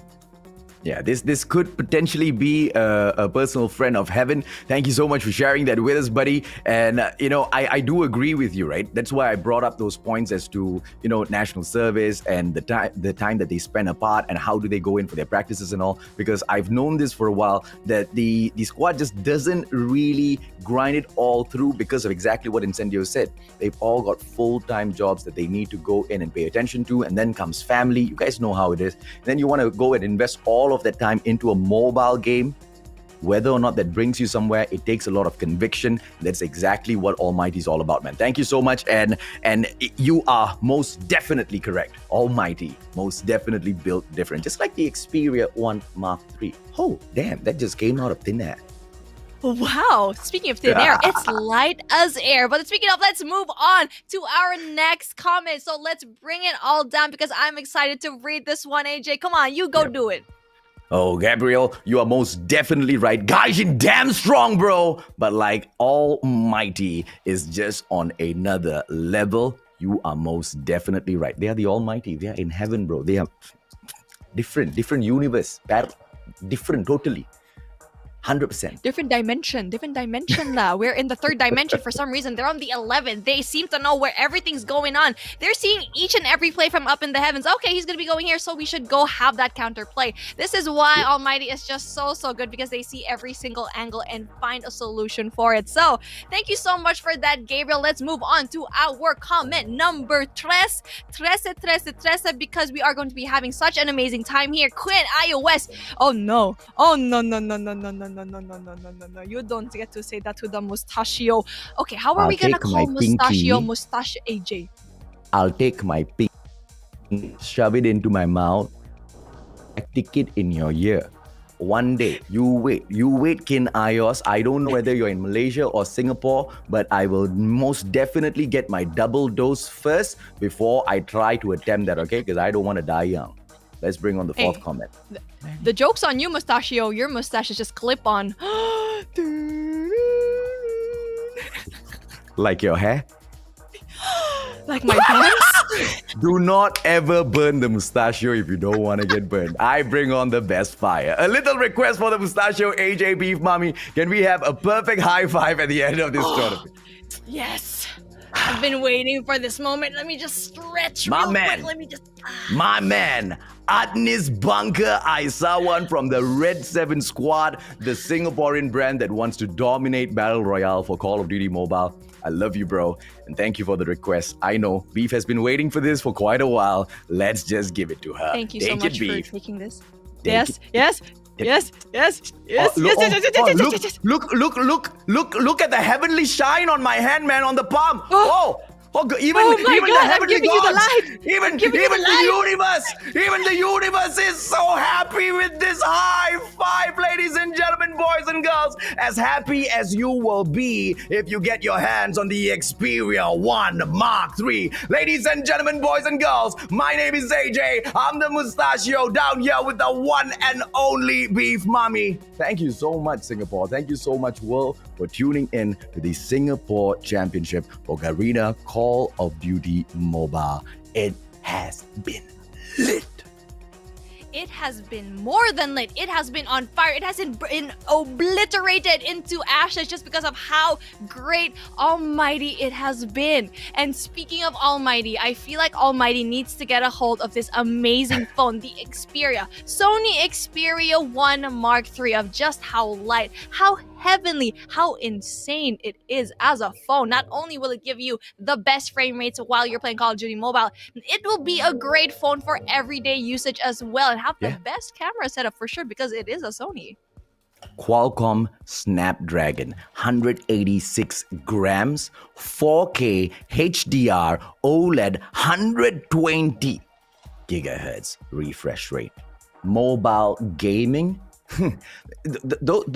Some of those terms most of the time we only used to see with great graphic cards, PCs, gaming PCs, and now all of that in this tiny little device. Sony, you've come a freaking long way. Not buttering you guys up, don't worry. I don't need the sponsorship. One fine day, I will invest myself into getting a Sony cam as well. Because this stutter and jitter, I know, I understand later.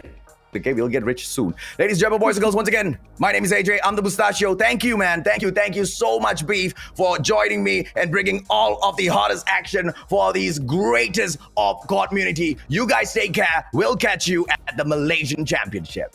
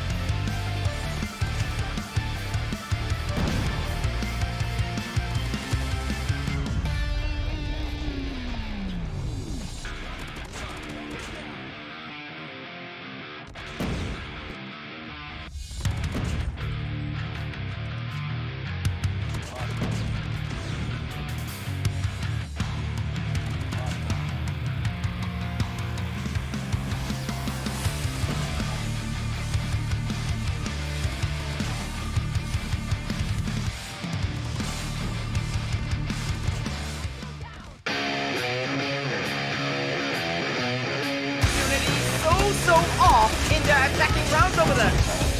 Ah, Smoke, give me the freaking 3-piece. Of the two spots to actually fight from. I do see a third one. This throw it. Here comes the shot. Oh, a collateral! Zero is a very essential player. The nade. And again,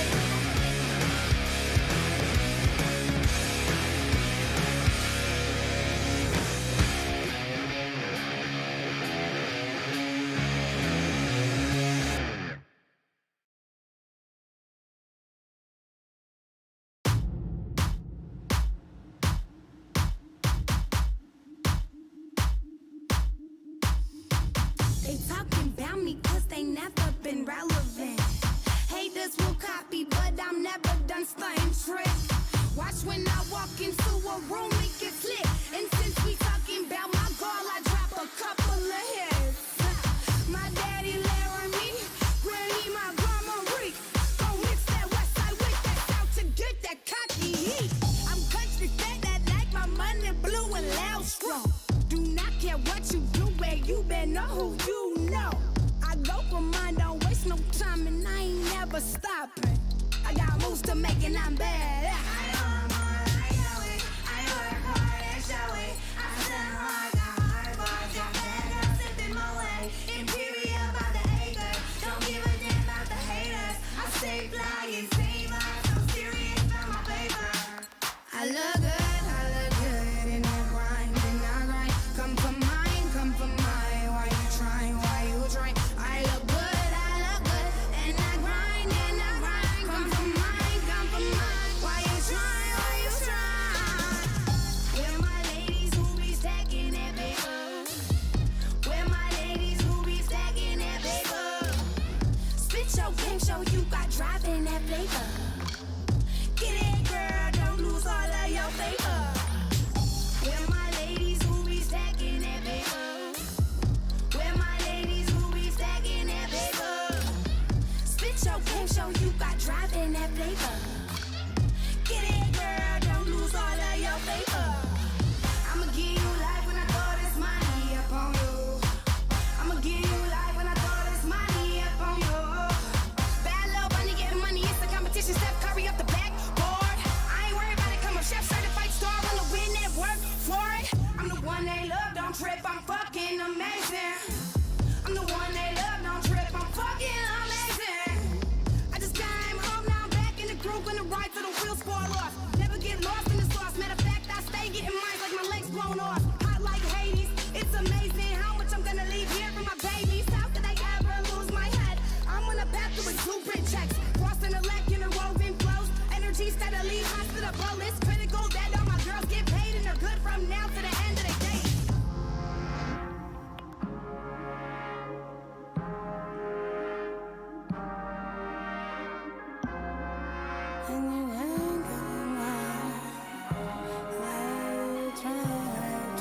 I look good,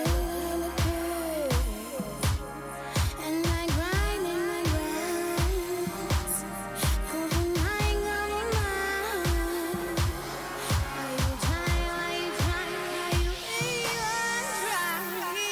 Where my ladies who be stacking that paper, where my ladies who be stacking that paper, spit your game and show you dropping your flavor.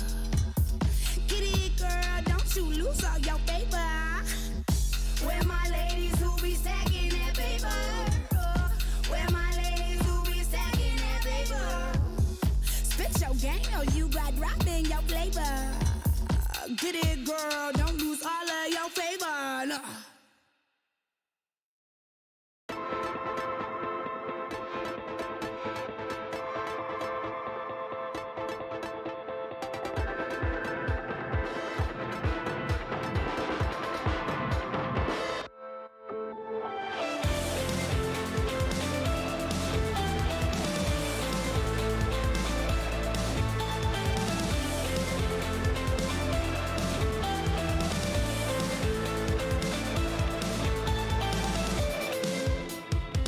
Somewhere so far from there.